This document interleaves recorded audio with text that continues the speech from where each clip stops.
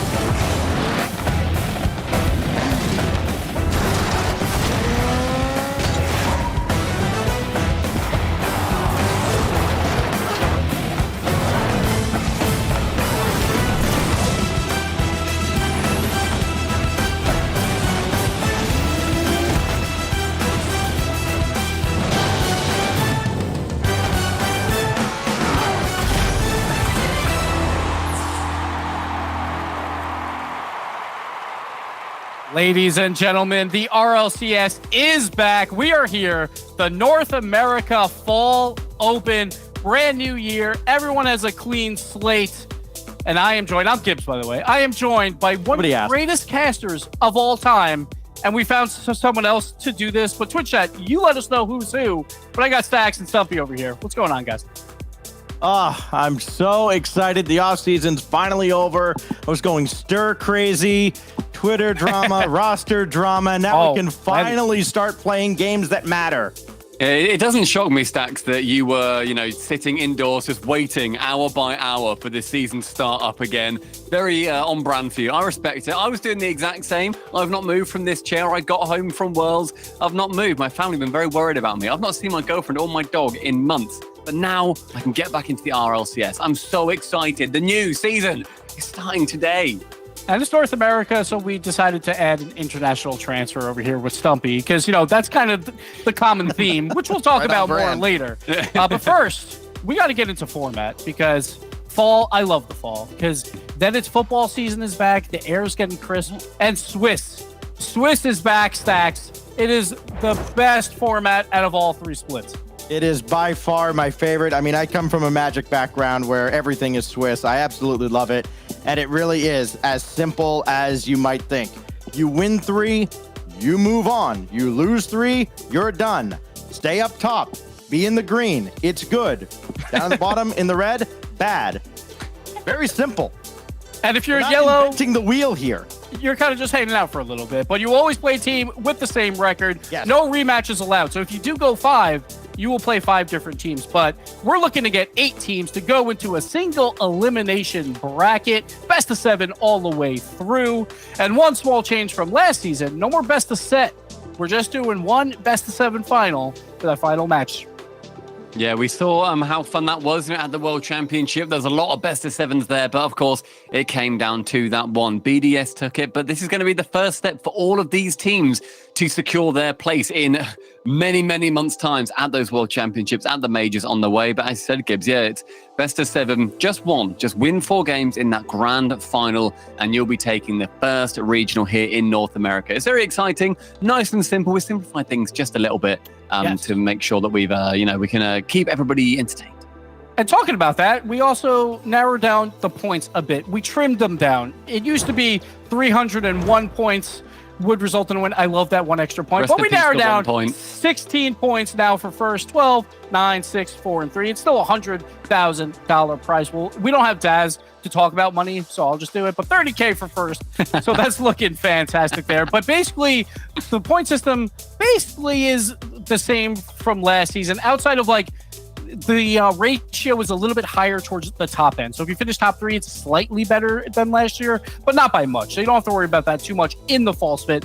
When we get to spring split, the points are magnified a bit more, but that's a long ways away. So we'll stay here in the fall, but I am just so excited to see these teams. A lot of new orgs here, a lot of new faces, which we will get to throughout the show.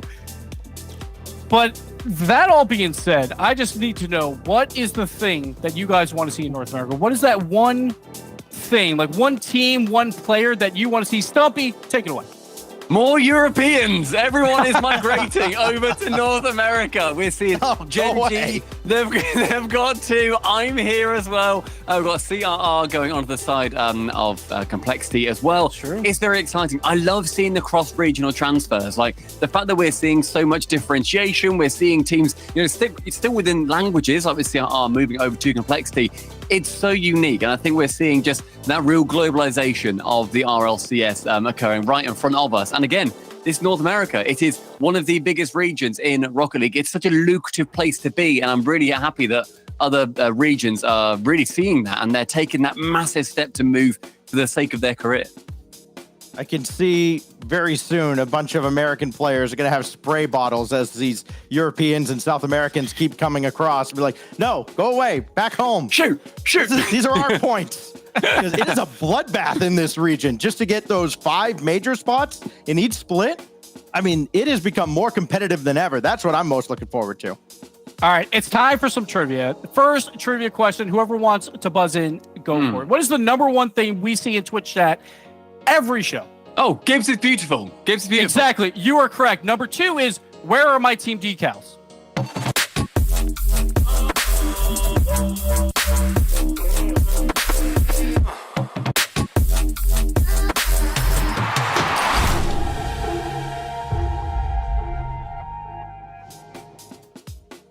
That is a very short video for how beautiful those decals are. So go back, pause frame by frame to see them. We have 2 new paint finishes. We have home and away decals coming Tuesday.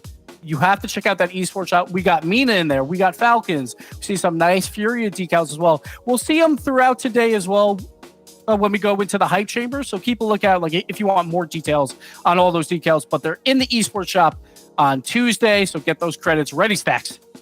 Yes, sir. And you saw Falcons in there, and they've got 2 very sick-looking decals. More importantly, fast-looking decals. I think the second one we saw just a little bit faster, so be sure to use that one.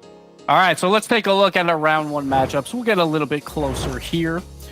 And so we stated this based on the invitational qualifier, that there was a tournament there where Space Station went 9-0, so they got the number 1 overall seed. Then closed qualifiers as well, where some teams were it was weird that they were down there, maybe like a Furia, like an Energy, so they were seated a bit lower. But what's the one key matchup, Stumpy, that you're looking at between all of these games today?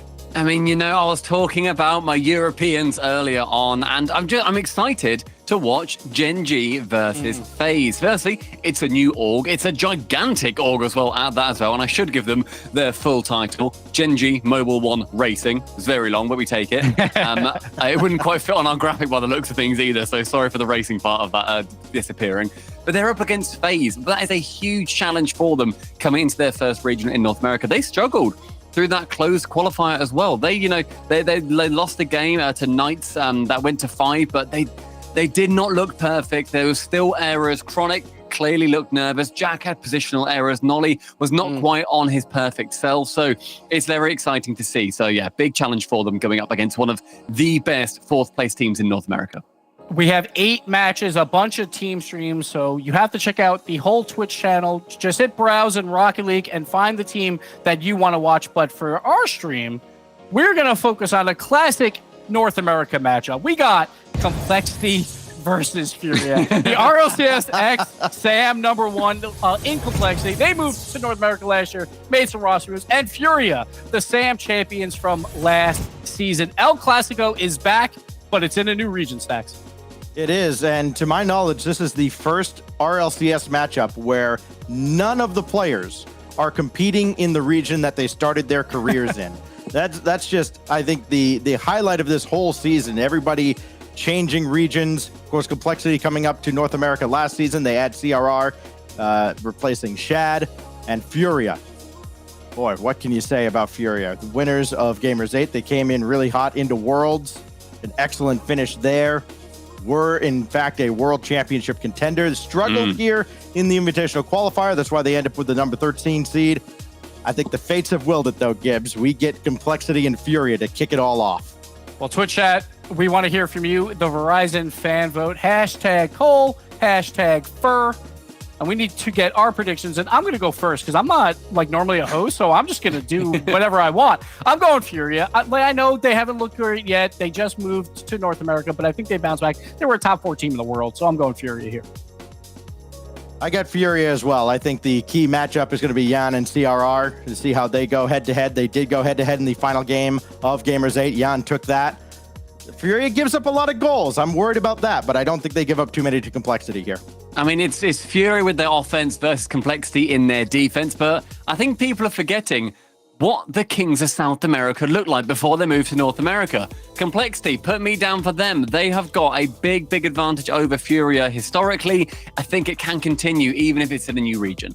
Well, let's see the result from the fan vote here by Verizon. Furia, 2/3 of the vote. Pretty solid across the board, but man, it is so cool that we get this as a round 1 match. We expect this maybe in round 3 with both teams at 2-0. So to have it now is just a treat, Stacks. Yeah, it really is. Complexity and Furia. You couldn't ask for, I think, a better round 1 matchup to feature to kick off this whole season. This whole theme playing out on the field now. Complexity and Furia to kick us off in the new RLCS season in North America. Jan's first shot is sent away. Oh, the guy you got to watch, I think, coming into this matchup is Kaio, who kind of gets overshadowed by Jan a lot, Stumpy, but he has been the cog that has gotten Furia rolling early on through these qualifiers. I mean, Kaio is not the great one for nothing. That's a very cocky name, and it's absolutely deserved. Throughout the World Championship, he looked phenomenal. Their last match, you know, these guys went up against BDS. They lost that one, but how did they get there? They beat Moist. They looked near unstoppable, and it just came down to a team playing perfect on the day. Otherwise, as you said, Stacks, I fully agree. I think whoever was winning that side of the bracket was going to be going through to those finals with a massive advantage in the finals to take the entire championship. But Complexity, they moved to this newer region. They picked up a brand new player as well, cross-region transfer in CRR. Sure, they haven't made those lands since they made the fall major, all the way back when we weren't able to have a crowd. They're going to be wanting it to go up against their countrymen and hope that they're going to be able to earn enough points to get to a land spot this time round. The only thing you really worry about with Complexity, as has kind of always been the case ever since they made the fall major last season, is not really anything on the pitch, but off the pitch. You know, do they have the team chemistry together? Obviously adding CRR very recently. He's very comfortable as he'll score the first goal of the new season for Complexity. The man hailing from Spain flies above everyone else, manages to get it past Card as well. The Complexity goal explosion too. I hope we're seeing many, many players rock them as we go through this tournament today and through this weekend. But Complexity, as I was saying, you know, they have got so far a 13-6 lead over Furia. That is how dominant they were in their region. CRR making a save on their goal line as well. People, you cannot put down Complexity whatsoever. They moved to a harder region, so then they would be able to improve. Are we going to be seeing that come forward today? I think that actually works out pretty well for you too, Stumpy. CRR getting the first goal for Complexity here in this fall open. This goes deep into the corner from Bull. Hard off the back wall. It's going to be AJG who has to rotate all the way back. CRR cuts at midfield. And Card is right there to stop a second goal from CRR, but nobody could go for this ball. So now Bull throws one down, and it pinballs around. Jan will dish this off to the corner, and just narrowly avoiding another goal. And a team in Furia that, yes, they score a boatload of goals. They did so at the World Championship, but they also concede a ton.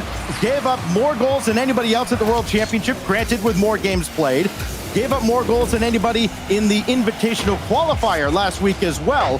Yes, also with more games played, but not that many more. This is dropped down, and Jan has the save in front. Card's got to make another. And a team in Furia that loves to play in the air and loves to play very quickly, forced to play a lot at their own back line. Complexity almost looking like the antithesis of Furia in a lot of ways. Despite both coming from the same region, of course, Furia, they go for that aggressive play style, something that people are going to be comparing to Spanish players over in Europe as well, where they're so aggressive, they want those shots, they want to just try and stretch the defense as thin as possible, because that's when they've got the best chance of scoring. Compared to Complexity, who are quite happy to have shots go on their net because they are able to save them away, and they've proven that so far in this match as well. 5 saves with 1 minute and 45 seconds left. They have been defensive, they've been strong, they've not let anything go past them just yet. But Jan, he is the guy that everyone will look at Furia and say, yeah, he is already Mr. Furia embodied. Furia, through that invitational qualifier, averaged 11 shots a game, more than anybody else. They also gave up their fair share in Complexity. Not a team that does typically light up the stat column. As far as shooting's concerned, they're usually very selective. This time they have to play a little defense against Jan. Now Kaio set one up for Card, met by AJG, and now CRR let that touch get away from him, so he's got to wait for Jan to play it back into him. Final minute now coming up in game number 1, with Furia still trailing, but only by a goal. They've kind of hung around in this game, and Complexity have not been able to deliver the knockout blow in the opener. Jan gonna take his time, looking for Card. Kaio's across as well, but Card just a little bit late. The timing not there as we dip inside 40. I mean, this 1-0 so far looking perfect for Complexity. They're able to sit back a little bit nicer. A great challenge as well in that midfield, managing to get it away from that final shot. Wasn't able to try and get enough pressure on that. So Furia having several chances, but none of them being particularly threatening in the last minute and a half or so. We're under 30 now. Jan to shoot. AJG leaning back gymnastically and manages to get it away from that goal. Card now passing it back out to the center. An amazing touch. Jan with an equalizer. Jan coming through in the clutch. I thought maybe Card was going to have a redirect when I saw him hanging around the back wall. Feathered it out though to Jan. Perfect touch. 16 seconds remain, and Furia, the defense did just enough to give them a shot. And now, a chance to maybe steal this at the end of regulation, but CRR the initial save. Kaio right at Raise Bull. Still hanging around in the play. Now 6 seconds left before we go to overtime. Fittingly, between two former South American squads, unless Raise Bull's got something to say about it. It away. Oh, that bump. We've not seen too many of them in this game, and that was about to be the biggest one that we could have possibly imagined. Off the goal line, manages to get a save anyway. CRR with a cracking pre-jump. Sends himself all the way into the opposition half from his back line. Raidbull now has a challenge on that ball. Doesn't get the boost grab until Jan can take full advantage of it. CRR looking relatively low himself. Pushes with 30, but can't get any further than that. AJG on the backboard. In the first 20 seconds, Complexity, they start as they mean to go on, and they have just got pressure all around them. You mentioned not a lot of contact, not a lot of bumps here. Both teams seeming to observe the squishy rules. Just no demos between these teams, or very, very few, and that's been their theme throughout the qualifiers. The 4th and 5th respective teams in fewest demos per game. They try to play more of a pure style and avoid the contact, as Kyle's going to send one away right down midfield. CRR's got it, but he's going to stay with this, with Card waiting for him to make a mistake that he never made. Excellent catch from CRR. Just keeps that control. If he doesn't, he's the only man back. But Kaio pushing on that pressure generated by that initial pitch down the field. Jan is able to fake out one. Goes central. Kaio, great positioning from him. Sends it top corner. AJG thought he had the right side covered, but not quite. Furia coming back and taking game number 1. So Furia hangs around. I mean, they get pelted and stuck in their own zone for the vast majority of the first half of game 1. Forced to make save after save after save. But then Complexity kind of took their foot off the gas. Furia was able to switch the field around, generate a ton of pressure in the last minute and a half, and that extended into overtime as well. Furia, not quite a steal, but boy, it's going to feel like if you're a Complexity fan, then maybe you let one get away. I'm going to chime in here too. Shots as well. Yeah, gives the pressure. So real quick right here, because I know T-Bates has been chirping on Twitter about, Jan might not be a top 5 player. He's known as one of the best players on the offensive side of the field. And what does he do with 12 seconds left? He puts a goal in. And then the amazing pass in overtime. Jan is back. He looked questionable, throughout qualifying. Yes, he looked questionable throughout those. I'll give him that, but Jan is back, and what a first game. And this is what we want. This is why we chose this matchup. We want 5 games of overtime, and so far, it's been a treat. Well, when we saw, that these are going to be our matchups, I straight away saw Stacks say in the chat with Psionics, guys, we need to have Fury Complexity. That has to be our first matchup. And they were like, yeah, you know what, fair play, that does look sick. And Stacks, you know what, fair play, great shout, mate. It's brilliant so far. Yeah, so far so good. The first 6 minutes of the season has been highly entertaining.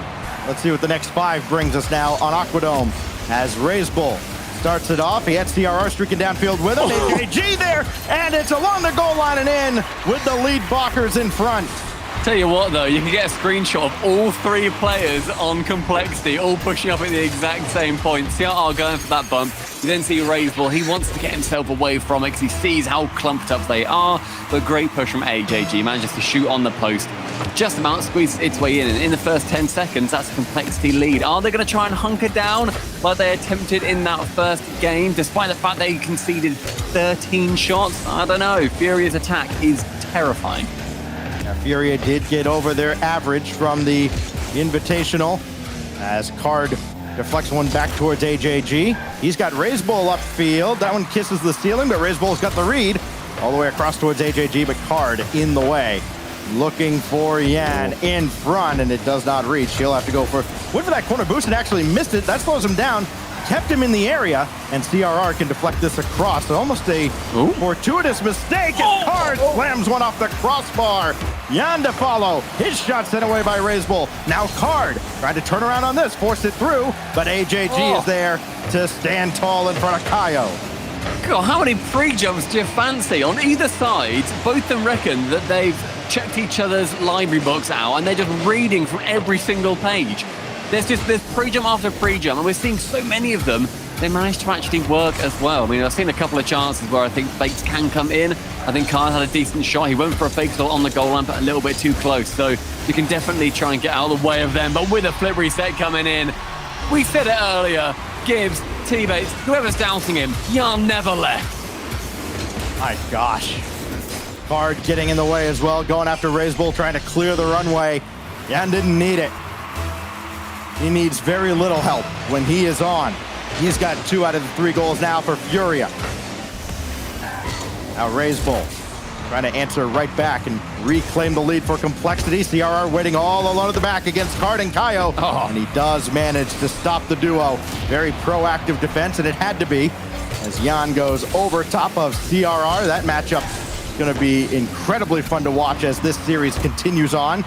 Card just a little bit faster than Razebull. Whipped there by CRR, but AJG just got a piece, beating Card to the punch.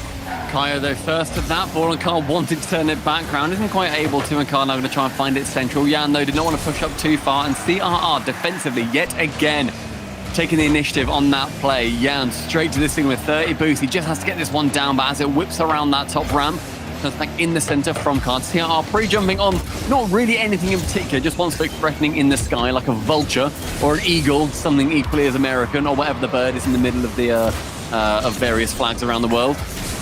Halfway through this first game, drops central into that orange half.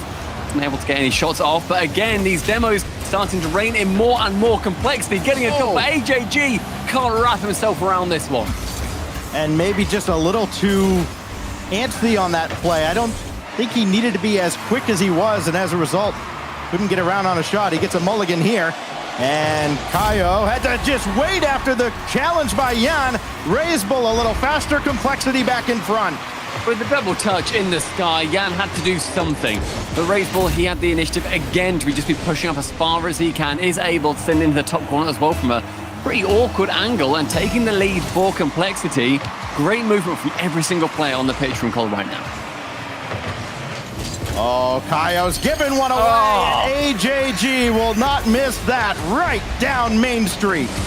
It's again off the kickoff. Quick goals. Kaio, an absolute misread. Manages to shoot central of the net, but AJG given a freebie. Jan, no chance he was getting back for that if AJG is present. Thankfully, he was. Pretty devastating kickoff there for Furia. Looking a little bit rattled, thinking, oh, God, maybe we should have stayed away from these guys. They've had our number for a little while now. Have to go back to the RLCSX championships in the summer of 2021, where you get the last matchup between these players in the RLCS, as Razebull had to be careful with that one with Kaio coming across. It was true neutral, which was Razebull, AJG, and Chad beating the combination of Card and Kaio that was Furia at the time. Candor rounding out that roster before Jan ultimately joined them. Oh, whipped by Razebull up at the ceiling, and AJG there to clean up the mess, but it is ugly at the back right now for Complexity, who had been solid for about a game and a half in this series. Maybe letting things slip a little bit. Card is there, and his shot sailed high. Stacks, you said about how long it's been since these two played in the RLCS, and you said what it was for Regional 2, right, in South America. That's the last time they played each other, RLCS, I believe. It would have been the RLCSX SAM Championships. Was it a championship? Okay, in which case my stat is completely useless. I must have misread something somewhere. Anyway, Complexity, they're going to be carrying on with this league with 2 goals to the good as well. But look at the pressure coming in from Furia. Great touches down. AJG stealing that save away. Takes into a position where actually Kaio able to challenge, but doing nothing with it. AJG manages to save his own bacon. Able to get it central again, just playing keep away. Has to as much as they can right now, Complexity. So now Razebull playing this away. Of course, the last time these two rosters met, period, would have been that Gamers 8 quarterfinal that Furia won on route to their massive victory. CRR gonna play this one away. 8 seconds left. Got this one just about in the bag, unless Furia can score here and get a shot at a kickoff goal. That's not gonna happen as time's gonna run out, and Complexity ties up the series on Aquadome. We knew it'd be close, we knew it'd be scary, but we didn't know it was going to necessarily be this high flying, because that is some of the best quality we've seen, I think, out of Complexity, where I think there are a couple of doubts coming in for them. You know, they came to North America, they made that full regional, that full major rather, where they just had to scrape by Space Station Gaming, did a brilliant job, then didn't necessarily perform to a crazy standard. You know, they got to the top 8, but people were seeing them as the best team in South America. What can they do at these lands? Still did very well, of course. But then they kind of fell off somewhat. We weren't too convinced that it was necessarily the best move they could have made. But they are taking down Furia in that game at least. They are still incredibly competitive. I got some score updates for you. Oh, here we go. Let's go through it. Rebellion, one of the teams not invited to the Invitational Qualifier, but then went through the closed qualifiers, went 3-0. They're up 2-0 on Rogue right now. The only other 2-0 that I see as of this moment is G2, so they're looking pretty good. So G2 fans don't have to worry too much there. But Axel and V1 are tied at 1 apiece, which is a bit of a surprise, I would say. And FaZe, I know we were talking about Gen G. FaZe is up 1-0 in that series so far. So that's what we got going on right now, but these series are still going along. It looks like Optic and PK don't even have a match done yet from what I'm looking at. So maybe long overtime, or maybe some admins are just doing crazy things. I'm not sure. I mean, if anybody wants to see any of these matches as well, please go to Rocket League on Twitch, browse the game category, make sure that you're supporting any of your favorite teams. Of course, we're just seeing one per round here on the main stream because it's, you know, we'll try and cherry pick the most exciting one. And if this one wraps up early, then we get to watch a couple of the others, do some listings. It's a right old party over there. And if you ever get sick of us, you've got Jorby over on the Furia stream, the #1 Furia fanboy amongst our numbers. And Dex and Hiruko over on Complexity's stream, as usual. Here's CRR trying to kick off game 3 with a bang. Almost got card again off the respawn. Jan a little awkward there, at least able to keep that close to the vest. And AJG slows that down. CRR gonna need some help. Oh, maybe not. He forced that all the way through. Now Razebull coming across, and Card is right there, combining with his longtime teammate Kaio, and this is set out of harm's way.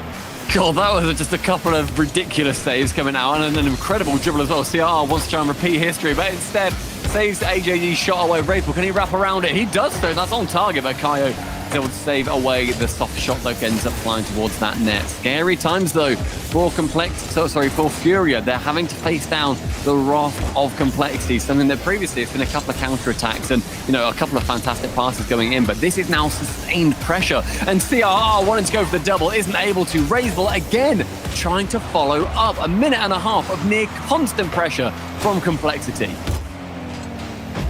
One thing we can appreciate about this matchup, the highlight editors won't have a whole lot of work to do when it comes time to compile a top 10 plays, because man, oh man, these two human highlight reels worth of rosters. Razebull couldn't get one out to CRR, opted for the backboard, and now Jan gonna make them pay for it. No, AJG there to stuff him, CRR there to block Kaio as well. So now it's Card's turn to come up, and he's gonna give that ball away to Razebull. Another great defensive stand from Complexity. But that took 2 minutes for Furia to get their first shot. That is huge pushing from Complexity to just keep them out of that blue half. And CRR now wants to carry on down the pitch. Razebull wants to also rather fancy himself for that double, but Jan is there to keep it away. AJG with 100 boost gets one block, flies nicely. But Jan, look at him just continue to follow. Great movement, great pressure. Razebull again pushing far. That manages to get over the far defender. Card just has to watch that one trickle in. Razebull with the opener in game 3. One of the most helpless feelings as Card's trying to get back, and Razebull, that last touch to propel the ball beyond his reach right before the halfway mark. And Complexity picking up where they left off on Aquadome. Out to an early lead. And they sustain it. Maybe not. Card one-on-one with AJG. Good luck. No contest. Card ends that play with 0 boost, but he comes out of it with 1 goal. Just goes up for 1 jump, keeps it low, and then AJG, what else is he going to do? He's got that sideways momentum. Card just has to shoot it the other way because AJG isn't going to be able to cover that backside of himself. Dead on halftime. dead on even. The juggernauts just continue sending mortars down range at each other. So what you're saying is there is absolutely nothing that separates Complexity from Furia. Apart from a boatload of death on Furia's side after AJG's done with them. Yeah, plenty of demolitions, mostly on the Complexity side so far in this series, where neither team was very physical in their qualifier runs. Was Furia had a couple different qualifiers to play. Oh! They're looking to make good on it here. Yan with the double. Yeah, my God, man. How do you go up for that just gentle touch over the top? Raiseball misses it, and then you slice the top corner in half like you've taken a katana to a watermelon. Incredible movement. Furia, they go up in the third game. An incredible visual. Here goes AJG. Now Raiseball gonna slow it down. Going up against Yan. Got it to the backboard, and CRR just a little too slow to the play. Kaio out of his reach. And AJG back downfield. CRR and Yan both up. Both teams throwing a lot of caution to the wind now, as maybe you can expect an offensive explosion between these two former South American squads. AJG trying to get that away from Kaio. He's able to track the play. Now Card. Oh, a little hesitation. They weren't on the same page. Ooh. His shot goes right at AJG, who once upon a time had farmed some saves in his former region. Now considered one of the best in not just his region, but maybe one of the best defenders in the world. Gonna have to continue that though, because they need to not let up any other goals. Furia leading in this game. And it's a minute remaining for Complexity to find another one, otherwise they go down to that match point. Raiseball, go for a nice double touch down off the ground. The pinch does not manage to go his way though, can't get the touch off the post either. As we enter the final minute, and a pass going central. Raiseball wants to go for the top right, but that is where Yan has made a nest. Furia have had to work overtime to keep Complexity from forcing it, as Jan's got this one away, and AJG's got to retreat back now. Complexity trying to reset and regain on the offensive end, but they got to play some defense first. That's brilliant from Raiseball, trying to get around Yan. Good luck. Now CRR around Kaio, but nobody else could continue the play inside 30 seconds now, and Furia looking to deliver the final touches on a series lead, but now they've got 20 seconds. AJG with CRR waiting to his right behind him. Raiseball, his shot's way high, and Card will collect. Final 10 now. The final countdown of game 3. Who goes on match point? CRR with Raiseball underneath, and Yan got the deflection away. AJG trying to keep it alive, but Card brings it to ground, and Furia has the lead. 2-1 in the series, and it's just so close at every single turn. As you said, Stacks, we can barely separate these two. And there's a couple more games that are going on elsewhere. Gibbs, here's an update. Dignitas versus NRG, a long overtime, 6 minutes and 48 into that overtime. Dignitas wins game 1, 3-2. A couple other results. We see Gen G tie up the series versus FaZe at 1-1. G2 is through. They only gave up 1 goal in their series versus Luminosity. So that's good news for G2 fans. Space Station is up 2-0 as well. And Rebellion takes down Rogue in a 3-0 sweep. Again, that team was not invited to the qualifiers, and they thought that they should have been, and now they come out with a statement game. Yeah, they do. They came into this whole event with a chip on their shoulder, and they were fantastic through the closed qualifiers last weekend, and now carrying that through today. They get a big 3-0 over what I thought was going to be a really good test for them. I think it was a great test for both teams, and unfortunately Rogue was not up to the task. I'm excited though, seeing, we've got Gen G taking the game versus FaZe. I think obviously they're always going to say we want to be winning that series, but Gibbs, I think that's a very good result for them at minimum, right? Yeah, that is. And also when we look back at the invitational qualifier, FaZe only went 3-2. They're normally so consistently a top 4 team in NA, but a 3-2 result there. And now with Gen G battling close, like maybe FaZe hasn't found their form just yet. All right, we've still got a lot more games there to see whether that is going to be the case. But thank you, Gibbs. We get into game number 4 here on the beautiful Utopia. And we're seeing a couple of those billboards around the side as well, saying about San Diego football kits. Seeing that in game soon. So exciting times. A lot of decals coming to Rocket League, my word. Oh yeah, a lot of decals. The sweet San Diego Loyal jersey that's coming out Sunday. As Card, you're going to have to try and dance around in his own back line, and he does get that up to the corner. And AJG delaying long enough for Raiseball to come up, but here's Yan. Boy, he is a huge difference maker when you've got that tool on either end of the field. As AJG only as far as Kaio. He's got Jan in the middle. Pass a little too far back. And Jan trying to make something out of nothing there. Card will wait, and Razebull kind of invited him in, and careful what you wish for. First minute this time going a little bit differently to how we saw the previous game go, where now it's the pressure for Furia. A bit more close to the statistics that we would probably expect, but Razebull from his own backline manages to send that pretty far with Jan. And collecting in the midfield with one flip reset, he does get blocked again by CRR. Those pre-jumps looking unbelievable. The accuracy that he has got to read the game, alongside with obviously challenges coming in the sky, and just predict where air dribbles are going, is remarkable. And Card just reminding everybody, chain dashing exists, by the way. Match point here for Furia. And other matches starting to wrap up as well and get just a little bit spicy. This Card brings us to the corner. Gibbs, what do you got for us? Pittsburgh Knights, a little bit of an underdog here versus Optic. They are up 2-1 at this point. And Axel versus Version 1, they are up 2-1 as well. What? Two big underdogs coming out. Pretty hot. They got 2 match points. Yeah, Space Station and Version 1, two of the stronger looking teams out of that invitational qualifier. And V1 struggling. I tell you, it goes to show how much parity there's going to be in North America. Nobody is safe whatsoever. As CRR popped that one against Kaio, and AJG needed a second touch. He's got it. Razebull coming in. Now CRR for the lead. CRR, I think, got a little bit annoyed that we were talking about any other game. Yes, all right, mate, we're back to you. Razebull going with that front off the backboard, and CRR with the sheer speed that we've come to learn from him, sending it onto that back net.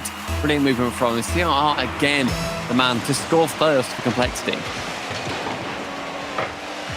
Razebull, good win in the corner, but Card gets there first. Now Yan, all by himself. Not that that matters. He's bought his team enough time to come up. Kaio, a little hesitation, then he does jump, and CRR has the save. Now Yan waiting down in front. That's deadly, and CRR stopped that one too. Boy, CRR is earning his money with Complexity. The cross-regional transfer. And it almost led to a brilliant effort out of Razebull. Now AJG, indirect for himself, and Card takes over. I can't decide which region amazes me more with their mechanics. Either South American native teams or MENA teams. Because what I just saw from Razebull, I thought that ball was just lost. He'd gone away from it. But then just to boost around it and get the reset, sure it doesn't lead to anything, but it's still very pretty. I mean, both regions have amazed on multiple occasions. It's the defense you worry about sometimes, but the defense here has been exceptional against two teams that can light up the scoreboard against any lesser team for sure. This will waterfall downward, but just a little wide. AJG's low shot set away by Kaio, and Furia keeps their clinching hopes alive here in Game 4. Gibbs, what you got? I have a Brazil update. Dignitas Brazil energy in Game 2. Dignitas that is does up not happen. 2-0. This reminds me of 2018, and it's normally at World Championships. What is happening? What's going on? We don't get these in North American regionals. Okay. God, it's also very on the South American theme to have a Brazil during this game. That's 3 regions now. Incredible. We were talking about last year around this time how NRG, I don't think at that point had ever been Braziled in an RLCS match. I don't think they had ever lost any game by 7 goals, maybe 1. That's just incredible. Didn't that change really recently? Is this their second time they've been Braziled? I believe it's the second time. We'll have to get direct on that one. Of course, he's back as our statistician. What guy? He's the one who makes us all look and sound smart as this goes across. And Card nearly got an equalizer. Brought one down in front. Kaio's got to jump in, and CRR got in the way. Now Jan dropped down for Kaio. Razebull's got to be careful. He just got a piece. AJG kept it out, and Jan denied by CRR as well. Furia sent packing at every turn, and now they have to go back to the drawing board. Down to 3 seconds. Card's got to launch, and he's got enough boost in the tank. Can he get around AJG? He certainly can. Drop down Jan off the post, and we go to Game 5. Jesus! Oh, I've missed this. I've missed this shouting in my office. You Just and sitting me here. both. My word. Okay, that final 20 seconds. Heart racing. Is that what Jorby feels like every time he watches South American Rocket League? Imagine what he's going through right now. Oh, every single stage of grief and just everything that he can imagine. That is unbelievable. He's like a rat with his brain wired up to a machine, giving him every emotion at once. Complexity, they take us to game number 5. It could have got, it was going nowhere else, Stacks. Of course not. Jogo Cinco between Complexity and Furia. Coming up here, Gibbs, a wild, wild ride here in round 1. Yeah, right now I'm watching Pittsburgh Knights have a 1-0 lead. They're up 2-1 versus Optic, and there's less than a minute to play in that game. So huge underdog upset there. Like, if it happens, but I love that we chose the correct match. We're going to a game 5. We've seen overtimes. We've seen just heroics at the end that were so close to send it to more overtimes. So I'm just excited to focus in on this match. That was, by the way, also the second time NRG has been Braziled, and the first time was last season when they got Braziled by FaZe. And this is the first time that they're playing in a main event this season. Unbelievable. And real quick, Optic just tied game 4 as well. So 30 seconds left in that game. Gibbs, super quick. If people aren't here, which stream do you recommend that they go to? I would go to Energy stream because I wonder how Dazzard and James are doing right now. I would just love to hear that. Everyone in chat. So Energy GG, I believe, is their Twitch channel. Yeah, everybody in chat, make sure you report back to us on the emotions that James and Daz are having because they went through, as I said earlier, every single stage of grief when NRG started losing. But thank you very much, Gibbs. We're into game number 5 now. It's Champions Field. It's the first time we're seeing a completely different region competing in a completely different region. Remarkable season already. Yeah, you couldn't ask for a better start here. Raise Bull stopped by Jan. Close call there for Complexity. We'll come back from a 2-1 deficit. They got to feel like this series should be over after they had a lead for much of game 1. And then Jan, a clutch goal to tie that game, and then the assist, setting up the overtime winner. The first minute here has gone by with nothing to separate Complexity and Furia, but Raise Bull's got other plans. AJG coming up as well, and CRR got to be very, very careful. Raise Bull heads back, so CRR can at least shadow Jan here. Now Card, little floater off the crossbar. Oh, he went for a cheeky chip, but it wasn't quite able to get there. And AJG, the other side, gets the opening goal on Champions Field. The first one in this 22-23 season. Kaio in the midfield, bit off a little bit more than he could chew. And AJG taking the full advantage. Minute and a half, goal to Complexity. His third goal of this series, very similar to one we saw from Raise Bull earlier. Catching Furia on their way back, being a little too aggressive, not able to catch up. Now Card, that's down in front, and Kaio almost pushed it in. Raise Bull and AJG to the rescue, but they can't rest at all because Jan is there, and he ties it. That top corner has got a rental agreement with Jan, I swear. It's just, again, sent in from him, tapped so lightly over the top of Raise Bull. 6 seconds later, an equalizer from Furia. Just over 90 seconds gone, and CRR is going to cheat up along the side. He's got Raise Bull behind him, but Jan will roll this out, and AJG had to hesitate for just a moment. Kaio waiting for the pass. His shot deflected by Raise Bull. CRR tried to stop Card. I think he got a piece of that. As Raise Bull has to pop it away. AJG's got CRR downfield. Redirect is in. Complexity back on top. Who else to give Complexity the lead than CRR, their brand new signing? Raise Bull out of defense to AJG, the full 3-man play, extending down the pitch, the bottom left corner, again erupting in the blue goal explosion for Complexity. In 30 seconds, we have had 3 goals, and they have all been magnificent. How can you not love Rocket League after watching all this? Here's Raise Bull against Card. Now CRR there to join the party. Jan and Kaio waiting. It's going to be Jan that takes over. Kaio coming in as well. He's got Jan up there. Jan looking to tie it up. Oh, he dropped it down to Kaio. And another equalizer. Yet again is Kaio, with Jan being just the man to throw off anybody in the sky and then punts Raise Bull back down to the ground. with a bump. 2-all. Furia, they're coming back in this game. It's now equal yet again. Opportunities, though, because we've just seen how much these guys trade blows. We just press the fast forward button, get to 0 seconds, and see what happens there as Kaio has to pop one away from Ray's Bull. Jan is there. Can he get the double? No, it's certainly within his reach, but not this time, as Card's going to bring it all the way to the backboard, and CRR, great read, and now Jan coming through.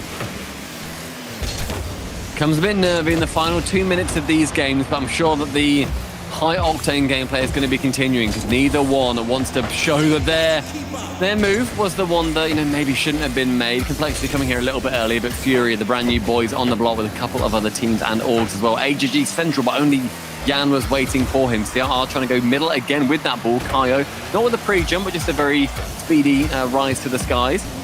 Card again to the center. AJG sending towards Raiseful, but he managed to turn back. Does get the 100 boost though, so can hang around, but Jan keeping control of that ball. His 1v1s have been wonderful in this game so far. The 50s typically going his way as well. We approach the final 90 seconds, and every single touch, I swear, is just going dead even. AJG circled around. He was hoping that ball would find him, but Ray's Bull could not. Now Kaio going after CRR, trying to chase him down as CRR evades. Oh, gotta get more active on the defensive end though. AJG credited with the save on Jan's effort. Now AJG weaving through so far, and Jan will take it. CRR thought about it, and he thought better. But now Jan right at CRR off the post as CRR got a piece to deflect it wide. Raiseful with the pure safety play, send it towards the other side. Raiseful again going for those bumps in the demos. Manages to bump Kaio away from that ball. Jan into the center. Again, though, just the chances are being punted away by Furia. Jan into that back corner. CRR to collect with 90 boost off to pick up the 100. Able to get it not too far because Card, that ball has nowhere to go. The ceiling blocking his trajectory. 37 seconds. Jan double tap. Oh, it's just off. And AJG there to meet Card as well. 30 seconds separate us from an overtime on Champions Field in round 1. CRR not able to get around Card. AJG circles back and Ray's Bull comes in. CRR is there. Off the bar again. And Jan clears away. Another brought back in. And Ray's Bull was trying to hit AJG. Not good enough though. Final countdown. Separating us from sudden death in round 1. And Ray's Bull bumped by Card, so he can't go for it. Can he get this in the air though? He can. But Card surely going to bring this to ground. No, they're going to play maybe a little aggressively here. Now finally we go to OT, round 1, day 1. Stax, he said we may as well fast forward to this point, but I, for one, am extremely happy to watch all of that play out. Jan immediately from that kickoff sees the net open, but gets bumped away from the ball. Card to shoot with Raiseful on the backboard, though he's able to get it towards the right-hand side. AJG to link up with as well. That chain linking is just so wonderful, and it has been the entire time they've teamed up together. Jan just fake out one, goes above AJG, but CR again with a pre-jump. Finds himself with 0 boost though, and Card with an advantage here. Kaio removing Raiseful, taking those demos. It goes central again, but AJG to send it away. Jan on target, just above the goal line. CR again to clear it away. 35 seconds elapses. No goals yet, but it continues to be terrifying for Complexity. CRR had to put his body in front with Card coming on, and now AJG there to help out. Only as far as Kaio at midfield. Jan and Card got to figure out who's going to take it. Of course, it's Jan, and he hit the corner. Now Card trying to keep the play alive. The great one sends one high, and Ray's Bull deflects wide. Oh, Complexity hanging on for dear life. Just relieved to see the ball out towards midfield, but here's Card again. Stopped by CRR, and maybe a chance out for Complexity on the offensive end. But, it's a mess right now. Ray's Bull trying to pick up the scrap, and it goes to the corner where AJG has to watch Jan play over top of him. With 0 boost, though, he's not going to be able to get too far down the pitch. Again, sends the corner, but AJG theoretically to hit that, but Card instead. Card again kept warm throughout this entire game, and he is scorching hot at the end. Oh, you hate to see it come down to a tiny little mistake, but that's what happens as Furia takes advantage. Card comes through, and Furia starts off 1-0. The team that had to go through the closed qualifier manages to start off on the right foot when the games really count.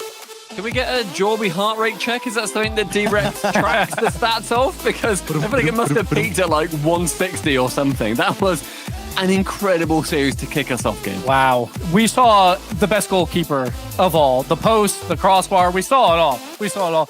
But we are going to another stream. We got V1 and Axel. Champions Field overtime, 6 minutes in. And this is Gimmick versus Torment. And like this has been going for a while. One other quick update. The Pittsburgh Knights take down Optic in game 5. They scored 5 seconds left to win that game because Optic sent the house, didn't score wide open net on the other side of the field. 6.5 minutes. Somebody do something. Well, we saw this with V1 at Worlds, I felt like, where there was a few series that they played where they were just incredibly passive. And looks like NRG just barely got the lead in game 4 because that was tied late.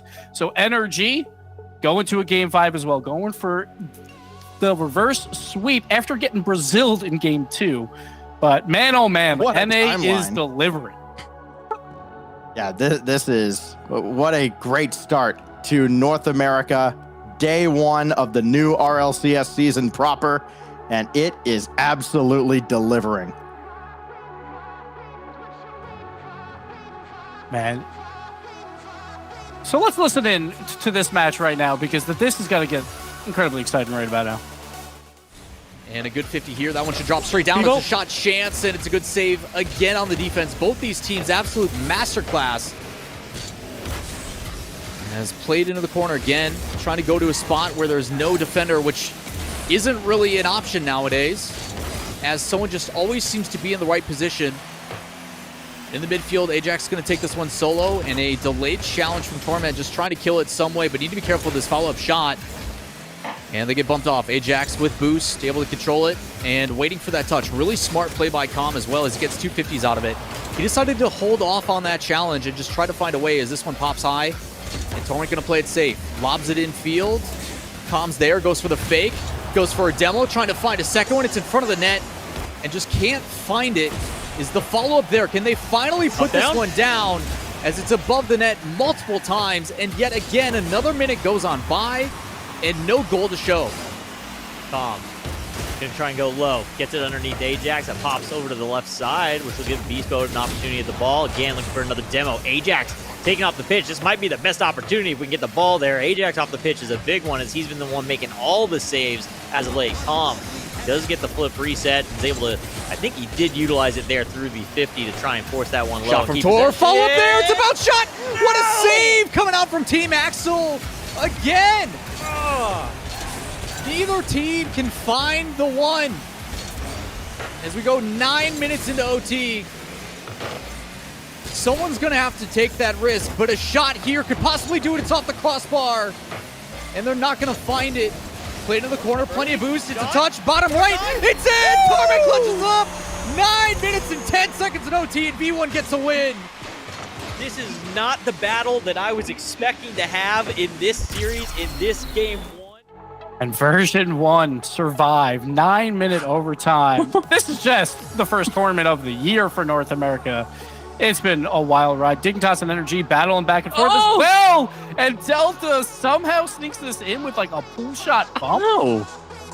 On that overtime, by the way, that is the 15th longest overtime we've had in all of the RLCS.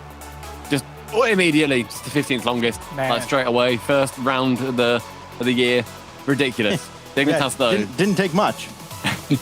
I would like, I'm going to be honest, guys, to listen in to the NRG stream whilst they are down, because we've got James, we've got Dazarin over there. They are extreme fanboys. Like, this is actually bullying. It doesn't end when they go off stream. They are emotionally invested in this team, and we love it. So let's just take the mickey out of them. Let's listen in to see what NRG are chatting about. Over 1. Justin just barely gets that 50. Andy coming in with a lot of pressure. A squishy, huge clear. Did he catch him out? Is it in? I think he did. No, unable to follow up from Justin. Going for the light touch. Trying to get the double. Can't get the double. Garrett trying to track it down, but too late. So close was that opportunity for NRG. They'll have to try again. Still plenty of time in game 5. That's a nice challenge from Justin. Delta in an awkward spot. Will pinch it down. Corner boost steal for Justin. 0 boost for Delta. He's floating down. Pass over. Justin can't get there in time. Squishy. Oh, that was dangerous. If Andy gets high on the shot, could have been beat. Squishy. Now Garrett. Blocked by Drees. Full boost Squishy. He's going to 50 that out. Drees used all of the last of his boost. Delta's going to go up for this one. Garrett, he's going to let this drop. And Andy will try to control it. Great work on NRG to keep up the pressure. Still looking for a way in to tie this game. Pass. Light touch. Going to play that one off of the back wall. Dignitas been matching speed of everything. Here's a chance here for Justin. No, it's blocked away. This one will be sent to the side. And Dignitas will clear it into space for a moment. Oh my goodness, what a save there from Dignitas. But still, NRG taking swing after swing. Delta letting this ball come back. Wrapping deep around it. Justin, double tap off the ceiling. It's down off the ceiling. No Can't boost. get to that there. Now Garrett goes high. It's going to bounce straight down. Pitch out to the middle. Andy was waiting for it. Andy gets bumped off the ball, but now a 2v1 situation. Squishy has to dodge the bump. Squishy does dodge the bump. What a save. And now in possession. 2v1 on the other end. Squishy off the crossbar and out. Oh my goodness, so close. Justin gonna send that one over to the side. Bang clear for Dignitas. Garrett gets demoed. Squishy gonna use what little boost he has to try to control this. Justin's up to meet it. Played off that back wall. Garrett goes up, does make contact here. But a couple of bumps going out. It's a little awkward. Could have been a chance there. Garrett's gonna get this mid boost. Gonna look to turn on this ball.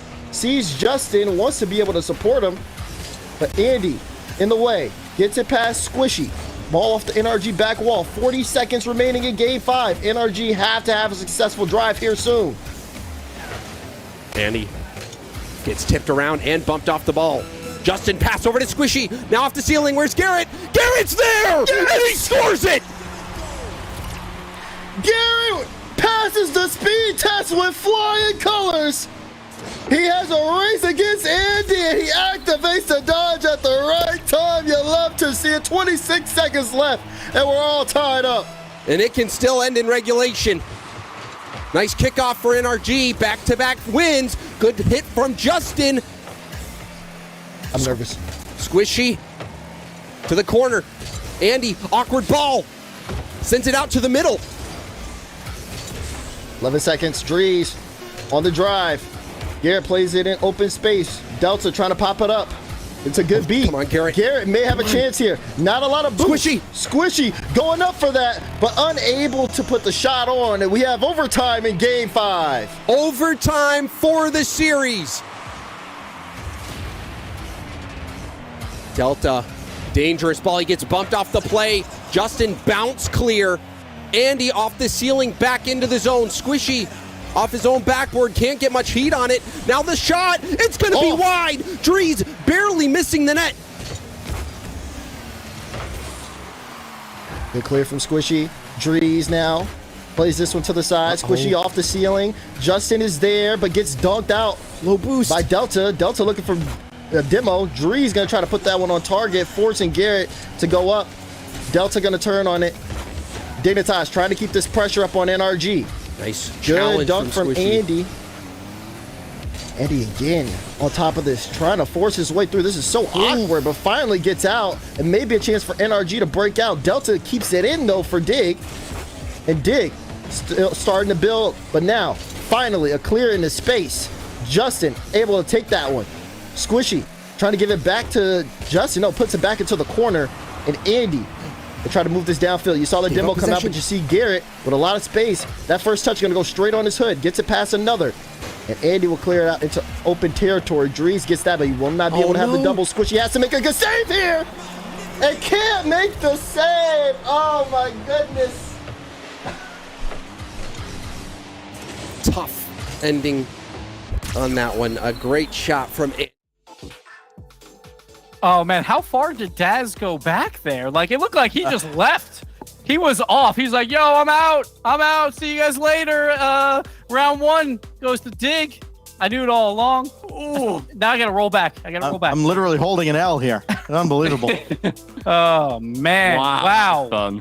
All right, so we're going to take a quick break. We'll come back with all the results and for round 2 matchups. But what a round that was. Don't go anywhere.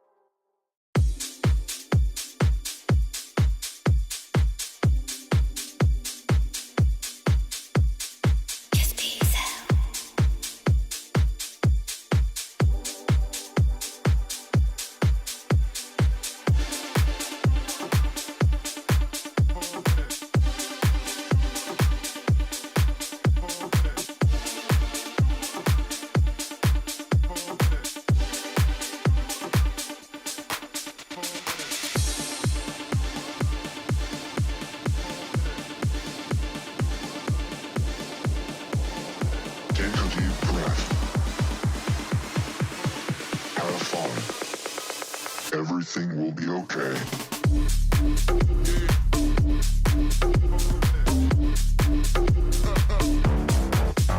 Move.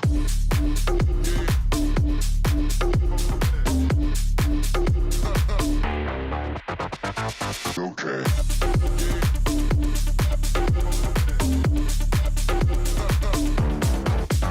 Move.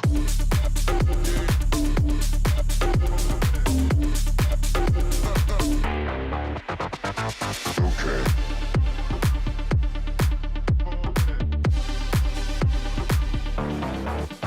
Move.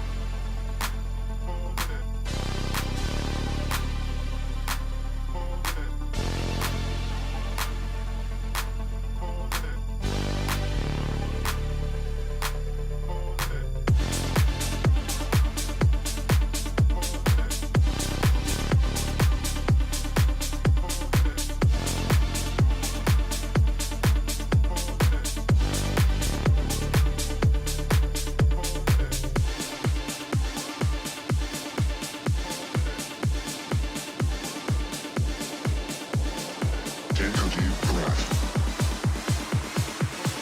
Have fun. Everything will be okay.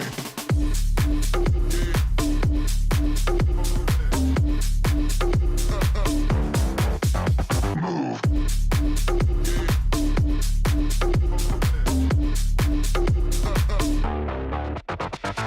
Okay.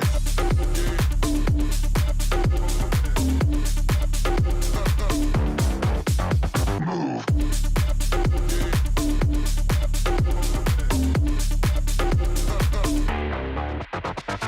Okay.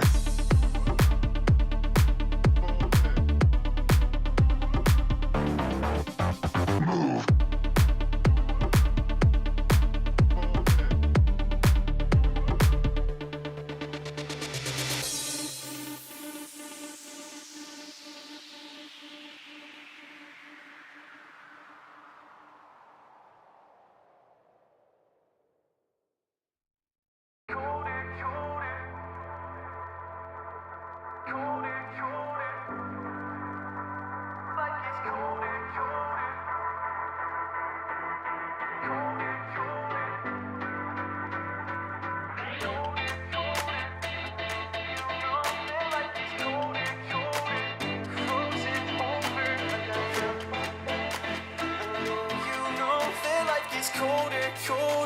Frozen over like I am.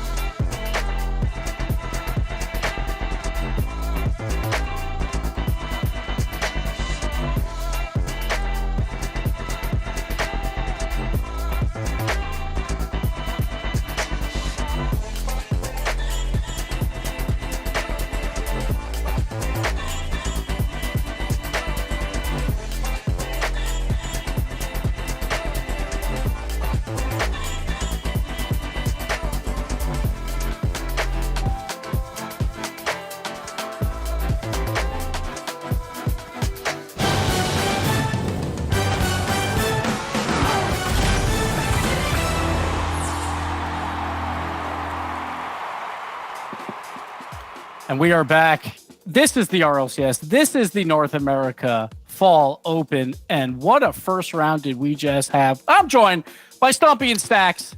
And let's just look at the round one results because boy, oh boy, we were not expecting this. It was silly. It was just silly. It was all around just a bit of a meme fest. Like we had, sure, there's a couple of these results that you're thinking, you know what, G2 3-0 over Luminosity, fair play. G2 are really good. Furia just for edging out over Complexity. We saw that live on this stream. Yeah, fair play. We thought it would be close. Either could have taken it. But then you've got Dignitas, Brazilian, and then going 3-2 over NRG. So NRG are now in the North on one side of it. You then had going to 5, V1 versus Axel, and PK beating Optic. Optic being one of, you know, the near enough shoo-in top 5 teams that a lot of people were saying going into this season so far. So yeah, just a huge amount of disparity between what we thought was going to happen and what actually transpired.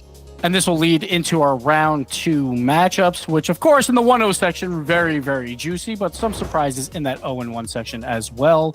But down the line, Space Station Fury, G2 Knights, Rebellion, Dignitas, FaZe and V1 for the 1-0s, Complexity versus Williams, Optic, Luminosity, Energy, Rogue, Team Axel, and Gen G. But man, oh man, we are about to get into one of the best 1-0 matchups. That is FaZe versus Version 1, a rematch of the World Championship quarterfinals.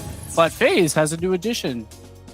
Yes, they do. They've added Mist in place of AJ, who ended up over with the green wall of Optic. So Mist, a player that I think he's kind of the perfect fit. We often talk about, okay, you have a choice. You can get the best player or you can get the right player. And I think FaZe has absolutely gotten the right player because they needed a defensive presence.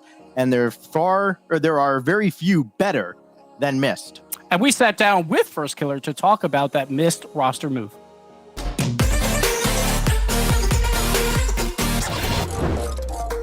We brought on Mist to the team because he has insane defense, and I think we really need that. We need better defense, and we also had struggles like finishing the play, and Mist has insane shooting, so I don't think we'll have problems with that. We're in game number 2.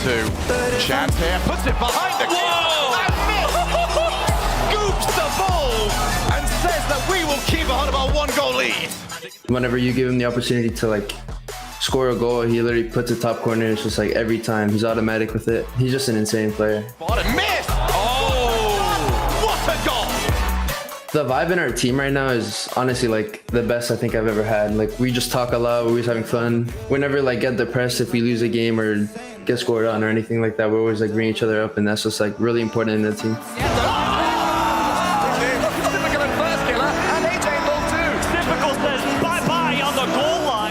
My role in this new roster is basically just the same it's always been, just the aggressor, trying to be the playmaker, get passes to my teammates.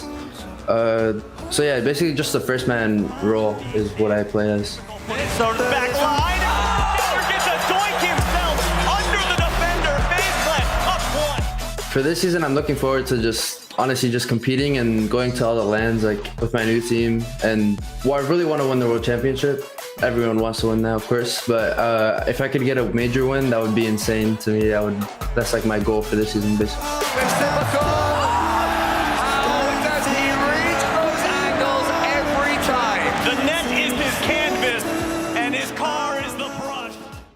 And let's get right into it. The Verizon fan vote. The players are waiting. We need to know what you guys think at home. Hashtag V1, hashtag FaZe if you think they will take it. I'll go first because I'm the host, so I can do what I want. So I'm going to pick first here again. Noticing a theme here. Yeah. So let's talk about Fifth Killer because that's all he can do normally. They always finish 3rd and 4th. Maybe Mist is finally that answer for FaZe to start winning a few of these events, maybe go into the World Championship and actually winning, or at least making a grand finals. I'm going FaZe. I think Mist is that answer, so I'm picking that. Okay, fair enough. I got FaZe as well. I think that there's going to be a little bit too much offense for V1 to keep up with the ad. I'm going to put you in a real tough spot here, Stumpy. But I go back to last round, First Killer and Mist combining for 9 of their goals. Typical, leading the tournament now with 4 assists. I got FaZe.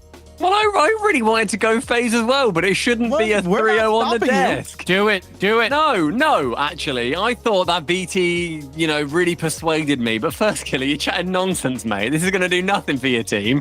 V1, they're the ones that are going to be taking you down. I'll go version 1 on this one. One of our very few unchanged rosters that we've had as well in North America. So many changes going on across the board.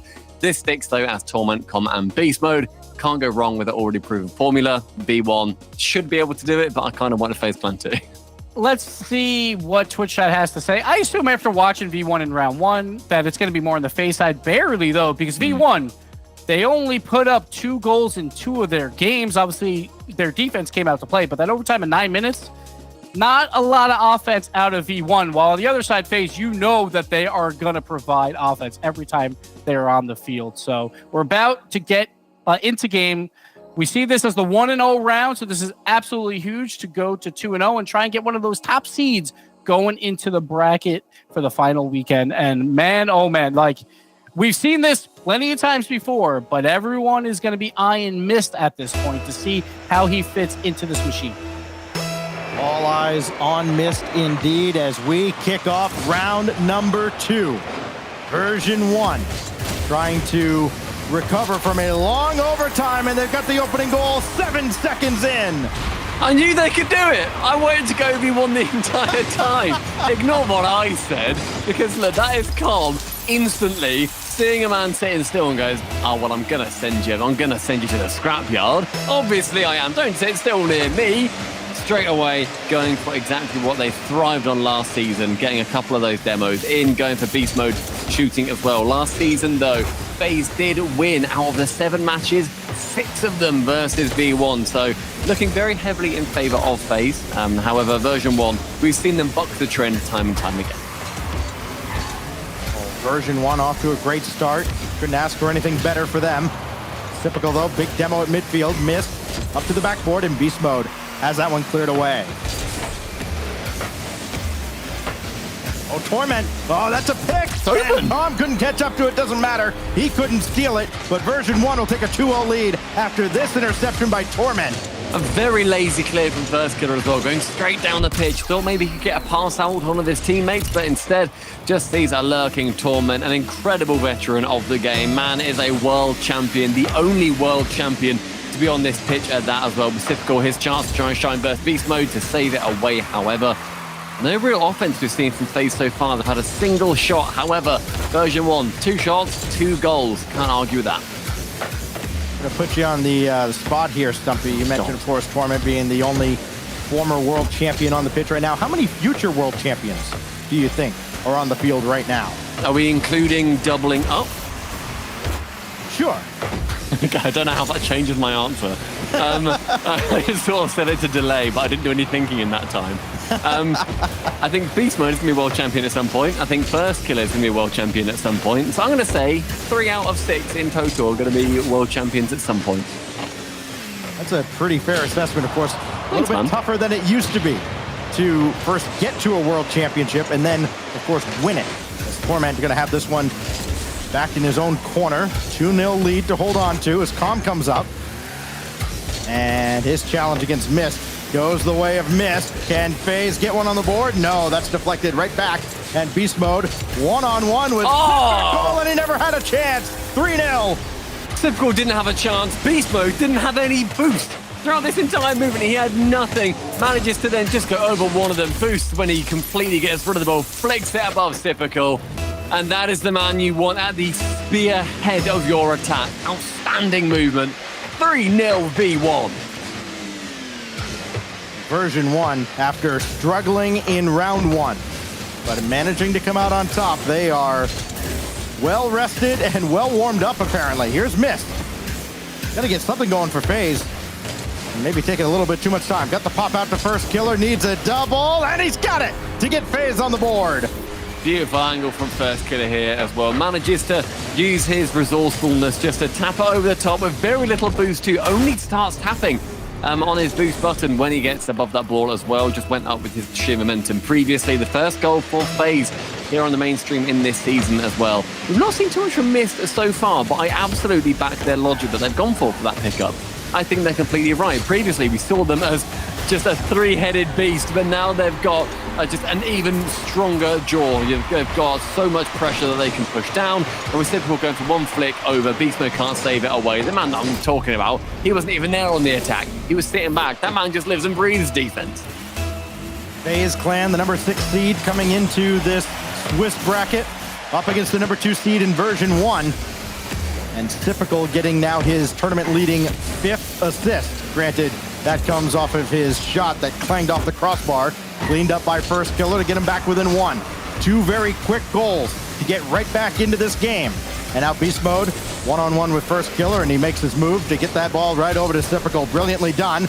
And now FaZe Clan trying to apply a little more pressure, but Beast Mode says absolutely not, as this goes coast to coast back onto the FaZe end of the field.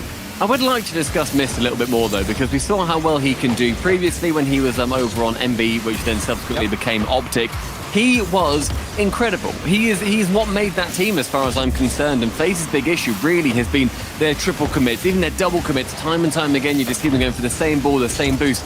Burning 100 boosts is something that both AJ and First Killer were both very guilty of, just to get to that ball, and then they'd end up there together.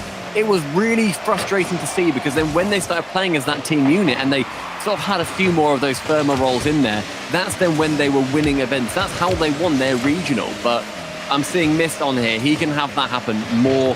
He can have those happen more frequently. And yeah, I fully back that decision. I like that they also know that that was their weakness and that that's how they can fix it. I think Mist is a player whose stock has been most volatile here, as he's right there to make the stop against Calm with the help of Typical jumping in front. And maybe he can lead the counterattack with First Killer. Up to the heavens, drop one down. Calm and Beast Mode are right there. He's always been the guy that has subbed in for teams in non-RLCS events, but those teams have not particularly done well with him playing in there. But when you go back to when Drees was added to G2, and when they started talking about, okay, Atomic's going to go to G2, and what is going to happen with Mist? Is this team going to stay together? Everybody was talking about how Mist is going to have a very successful offseason. A lot of people are going to be wanting him, and FaZe Clan ultimately comes out on top of the bidding war for Mr. Costello, and right now it's working out, but they're down here in game one. We'll see for how much longer. A typical shot blocked by Beast Mode. Back out to First Killer with Mist trailing behind, and this is out to the corner now with 15 seconds. Typical, good win. Could not get by Beast Mode and Torment though. Mist will try. Calm is right there. Now First Killer stuffed by Torment, and everybody has to race back. Mist was already there. Beast Mode brings it to ground, and version 1 almost let a 3-goal lead slip, but they hang on for dear life at the end. Everyone earning themselves, everyone earning themselves a save at the end there as well. Beast Mode, Calm, and Torment playing their part to keep that lead. The 3-2 win for V1 over FaZe Clan in game number 1. But because we have so many games going on, Gibbs, I want to know what's going on around the Rocket League world. Hello. So game 1 for Energy and Rogue was rather interesting. Rogue scores at 0 to tie it up, but Energy wins in the overtime. There's about 2 minutes of overtime there. So Energy with 1-0 there. Soul takes the first game versus Complexity in the 0-1 round. Optic has also won in that. Gen G has won versus Axel. On the other side, we got Rebellion 1-0 versus Dignitas. So again, they were not invited to the Invitational Qualifier. And then G2 1-0 versus PK so far. So that's what we got. They're taking no prisoners, Stumpy. Shopify Rebellion is on the warpath right now. I mean, Stacks, you were saying before we started, during our rehearsal, Gibbs asked us, which is the match you were looking most forward to? And you specified whichever one Rebellion is in. Why are they so interesting? Well, they're so interesting because you've got this roster that nobody really gives them a chance. I mean, yes, I think they were technically seeded like 17th of the 16 teams that would have gotten into that invitational qualifier. But you still got Memory kind of hanging around trying to prove that he still got it. And you know what? Hard to argue. Real quick, one last update. Space Station is no longer perfect in the tournament. They went 9-0 through the Invitational Qualifier, 3-0 in that first round. But Furia, they just won game 1 versus them. All right, Furia, they're continuing on their own individual warpath as well. Look at the fantastic team, hoping to keep that SAM dominance going here in North America. But Beast Mode, again, scoring off a bump that comes from the backboard. This time, Torment bumping the man away. An early lead for V1. It's a winning formula. They're going to want to keep it up. 7 seconds into game 1, 10 seconds into game 2. Remember, that lead nearly slipped away in game 1. Operative word, of course, nearly. First Killer, quick turn. He's got around 2. Mist is there. So is Typical, and it's Mist who scores the tight angle. You send 2 to that ball, even though First Killer's removed. The double commit opens it up, and Mist just so gently taps it below that crossbar. Torment wanted to go for the in and out save, echoing his former teammate, is not able to. Great opening goal, again in game number 2 on Aquadome for Mist. Brilliant movement, brilliant goal, and it's equalized again. Torment will cut this one off, and version 1 now understands, if they didn't before with the end of game 1, that they certainly have a fight on their hands here at the hands of FaZe. It is Mist and Typical there. First Killer trying to race back as well, and the Race to the boost with beast mode. Now first killer turns it on at the end. Torment still there. And Calm deflected away by Typical, but nobody else can stay with this play. And you kind of worry about this, I think, sometimes with FaZe early on in the season, where, again, they gave up so many, I think what we would call cheap goals because they didn't have a strong defensive presence. You worry about maybe the pendulum swinging too far back the other way, where there may be too defensive to start off the season. See how they strike that balance as this first event rolls on. I think no matter what their problem is this season, because there's going to be some problems going on, including own goals. Com touches it in the midfield, but that's the last touch V1 get. It then comes down to mistapping it low, then from first killer on to Typical, the three-man passing play. But it's the V1 instead. Oh, no. Sorry I'm cutting in, but oh, no. Oh, no. That's how you know it's bad, when Gibbs comes back and just says, oh, dearie me. Wow. Well, I mean, I was going to say a minute ago that so long as the FaZe have different problems than last season, where they just, if they eradicate their triple and double commits and it goes to a new problem, I still consider that to be big progress. Because if they then change to, oh, you know what, we're too defensive. Oh, you know what, we're all, we're attacking too hard. We're not leaving a man back, but we're not double or triple committing. That's still a win. You still managed to get one variation out of there. So own goals, they're still not particularly acceptable, but that was a bit of a silly one. After first killer missed most of the scoring in round one, they just wanted to get Typical involved in the act. It's understandable. So 2-1 lead now for version 1.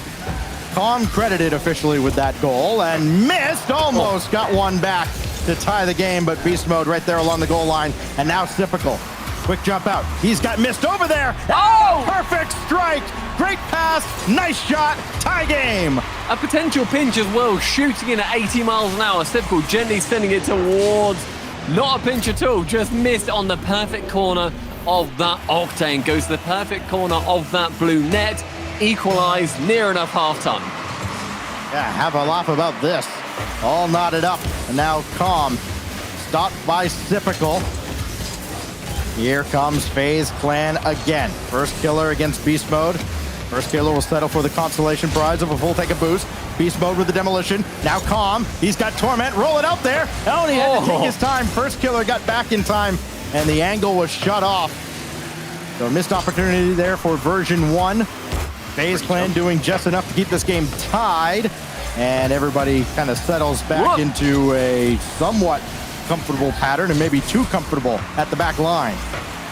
Yeah, a couple of nerves starting to show themselves as well. There was a Torment pre-jump earlier on that was wonderful, and then leads almost immediately into a beast mode miss, just a cheeky little whiff. But now Calm in the midfield tries to send it far, but with only 4 boosts, he just gives away possession to first killer, but can steal that back boost. Torment is up. Is he going to get that touch? He does, and blocks away Typical, importantly, away from that ball.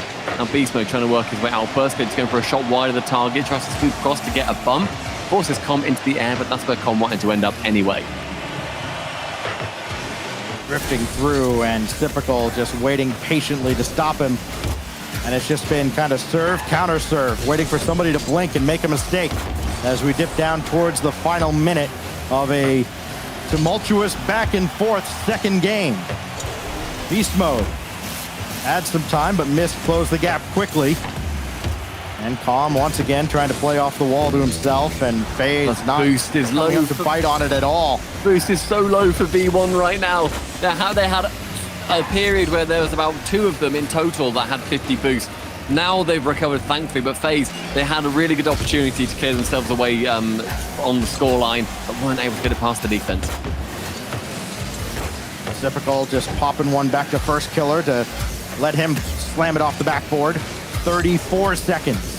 And a chance out for version 1 to break a 2-all deadlock. Beast mode's going to turn on this. He had Calm downfield, but things just seem a little disjointed. The timing is not there, really, for either side, but especially version 1. You know, they've kind of had these quick hitters right at the start of games. Ooh. And fizzle out near the end. And one good fortune serves another, as this one ends up in version 1's net. Oh, the return service, and Typical as well is the man who technically shot that ball, but beast mode He had to get to that ball a little bit sooner, isn't able to, decides that any touch is better than no touch. I don't disagree, but man, that's disheartening over the game that you've just had. Think about how important it's going to be to get the most that you can out of these regional events with how cutthroat the competition is. You do not, at the end of this split, want to be looking back at any one moment and go, man, if only. FaZe Clan ties up the series after dueling own goals between FaZe and V1. I mean, the best thing I think you've got to say about that is at least FaZe also had an own goal in that game. So theoretically, it would have been 2-1 to FaZe if you just take the own goals out of it, but that's not how you're going to look at it. You know, Beast Mode at the end, 17 seconds left, he gets an own goal. Terrible, terrible time to do so. Yeah, but now we're even in the series going into game 3. Gibbs, here's an update. We got some updates. 2-0s. We have 4 of them right now. G2 is up 2-0 versus PK. We have Optic Gaming up 2-0 versus Luminosity. 2-0 for NRG versus Rogue, so they're bouncing back. And Gen G 2-0 versus Axel. Right now, Furia and Space Station are the only team left in game 2. That's in overtime right now. Furia has a 1-0 lead there. And all other series are split. That is Soul versus Complexity. We got Dig versus Rebellion. And I think that's it. Yeah, I think that's it. I think I covered it all. Oh, you killed that. I think I counted to 8 there, so we'll go with it. All right, all right. You can count to 8 stacks. It took a college education to get there, but yes. North American math isn't the greatest. Good for you, man. You'll learn. I'm really proud. Thank you, Stumpy. Here we go. 5 more minutes about to go on the clock here in game 3. Up to 5 as well. Version 1 and FaZe. Yeah, absolutely. It's 1, 2, 3, 7, You've got this. 8, 5. Yeah, close enough. I'll give it to you. GG, well done. Thank you. Well, we're going to be seeing, though, an early goal coming out from version 1 in this third match. They've done well with them so far. Managed to get 1 game from it, but not the second one, as, of course, we did see them get that own goal. But Common in the midfield wants to try and get something early. Not going to be the earliest goal in the world, though, as nearly 30 seconds have already gone in this match.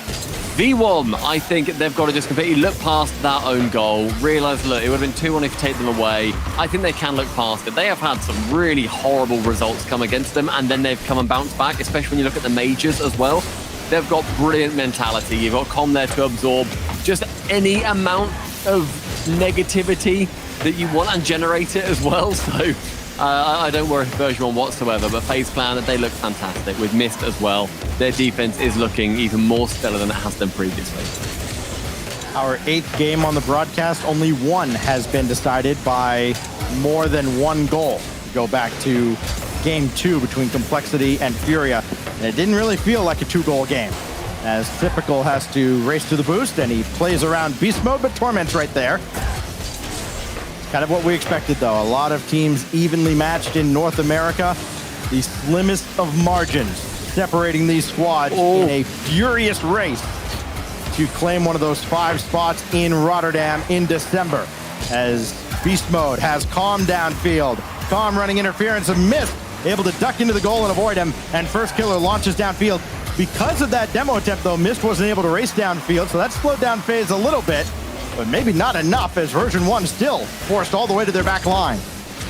Good block, though, from Beast Mode. Comes down off that back wall and then can grab that mid boost. Can continue on this push as a flip. Does use it. Just go over the top of Mist. Goes on the crossbar. Torment with a net to shoot on as open as you like. The setup from B Mode. Easily eradicating his sins. I mean, that goes bar down, and maybe it was headed away. Typical had a real tough read. Unfortunately, it goes right to Torment, who gets his 2nd goal. Beast Mode, his 1st assist on a brilliant setup. And it's version 1 that does score first again. Beast Mode at the forefront of each of these opening goals for version 1. But now Mist has designs on tying this game up quickly. First Killer to Typical in the corner. Trying to pop one to First, and Beast Mode got in the way, so Calm can repel this back onto the FaZe end of the field and maybe chase down Mist, but Mist very quickly in the air. And back and forth, the teams will go again. A little bit slower, maybe more methodical pace than what we saw in round 1 between Furia and Complexity, but still tightly contested every step of the way. Beast Mode, did he get enough here? No! Difficult, barely making the save. First killer came up empty, but then did just enough alongside Typical. Now beast mode, double tap, bang, bang! He goes in behind the defense. The double barrel shotgun takes the head off that FaZe beast on the backboard, and then can tap it behind the keeper. Missed. He's great defensively, but when you charge that down a hallway like that, there's very rare situations where you're going to make it out alive. Brilliant stuff from V1. Very important for version 1 to start the second half as strongly as they've started the first half of these games so far. Again, FaZe has come back time and time again. They're going to get one back here as Mist slams it down off the shot from Typical. From the ceiling as well. He just jumps off and can then spike it below Torment. Torment had that clear otherwise. The positioning completely out of the blind spot. Add a third assist for Typical officially here. 7 to presumably still lead in the tournament. He came in tied with Arsenal and Daniel for the tournament lead at 4 after the opening round. Now Typical going to work again, trying to set up yet another, maybe an equalizer, but Beast Mode walks one away right at Mist.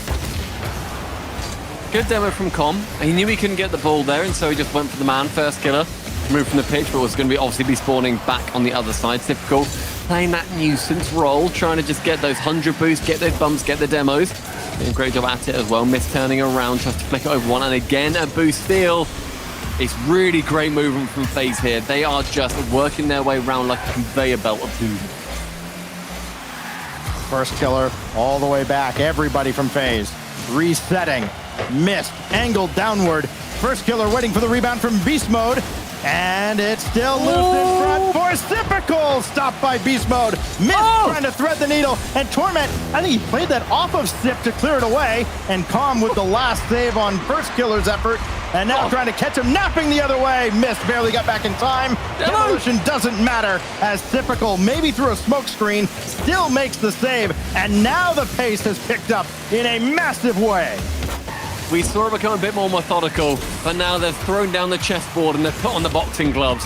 Taking chunks out of each other, but version 1 right now have a little bit more consciousness left in them. Final 30 seconds, they're the ones with the lead, of course. In the midfield, Beast Mode going high, does not get dunked by Typical, but the bump coming in, B-Mode isn't able to make its way past Mist. Again, that defense, that is the exact reason he was brought onto this team. Com blocking out yet again. FaZe, they've had a lot of chances, a lot of pressure as well, but nothing coming of it just yet. Typical can't whip his way around that ball. Com keeping close to it, but with 0, he just wastes these precious few seconds. Oh, had a chance there. First killer. Could not get around the defense. Missed. Got to turn on this. Serve one up for first killer, and Calm got in the way. Beast Mode spikes it. And version 1 takes another odd game. Another 1-goal game. This time to the side in blue. Match point for V1. Go on, Gibbs, give us an update. We got an update of NRG. I was waiting for the highlights, stuff. I thought we were going to talk a little bit of highlights. I'm trying to refresh pages. There's a lot of things to watch right now. But NRG makes quick work of Rogue 3-0. So Rogue, after going top 8 in the Invitational Qualifier, they are now 0-2.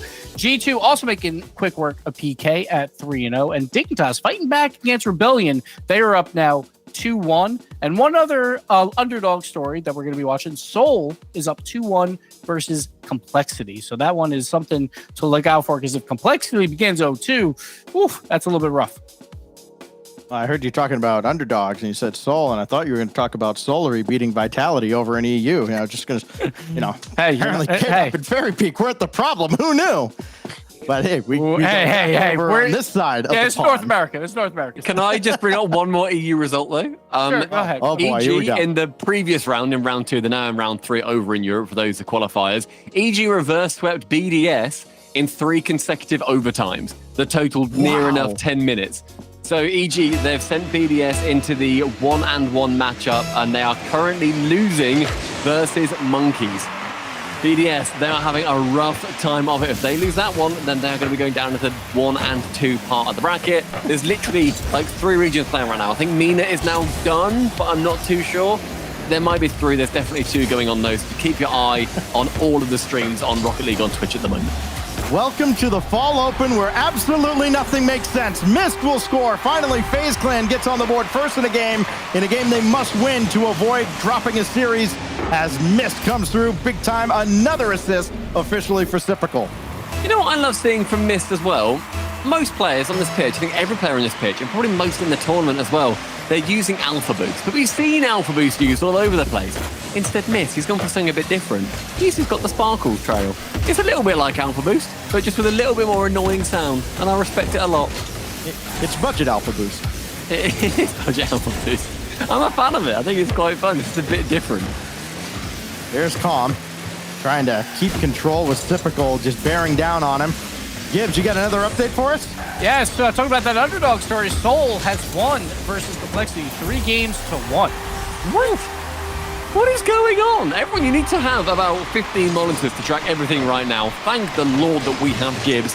And thank version 1 that they've got beast mode. Calm able to sink it in after B mode removes the defender from that equation. A minute in and it's 1-1. And there are goals going on at 1,000 a second at the moment in the RLCS. Plenty of offense to go around now as this series has gone on. His first killer shot denied by Beast Mode, and then a second touch to launch this towards Torment. I don't think Torment and Calm were actually expecting Beast Mode to get that touch. He did. That kind of forced them into improv mode as Beast Mode eats a demolition for his defensive efforts now. Calm dancing around first killer. He's got Torment waiting. Hits him off, and Calm's shot goes off the post. Let's not say that was ever meant to be a shot. That was always meant to be a pass, and Com somehow nearly got it in off that reset as well. That would have been phenomenal. Wasn't quite able to, though, as 9 seconds has gone in this game on Utopia. I always say it's a beautiful map, because it is one of my favourites. Beast Mode, one of my favourite players as well, trying to go down that pitch. With Torment, though, he's waiting at the back, and Com removes the obstacle in his way. Deletes Typical from the pitch. Calm now with only Typical in front of him. First killer's got to race back, as does Mist, and they do.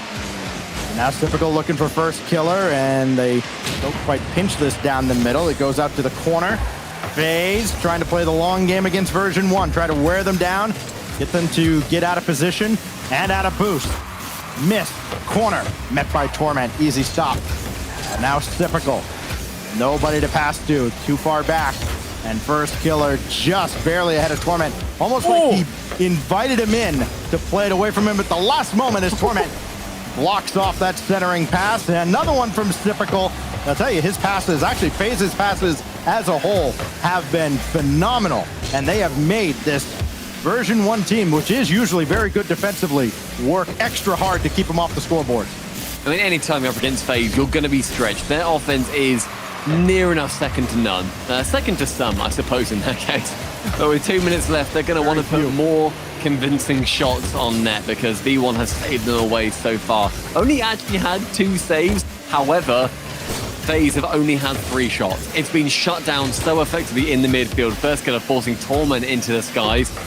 Quite able to get a shot off in that instance. So first killer pinching very dominantly across the other side of the pitch. Beast Mode is up, one sending towards Com, who is lingering in that orange half. The midfield boost picked up by first killer. That means he can half rotate, get straight back into the action. Com again, free jumping, getting in the way of that ball. It's difficult to shoot, but B Mode saving it away into the corner. We approach the final 90, dead even, but with V1 leading 2-1 in the series. Ball just pinballs around. First killer there to play janitor as he cleans up the mess. And with exactly 90 ticks on the clock remaining, FaZe Clan closing in on forcing a 5th and deciding game for the 2nd time here on our broadcast. First killer that time, quite rarely, not having to work as hard as he would like for a goal, can just tap it in as both players went. And I've seen that a couple of times for V1. They've had those double commits on defense, and I think both times I've seen it, they've conceded a goal from it as well. So something definitely to work on. Maybe learning by osmosis from last season's FaZe, which you definitely don't want to be doing in a lot of circumstances. Com though, sending it towards the middle, but who is lurking? It's always going to be Typical. Beast Mode pops one away, but only as far as Mist, who narrowly missed off the crossbar. First killer again. Flip the bar, score it, 3-1. It was the double commit that led to the other goal. This time it's a triple commit that led to the 3rd goal. First killer again taking full advantage of what looks like a dazzled and dazed defense of V1. So First Killer joins Mist and Beast Mode now with 4 goals each in this series. Trying to hold on now to a 2-goal lead. Beast Mode, right to Calm. Torment's got to continue the play, and he at least kept it alive at midfield, but nobody else is there. And Calm had to burn a lot of boost to not touch the ball against First Killer. Down to 40 seconds left. Resources minimal right now for version 1. One of those is time. At least they have the game in hand. It looks like we're headed to Champions Field, barring a miracle comeback here. First Killer at typical double commit. Oof. That could be the opening they need, but Mist comes to the rescue as Torment and Beast Mode couldn't get on the same page. Now it's typical the First Killer. Oh, would have been the knockout blow for sure in this game, but instead Calm's got a shot at Beast Mode. And Torment plays one across. Can they get this back on target? No. Typical to the rescue. Version 1 has had a few goes here in the last minute, but they have not been able to crack the FaZe Clan defense, and we head to Champions Field yet again here on day 1. Oh, come! He tries to keep that ball up, isn't able to, goes above it. It's never going anywhere from there, but really good pre-jump from Beast Mode. Goes a bit high with it towards the end of that game. Is ended up saved away. FaZe Clan with a 2-goal lead, and therefore their second win of this series. Gibbs got an update?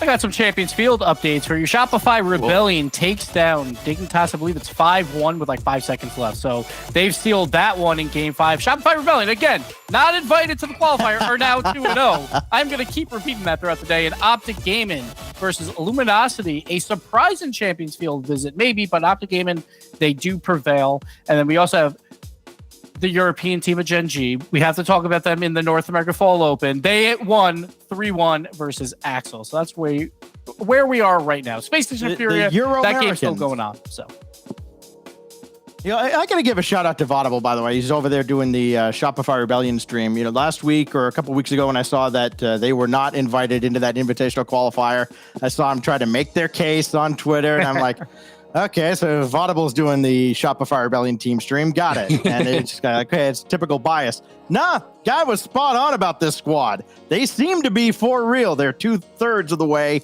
into the playoff bracket, but still a little bit of work to do. Gibbs, did you tell us what was happening in the SSG Furia game? So I actually just popped that up. Okay. Space Station is up 2-1. They were up 1-0 in Game 4 with about a minute to go. So that one is very, very tight as well. Okay, otherwise, there's another Game 5 going on, of course. There is this one as well as the Shopify Rebellion versus Dignitas match. Make sure you go and have a look at any of these team streams that really take your fancy. Otherwise, we'll be here. We've got Gibbs to give you an update. So realistically, that's better than anybody else. So don't worry about it. Of course. Torment will play this one across. We got to listen in to the version 1 stream a little bit earlier with Lawler and Supersonic. Scissors handling the streaming duties for FaZe Clan. Typical over towards Mist, but Beast Mode's there first. And Calm took out First Killer, but not before FK got the clear. And then Typical, a missile. And FaZe has the lead. I love that you can see Torment knows this shot's coming. He's fully aware that Typical wants to shoot that. And yet, an 86 mile per hour trebuchet slang of a ball fires its way past him. No chance to save it unless he pre-jumps, but my God. That is remarkable from Sip. Typical and Mist trying to one-up each other. It was Typical who fed Mist for an 80 mile an hour shot. And now it's Typical off the feed for Mist, hitting 86. First Killer's over here like, yeah, y'all keep going. Here goes Calm. Oh, right at Mist. That didn't work out well for version 1, but maybe this has. Calm, going 2 to beat. And he beat 1, but not Typical. God, we saw a couple of doinks at the World Championship. I casted 2 of them. It was absurd. I was very happy to say that in front of 14,000 people. I was very happy about the stats. Leave me alone. 1-0 so far still, maintaining for FaZe. They've done a really good job, and they're making B1 doubt every move they go for. We're seeing these double commits become more and more prevalent. Well, if you are just joining us from all the other streams, welcome. We got another Champions Field matchup here. Gibbs, why don't you update everybody who's been here on what's going on here in this round? Yes, every other match is done now. Space Station takes down Furia 3-1. So this is the final match of round 2. Gosh. All eyes on Champions Field yet again as Calm will try and power one away right at Torment. He's got a double lined up, but Typical is there. Trying to hit, missed on the outlet pass. And then the demolition from Torment should open the net, but nobody's on the weak side. And the ball just came out a little too strong for Torment to catch up to. So first killer will get this one away, but only as far as Calm. Version 1, they've struggled kind of keeping the pressure on FaZe. They've had flourishes early in games. But once things settle down, FaZe Clan tends to hold the advantage. They've taken games 2 and 4 like that. And now trying to make it 2 in a row to close out the series. Great positioning from Beast Mode to catch that ball as the 50 drops it low, but typical in the midfield is going to be able to get that to stop again. These 50s going incredibly even, but B Mode up for the 1v1, sends it into the opposite corner. You see him wrap the Octane around that ball, and you have no idea which direction it's going. Plays it high, whips it around, and then flicks it bottom left. Missed. You're brilliant defensively, but when you come up against a brilliant Beast Mode, there's little you can do. His 5th goal to lead all scorers in this series. And right now he's the leading scorer on the pitch in this tournament. His 9th ties first killer for 9 in the event. First killer looking for a 10th. Instead he'll defer to Typical, who could not quite convert. And then Mist taken out on his way in, so first killer's got to jump in. And Beast Mode is right there to meet him. Epic 1v1 matchup between these two as Beast Mode and Typical take each other off the pitch. And this goes right back to Mist, who couldn't quite get that to first kill. And what a read from Calm. That's stunned everyone on the pitch then. No one knew what to do. Opportunity here. First killer has to get back and just stop that effort from version 1. V1 having one of those flashes where they're keeping the pressure on FaZe. But it's short-lived again as Beast Mode back in his own corner. Beast Mode works his way out of that corner and into the orange half as well. 1 minute 20 remaining in the game. Currently drawn level on Champions Field. We've had some incredibly exciting games. Very close series as well. Tom now wants to get it a bit further. Forgoes the ball. Instead gets the double demo. Beast Mode just has to shoot. But first killer kept that Octane in front of the goal as long as he could. 40 boost. Beast Mode can't quite touch it down. So the Com is there to receive. Onto the ceiling. Wants to jump instantly to get to it. But first killer sends it back into his own corner. That gives Com a chance and Torment the opportunity to go central with it. Under a minute remaining. When the V1 pressure continues to build, you've got to wonder, will it explode in favor or against them? Well, another equal conflict into the final minute on Champions Field. Beast Mode has Calm with him. Torment way at the back. Calm taking it himself, and Mist is there to guide that out to the corner. Coming up on 30 seconds, separating us from another Game 5 overtime. Calm to ground. He's around Typical. Now it's against Mist. Beast Mode waiting, and that's great for Mist, forcing him to take the shot. And Typical will have this on the backboard. FaZe Clan a few times has been on the brink of dropping this series. Maybe now they will. Calm had his shot blocked by Mist, make it a savior medal. Beast Mode denied by first killer. Final countdown down to 1 second. Calm out in front, and Typical couldn't get it, but Mist could. The shot through traffic does not find pay dirt. Now Calm will try again, and Mist there to slam the door shut once more. And Beast Mode can't keep it in the air, so we go, of course, to overtime on Champions Field.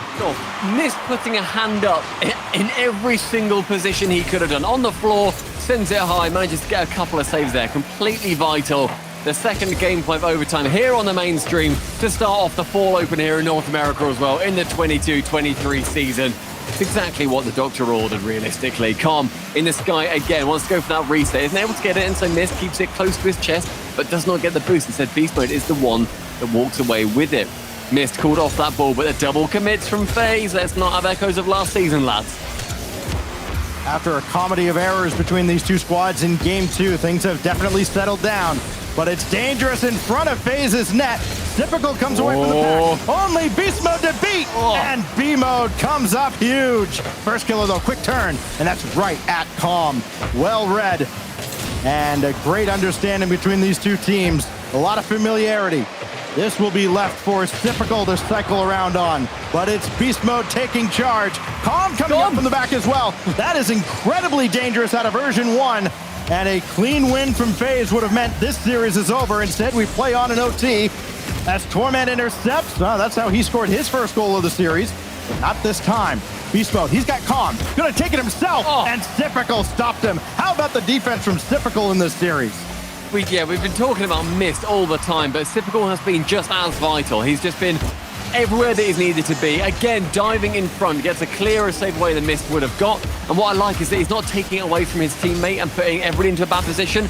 He is just sending it into a better position for the ball, and he makes it hard for the teammate. Again, Typical dribbling over the top of 2 when he had 20 boost. Com with a brilliant demo on first killer. Finally, they had a breakaway, but the player removed from the situation. Torment gets rid of Typical, but now Beastman has to stare down first killer. Is able to walk away with that one, with both eyes still intact, however. Typical onto that backboard. Com right wing. Get that ball low. He does. Not necessarily where he wanted it, though, because Typical is now able to get the 100 and then wrap back round. Didn't exit the blue half. The ball maintaining those blue spots on the side of it. Oh, but here goes Mist. A little bit of space to work with. That could be deadly. He's got first killer waiting, and the pass never got out.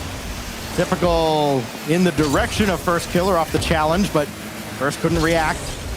Now Calm going to give way to beast mode, and no follow-up. That's a great clear and save by Mist, who's got the offense rolling again now for FaZe Clan. Spike one down in beast mode again, right there.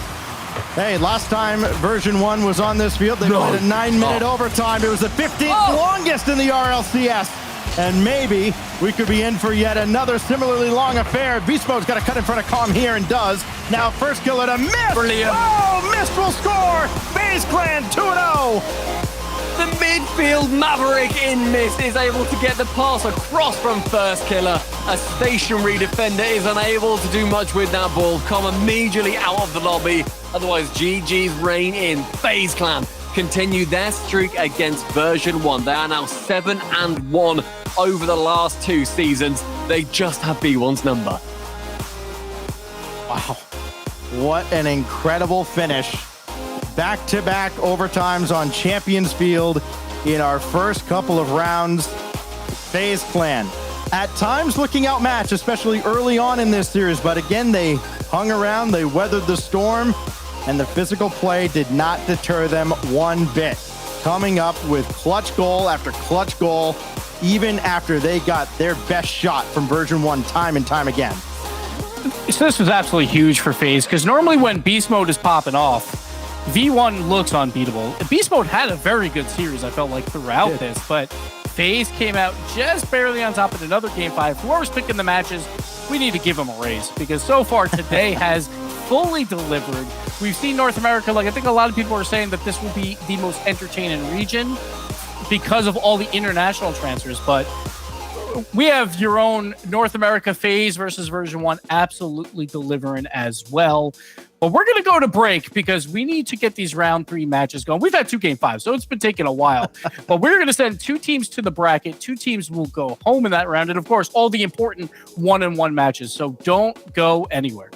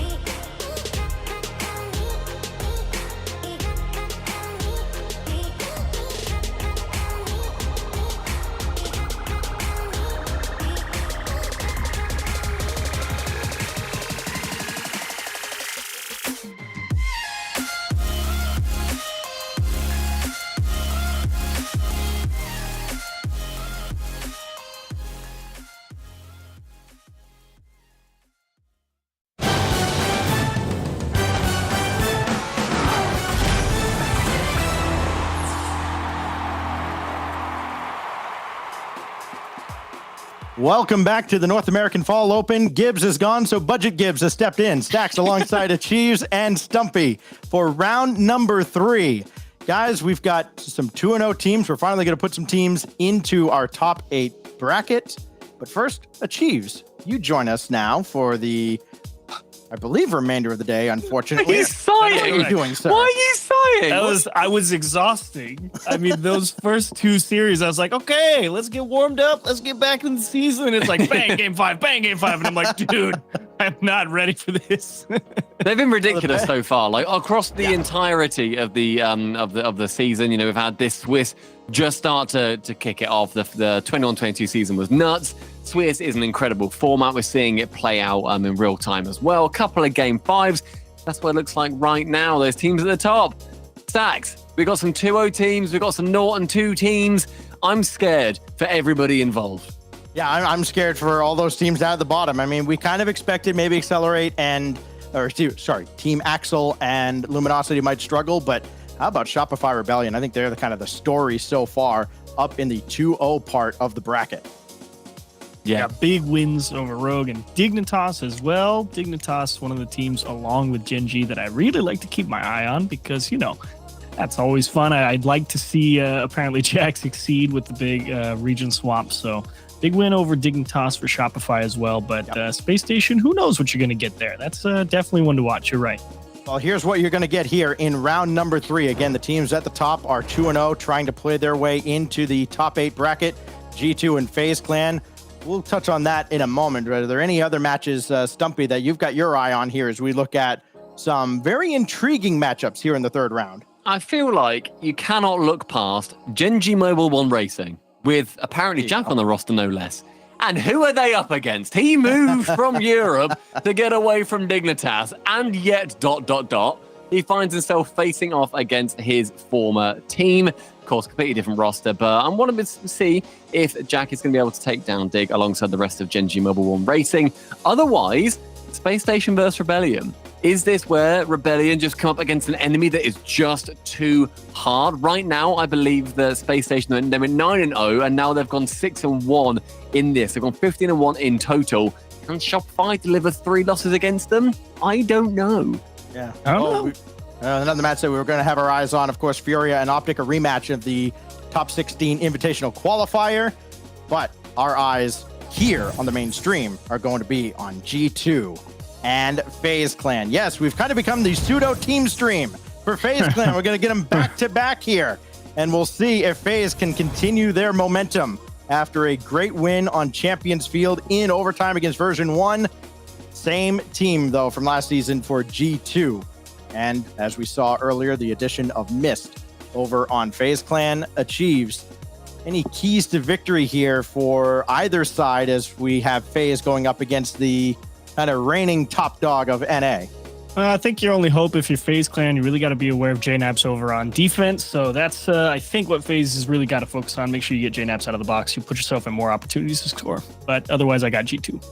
Well, Achieves is at least the 3rd smartest man here on the panel, so let's get the opinions of you, the thousands in chat with our Verizon fan vote. Do you agree with anything Achieves just said? Use the hashtag G2 if you think G2 is going to win this matchup. Hashtag FaZe if you've got FaZe Clan winning back-to-back here on the mainstream and going into that top 8 bracket at a clean 3-0. We'll start. I will go last, unlike Gibbs, who wanted first. So why don't we go down way on the end? Stumpy, who you got? I desperately want to believe in FaZe. I want to be proven wrong. I want for them to be the roster that we've always seen First Killer to be able to be part of. Put me down as FaZe. Oh, I thought there was a butt coming in Never there. a butt with me, mate. Never a butt. Achieves. Who you got? Yeah, as summarized earlier, gotta lean G2 here. I think FaZe put up a good fight against version 1. Good for them to come out on top, but it's another beast at the top when you hit those 3. So you got G2. I love the addition of Mist, but G2, they're the top dog until somebody else says otherwise. FaZe have that opportunity. I got G2 here. And let's see now exactly how the fans have voted. I imagine G2 is going to have a sizable advantage here. The G2 army. Overwhelming FaZe Clan in the chat. We'll see if G2 can do the same on the pitch as the players are ready. We are ready, and we hope all of you at home are ready as well. Round 3, somebody goes into the top 8. And of course, we'll keep you updated on all the other matches as we go on here at Manfield. I will say as well, Achieves, I have so far been wrong about both of my predictions. I went for Complexity, and then I went for V1. I'm sorry, FaZe. I've destined you to be going down into the 2-1 part of our quiz today. I don't know. That being said, FaZe has always put together some really impressive performances, and this isn't going to waste no time. You want them to come out strong, you got it. Typical. Gonna jam that one against the wall, and there you go. Gotta get in JNAP's space, keep it on the offensive side, and they do just that. In both series today as well, it's come down to a single goal. You'll be forgiven if my crystal ball was just a little bit muddy, a little bit murky. I couldn't quite see the true winner in the end, but a great start coming out for FaZe. They ended up conceding a couple of early goals when they played up against V1 earlier on, so trying to turn back on their favor, get those early leads themselves.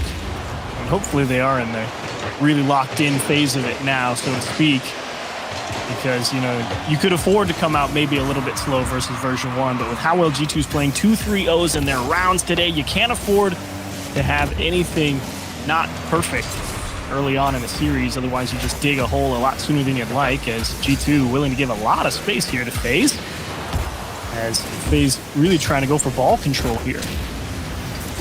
I mean, this is also the first time that we're seeing G2 on our broadcast day. They went 3-0 versus Luminosity. They went 3-0 versus Knights as well. Whereas FaZe, as Stack said, with the honorary team stream for them, they managed to beat Gen G 3-1 and then a very close match versus V1 on their next match. So, scary time. They managed to beat 2 teams with 1 in their name. Can they take a team down with 2 in their name, or will it be twice as hard?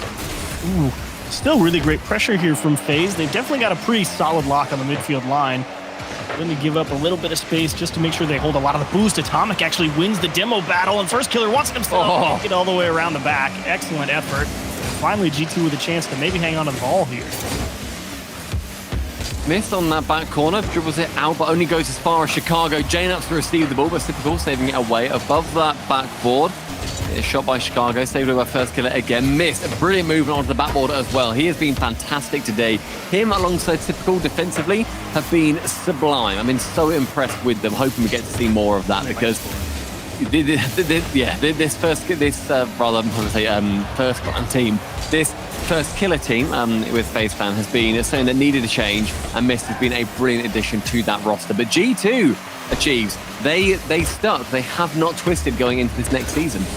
Don't think you're allowed to when you have such a great run, even though it ultimately ends in a fruitless endeavor, considering how the World Championship played out. Missed, rifled to the side of the net, just off the post. Typical as well. Kind of a lazy follow-up, but really just trying to buy a little extra time there. But G2, you're right. Stick around for another season. Why not? You've had a lot of great Grand Finals runs, even if the Grand Finals haven't always gone their way.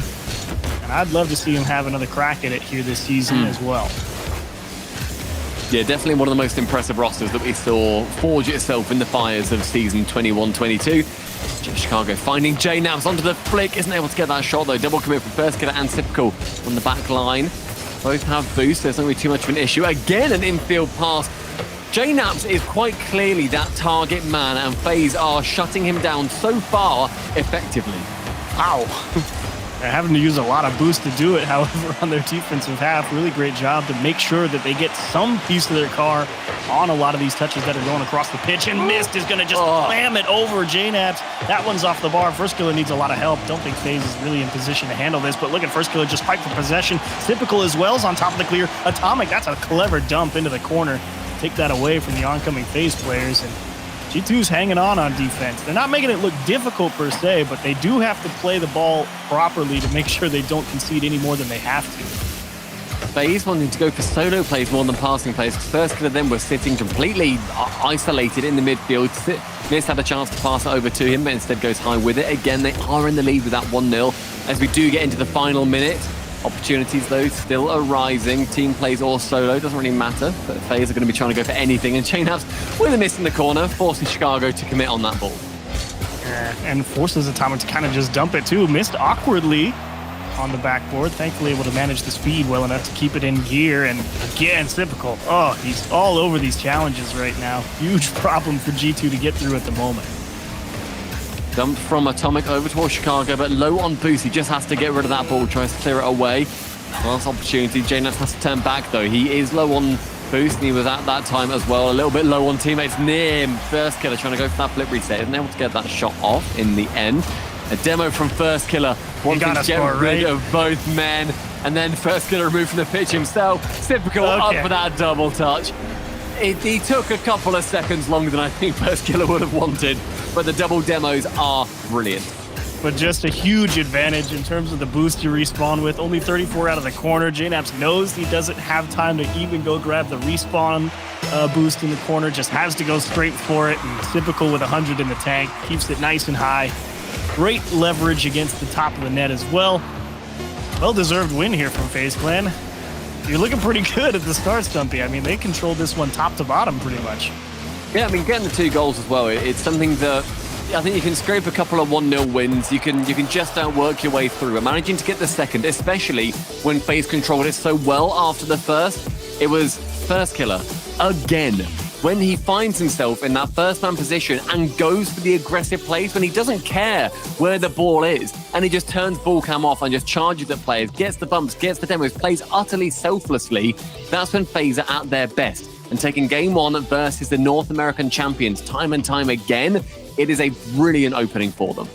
Really great as well, of course. And that's what First Killer was talking about in the video we had with him. He knew he's the first man forward a lot of the time. He knows he's the can opener. He's got to get the job done, Stacks. And even though he's at the bottom of the scoreboard, typical, of course, at the top with 5 saves and a lot of excellent challenges is in his own right. Really wondering how G2 and JNaps and Atomic going to try and shake things up moving into game 2. Yeah, a lot of one-sided games there in the first wave of games. NRG actually winning the race to get the first dub of the round. They got a 4-0 victory over the Knights. Space Station Gaming at one point was up 4-0 as maybe Shopify Rebellion might be turning into a pumpkin here in the third round. And Furia, last check, was up 2-0. They got a goal late in their opening game against Optic. So a lot of kind of one-sided affairs early on here, but NRG just got out of a pause. I think James is actually very comfy right now. Maybe feeling a lot more confident. No. I mean, There's no he's such in there in thing. his pajama pants. There's no such thing as a comfortable James bot on an NRG broadcast. How dare you lie to our viewers? You'll be feeling a lot better if they come out with a win on Aquadome against Knights. Back to you guys. Yeah, you'd be hoping, I think, as are they. We keep jabbing at the guys over at NRG. That is NRG GGs, NR Triple G. They have had a very, very fun broadcast. It's one of my favorites to watch when I'm not casting anything myself. So go and watch that if you want to see how they do versus PK. Otherwise, yeah, I mean, the Chiefs, you were saying about Gen G, they are currently beating Giga Class as well with that 1-0. So congratulations to them. Otherwise, we're here with FaZe G2 and a double demo to start us off. Oh. And not the way you'd like it to go either. If you're G2, you kind of pick up right where you left off with a bunch of pressure coming at you. JNaps not able to connect on a second demo through the air. His first killer lining up deep passes. Chicago wisely able to cut it off. But do you have anything else? And JNaps knows that you got to hustle back because FaZe is pressing hard. A lot of whiffs here, though. Big advantage here.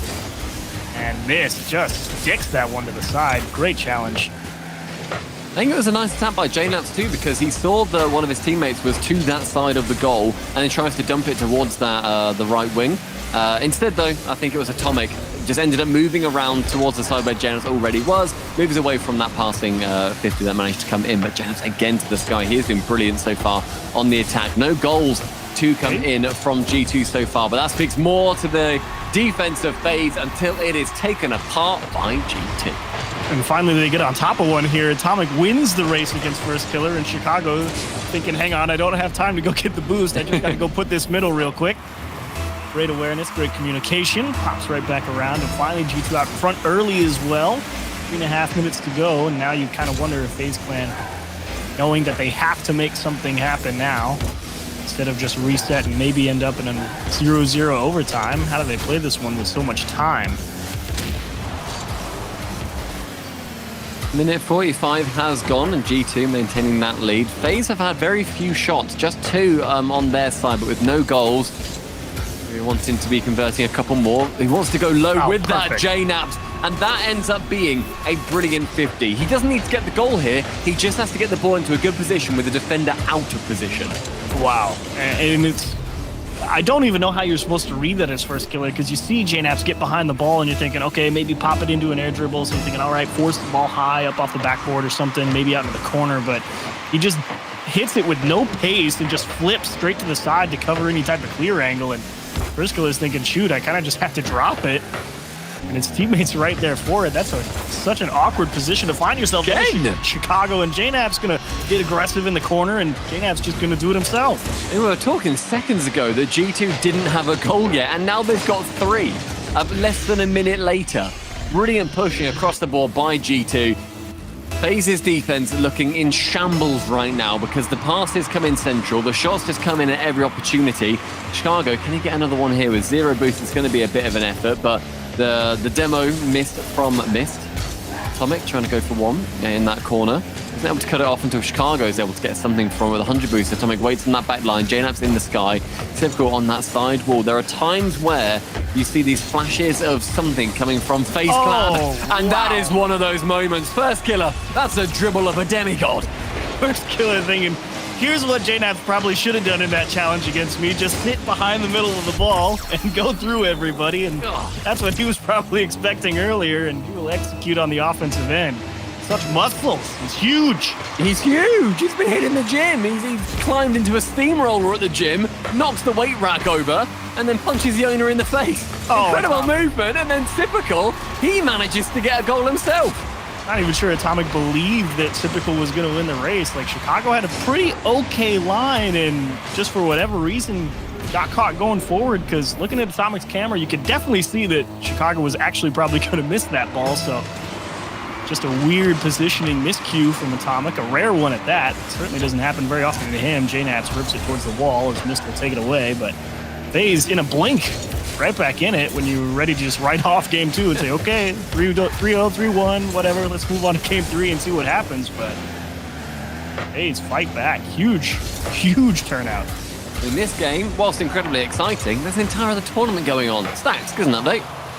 Yeah, Optic actually made a game out of game 1. They did drop that 3-2 to Furia, but answered back. They got a 2-0 lead in game 2. Great news for you as well, Stumpy. Appjack not thrilled with Dignitas whatsoever. They took game 1, did Gen G. They're up 6-1 with time running out in game 2.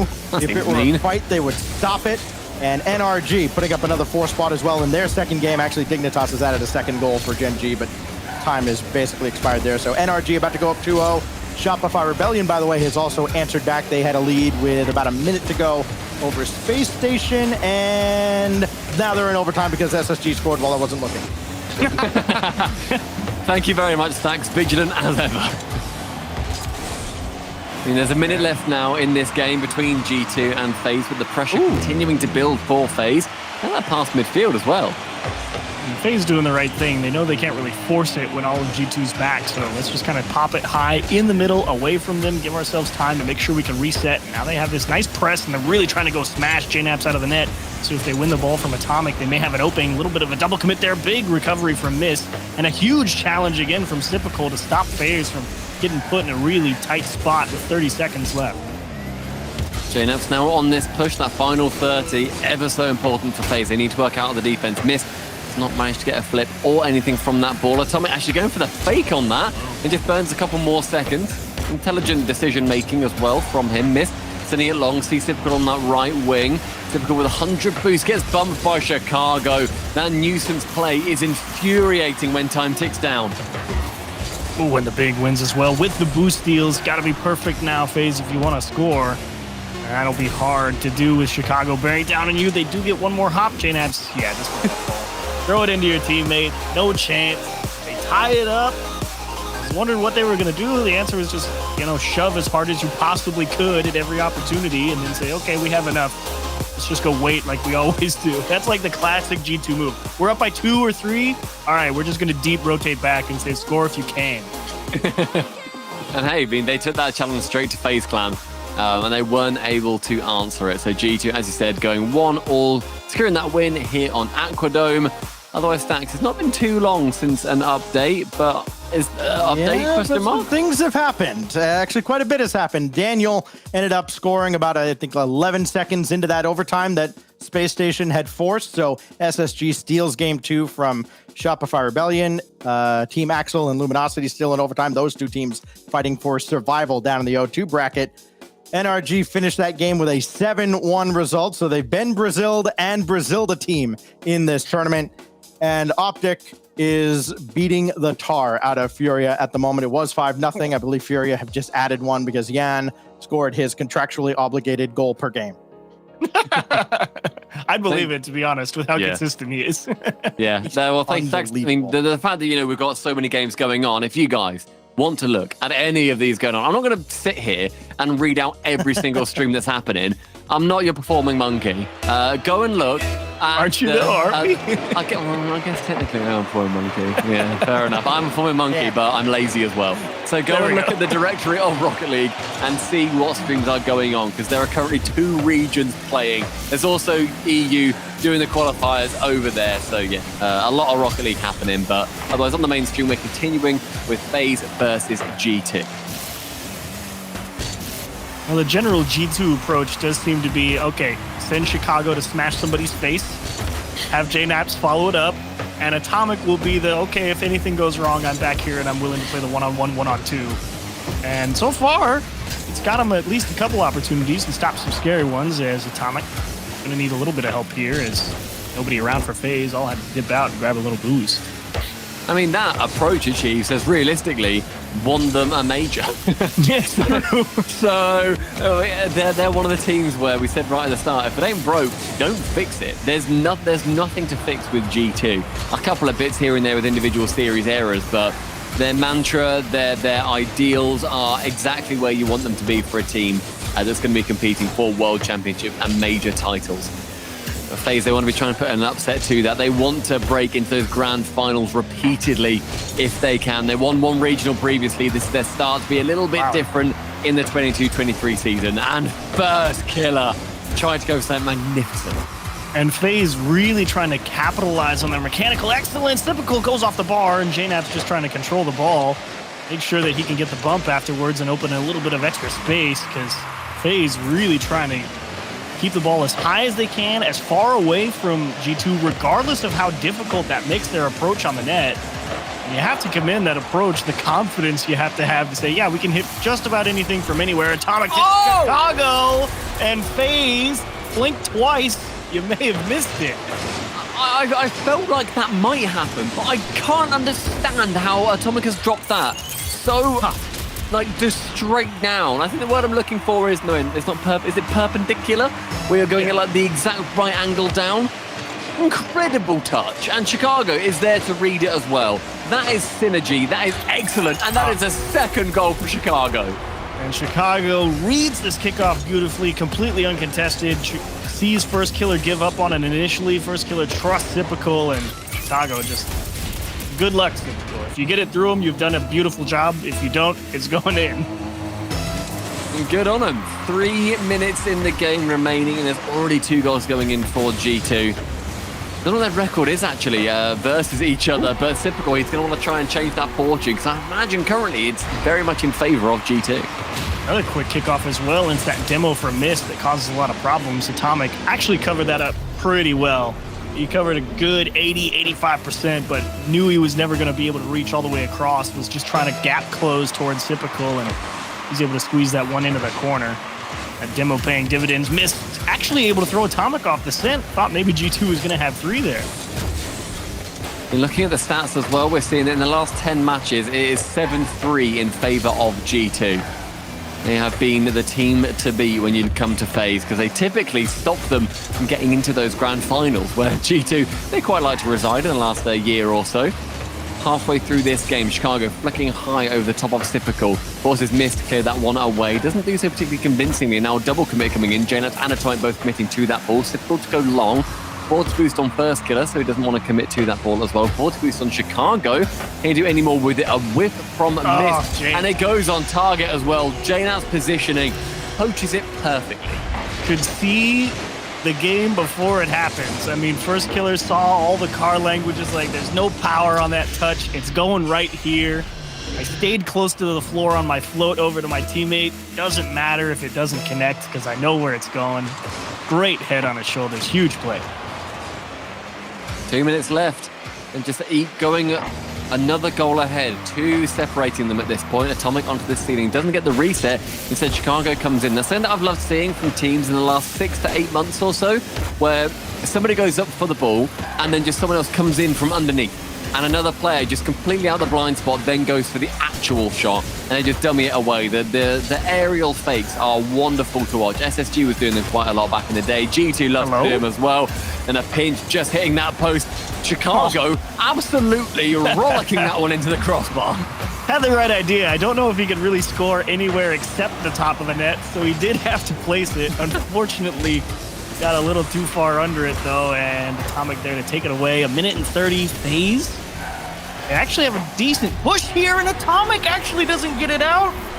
He doesn't miss those very often, no matter how tough it is. And here, unfortunately, I think he just squeezes it in himself.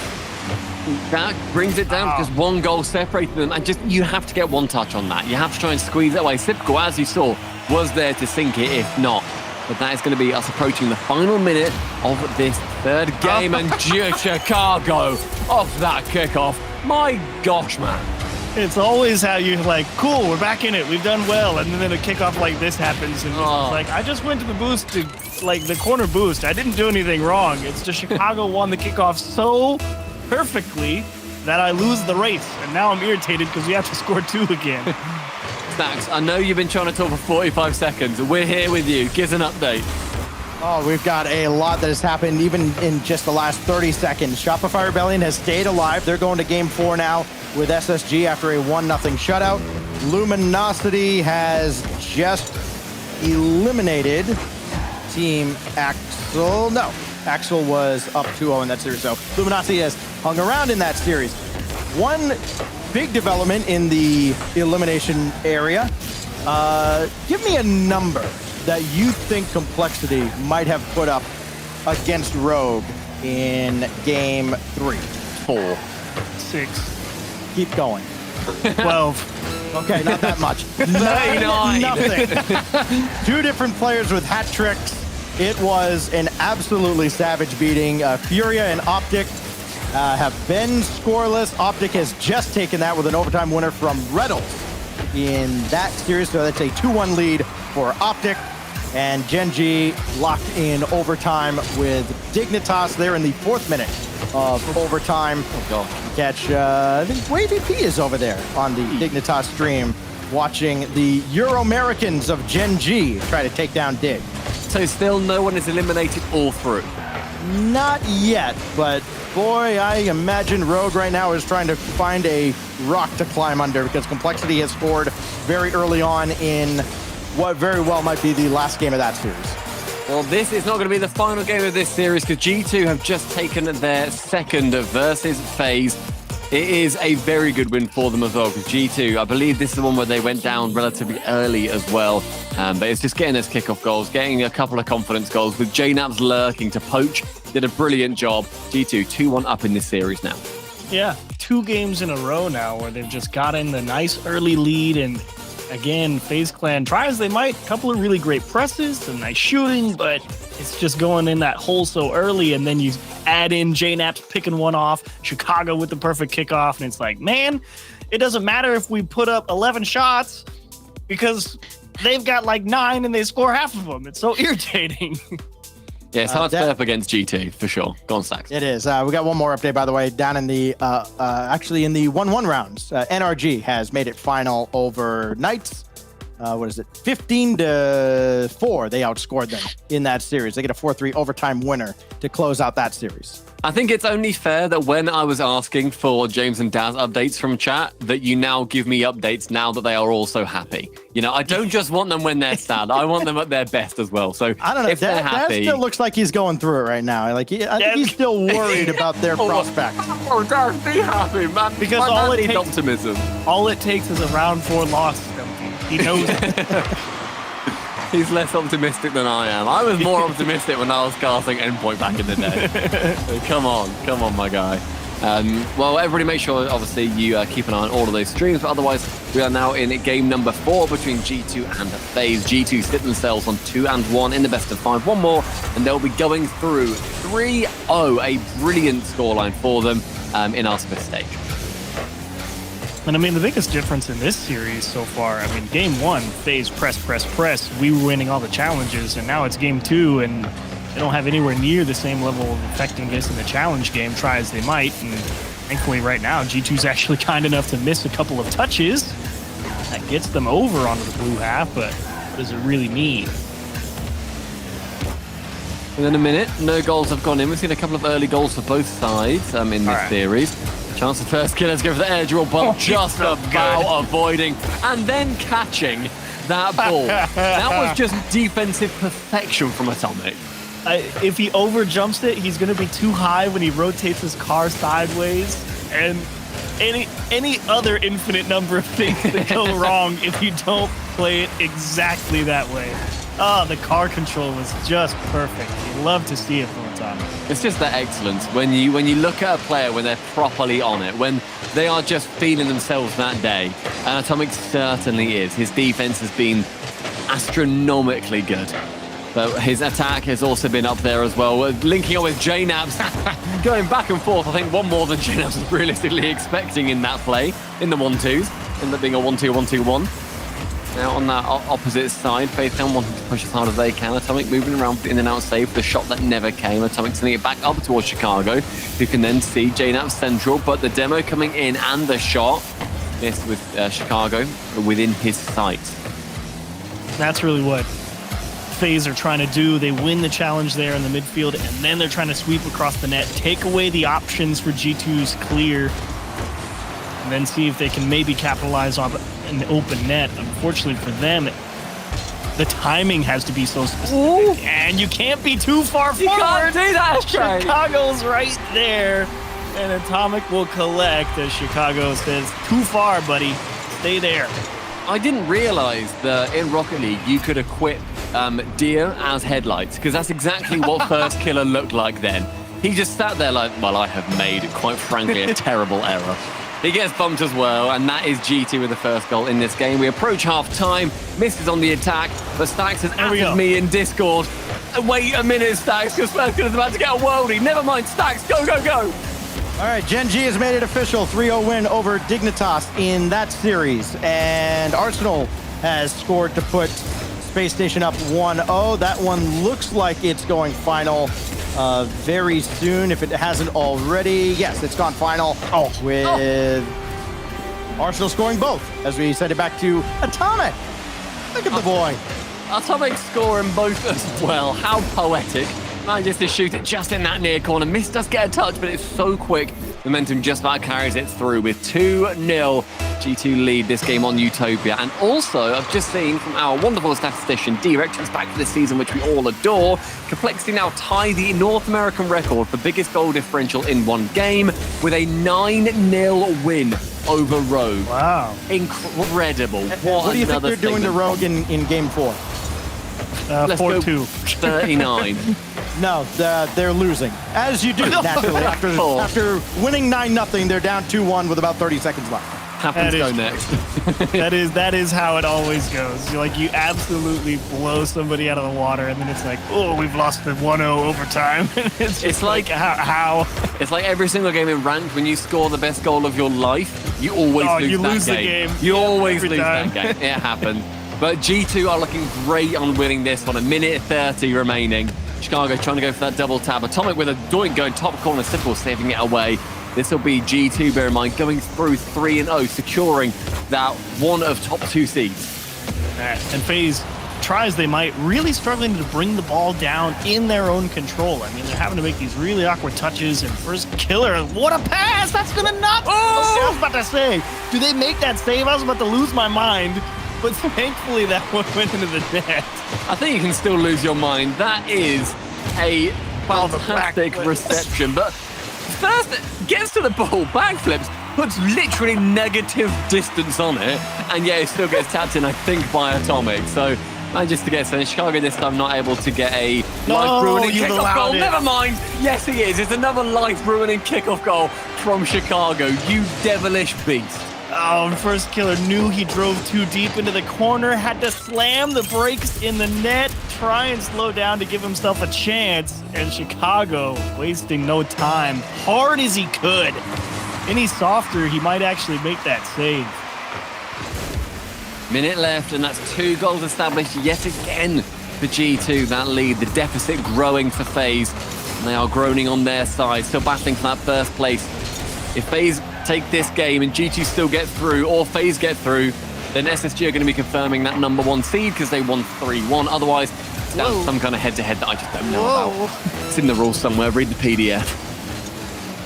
You know, you were talking about misdirections earlier, Stumpy, and FaZe trying everything they can think of which is every suboptimal touch in front of the blue net to see if anyone gets pulled out of position. Unfortunately, it's not going to work, man. They're too good right now. I mean, you try what you can to get what you desire. First killer, though, he's still got a chance. Absolutely slings it with the underside of his car. Gets it away. JNAB slows it down. G2 are going to be making their way through into top 8 because where else do they belong? FaZe go through into that 2-1 part of our bracket. A brilliant showing from G2 and FaZe. They were on a run, and G2, they chuck a stick in the path and they trip them over. FaZe had to give them their one loss. They don't get to go into the weekend with the clean 9-0. It does have to be 9-1. FaZe did play an excellent first game, but that was tough for FaZe Clan. I mean, you just lost all the challenges, the perfect pickoffs from G2 in general, able to pick apart the defense, really control the ball a lot better than FaZe was able to. And they did a great job to do so. But now, after these replays, we're going to be having a look at the complexity game because they are in elimination, bear in mind, which is a scary spot to be in. Lose one more, and you're out. It's either them or Rogue. There's 2.5 minutes left in this game. Wait, so Stack, sorry, they lost that game after beating them 9-0. Yeah, so yeah, they win 9-0, and then they drop one 2-1, I believe was the final in game 4. So Rogue has shown some signs of life here, and yeah, all the other matches have gone final, and there's CRR scoring. He's been a menace, by the way, in this series. Arsenal comes up clutch as SSG goes stole it. And then pinches it to get 4 games. Yeah, version 1, they take it in 4. Gen G sweeps Dig. Optic took down Furia 3-1. NRG with a sweep. Team Axel knocks out Luminosity. And here you are, the last match of round number 3. Somebody is done out of the Fall Open with just a measly 2 points when all is said and done here. This is the Complexity stream with Dex and Hiruko doing commentary. Recibiendo a JG que se pone en posición para recibir. Uy, un pequeño choquecito con Racebull, pero Racebull viene a la defensiva, a la ofensiva, tratando de poner ese balón para su compañero y lo recibe CRR y tiene el tiro directo y lo logran bloquearse en los 3/4 de cancha y otro tiro y cerquita que se queda Complexity. La verdad es que bastante cerca ahorita, 1 minuto 26 y me parece que eso va a entrar Dex. Eso va a entrar Taroko haciendo lo mismo que pasó al revés. CRR le estaba haciendo el 50. Taroko le gana el 50 y fue bastante unlucky. Taroko scoring the first goal for Rogue. This is a really intense match. Pero continuamos porque el balón está en el medio campo, el esférico en el centro, CRR que logra ganar la posesión y por ahora es a JG quien viene avanzando, son que tienen que anotar. Remember, this is whoever wins this match advances to the next round, the other one it's going to be eliminated, así que Complexity tiene que resistir, tiene que aguantar, tiene que anotar y tiene que ganar. Así es, Dex, queda ya 1 minuto y todo puede pasar, todo se puede definir. Tenemos a Taroko ahí que tiene el balón, es Racebull quien tiene que estar brincando, pero nuevamente Jairo que ahí está intentando meter la presión, están haciendo rotaciones cortas. Taroko que estaba nuevamente con ese tiro y vemos de que simplemente no lo están pudiendo lograr. Por ahora la pelota en el territorio de Complexity, tienen que sacarlo. They have to clear that ball now, put it on the orange side. So, viene avanzando rápidamente a JG, viene la pelota, tiene que buscar ese clear, logra ponerla en el centro de la cancha, pero Jairo estaba ahí para detenerla. Últimos 30 segundos de juego, partido intenso, pelota que está para Racebull con el pase bonito, vienen ya, CRR que la tiene que centrar y viene jugando desde el techo, el pase podía ser el rebote que no favorece, lo tiene que buscar Racebull rápidamente, que la recibe, que viene, que se acerca y entramos en la recta final. Estamos en la parte final, vemos de que ese balón va a caer directamente, no lo logra salvar, no lo logra tirar. ¿Qué es lo que está pasando? CRR que tiene que despejar ese balón y tenemos un overtime. And we're starting the overtime here now. Balón en el medio campo. Racebull que pierde la posesión. CRR que la tiene que buscar desde el back wall. Y ahora viene desde el techo mirando a JG. Tiene el pase. Venía ahí rápidamente. Racebull tiene que regresar a defender. Esto no puede ser bueno. La tiene que salvar. Y la logran mover. La logran desviar. Complexity se acaba de salvar. Pero tiene que buscar anotar. Esta es la última oportunidad. Un gol define todo el resultado de esta serie. Pelota en zona de riesgo. La mueve a JG. Tiene que ataque. Reisbull a buscarla por los aires, la logra sacar. CRR, quien tiene que acompañar, recibe lentamente. Mira cómo se va a posicionar, pero Gyro estaba ahí para encontrar esa pelota y vienen buscándolo rápidamente. Se acercan los chicos de Rogue. Esto puede terminar muy mal. Buscando ese despeje, la logran sacar. Demoliciones que empiezan a ocurrir y esto todavía no acaba porque seguimos ya cerca del primer minuto de overtime. Primer minuto, partido bastante intenso. Vemos de que le hacen una demolición a J, que tiene ahí la oportunidad, por los muchachos de Rogue haciendo las cosas bastante bien. Reisbull, que está esperando, se lo logran leer, le toca a AJ hace el tiro, parece que ahí Reisbull lo va a estar intentando, no lo logra. Vamos a ver, Dex, estoy bastante tenso, sinceramente estoy ahorita bastante tenso. Muchas demoliciones, muchos intentos. Reisbull, que tiene la oportunidad, ahí tienen nuevamente, pero nadie logra rematar ese balón. Nuevamente a J, que le hace el pase, pero Jairo lo está interceptando. Reisbull, que lo está mandando para la parte ofensiva y estamos viendo rebote tras rebote. Nuevamente ahí queda la oportunidad y tenemos gol de Reisbull. Reisbull scoring the victory goal. Complexity is advancing to the next round. Now we I love our South American friends, Dex and Haruko, on the call there with Complexity. Fantastic finish as Reisbull gets the overtime winner and sinks Rogue for good. And that does it for round number 3. It's that simple. So we've sent 2 teams into Saturday's bracket. We've sent 2 teams home with 2 points. And now we're going to send all of you to a break, but don't go anywhere because you don't want to go anywhere. But also, we're going to look back at the top 10 moments from our World Championship. And when we come back, round 4 coming your way.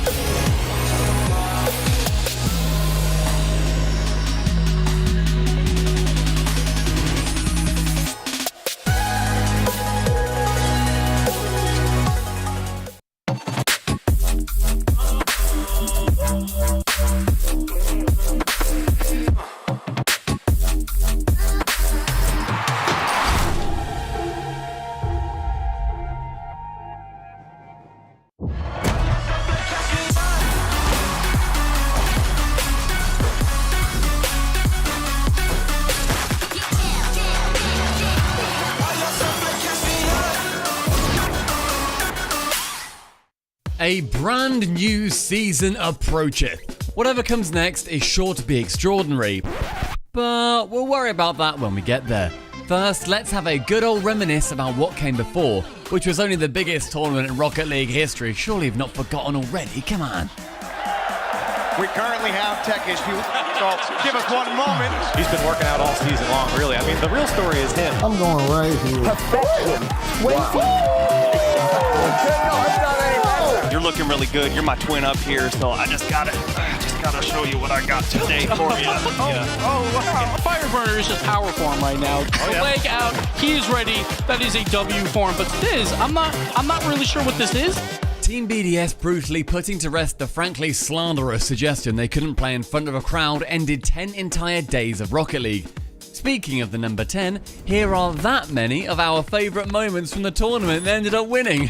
What a crazy coincidence. Number 10, FaZe upset Falcons. FaZe defeating Falcons wasn't an upset per se, but the way in which they did it was frankly unbelievable. Oh, First Killer's gonna do just that. Here comes a flip reset. What he got? He got it! Gonna be creative here from AJ, but he's got no boost. The guy didn't know that. It's typical. He's gonna slot it to the right side. With FaZe eventually bowing out to G2 in the semis, and then missed replacing AJ in the recent offseason, the Falcons' blowout ended up being the roster's penultimate win as a team. They may not have achieved the world glory they were after, but FaZe's loss to G2 did complete an unusual LAN record. At every event, they would only lose to the team that ended up finishing in second place. Neat, huh? Number 9, North America versus the world. Speaking of FaZe versus G2, the final few days of the World Championship was filled with top-tier North America versus North America competition. No, not that sort of competition, although Sizz is my real winner. After the group stage, it just so happened that the 4 remaining NA teams ended up on their own half of the bracket, setting up an NA vs rest of the world all-star showdown in Dickies Arena, Fort Worth, Dallas, Texas, America. The only way it could have been more American was if we had Monster Truck bonus shows and they destroyed each other and went bang and one of them set on fire. Woo! Wee! Number 8, we totally had bonus shows. Not quite monster trucks, but equally awesome nonetheless were our celebrations of some of the emerging communities within Rocket League. First came the 1v1 show matches, featuring, of course, the man who put the game mode on the map. Give you access to Jack's boost. But it is still a good win there. Jan reset all the boost to play with, just has to finish it! And as if that wasn't enough, our second bonus event was a little bit of this. Outdo that to make the job even more gargantuan for Tex. Here he goes, a few spins from the back wall. These communities having time to shine on the biggest stage possible after all the hours they put in was absolutely massive. Number 7, Arsenal's miraculous recovery. Space Station Gaming looked untouchable in the wildcard stage, going 2-0 in the Swiss while barely breaking a sweat. Until, off the pitch, disaster struck. Brave Arsenal battled on, but couldn't prevent his team losing the next 2 series. Suddenly, SSG had to win their next match. I feel like for a team that expected themselves to go 3-0 in this event achieves, playing in round 5 has got to be a tough mental hurdle to overcome. Into the World Championship proper. Arsenal the back wall. Despite the heroics, this would be one of SSG's last wins as this iteration, as Retals would make way for LJ ahead of the upcoming season. Number 6, everywhere's a winner. All but 2 of the regions had tasted the sweet, sweet flavour of RLCS LAN victory going into the World Championship. Still waiting though was Asia Pacific and Sub-Saharan Africa, who, to be fair, had never had the chance to face international competition in the RLCS. They'd each get their chance when fate, and the clever maths of a Swiss bracket, would bring the region's 4 representatives together. Nice misdirection from Skill Steals. Felt LCT coming, the physicality, the bread and butter. Maybe that defense can work itself into offense, but Bigums in the center. So one team from each region got the dub. Couldn't have planned it better ourselves. Number 5, more content. It's that time again where we celebrate the objectively hilarious sketches and skits we delivered to your eyeballs and ear holes at the most recent LAN. Run the montage, editor! LCT. The last player in the RLCS from this country. Oh, well, man, that really narrows it down. Party every weekend, never home, and really I'm just enjoying life. Rocket League! I have not heard that name in ages! It hasn't even been like... Are you like, serious? Come on, let's go. You retired like a couple months ago. How are the kids? How are they doing? I don't have kids. Look out for more of these at the full major in probably very cold Rotterdam, Netherlands. Number 4. Juego 7 entre Furia y el club. Alright, let's hope my translation software made it clear I'm talking about the knockout match between Furia and the club.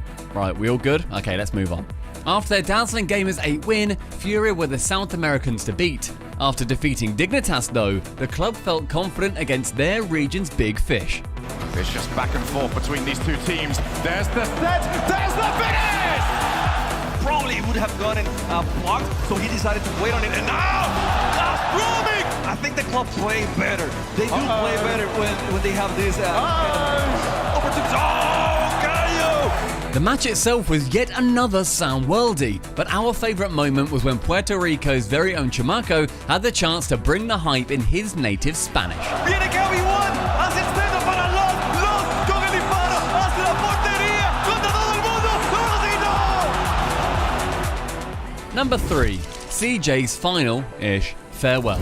The good news is you're going to see plenty more of this lovable little skimp on the RLCS desk next season. The bad news though is because he's no longer a professional Rocket League player.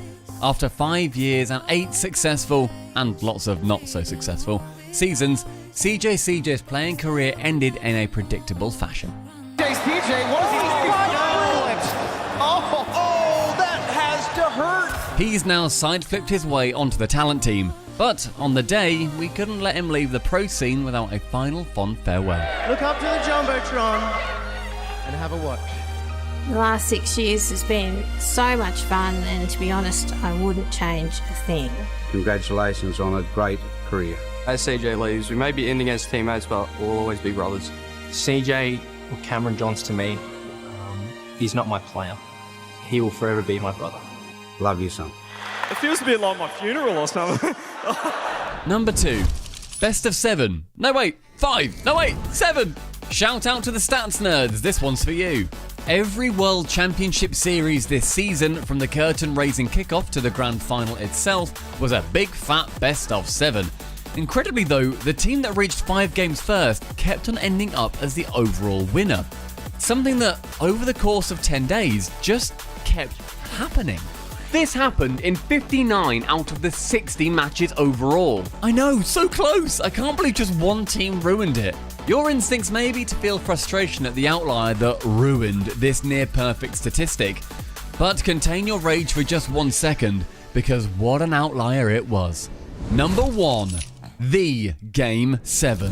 Moist Esports, of all teams, seemed certain to win their quarter-final with Furia after going 3-2 up in the series. Not only was fate on their side after they'd reached the apparently magical 3 games, but even if the match did go to Champions Field, they had clutched 85% of deciding games since the start of winter.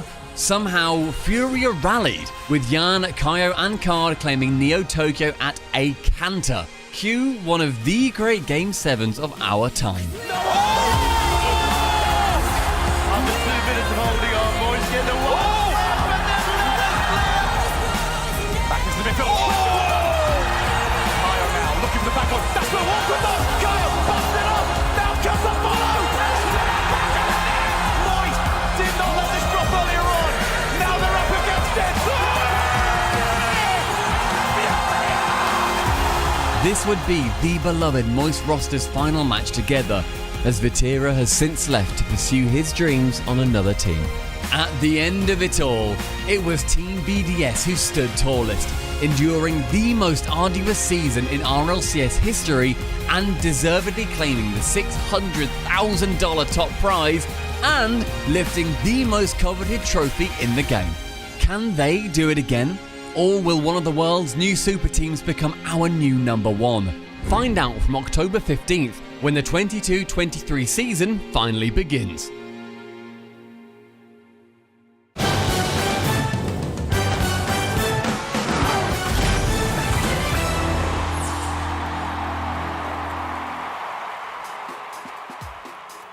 Hello there, everybody. My goodness, the Chiefs look small over that way. All right, let me sit up straight. How are we all doing? It is a European takeover, pretty much achieves your honorary European from here on out. I am Sugar and joined by Achieves and Cole, and we are continuing on with the first tournament of North America for this season. For those of you that haven't managed to keep up the entire way and just joining us now, well, where have you been, firstly? And secondly, here is where we're at. G2 and Space Station have moved on. They have qualified and they have made it into the top A. On the opposite side of that, however, Rogue and Luminosity are out. It has been, well, the best format, as I'm sure a lot of us have already been saying. So I'm sure Gibbs was very much all over that earlier on. But if we do take a look at the schedule, we are going over to round 4. We have made it to that side of the tournament, lads, where people are either going through or going home. If you're 2-1, got a little bit of time left to try and secure it. If you're 1-2, though, you have to be winning your matchups. And since we are becoming a bit of a FaZe watch party over here, we're sticking with them. FaZe Optic is going to be our matchup. Cole, yeah, I'm thinking over on this. I mean, I must say, when I first saw it at Space again, I thought, okay, there are other teams I'm pretty sure in North America. I know maybe we're trying to add to that debate over here. But no, I get it.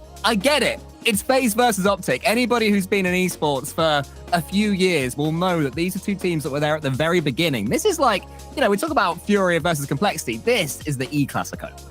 Well, we know what we think happened during the offseason, but for those of you that didn't manage to catch it, Rel's over on Optic. What happened there? Let's hear from him.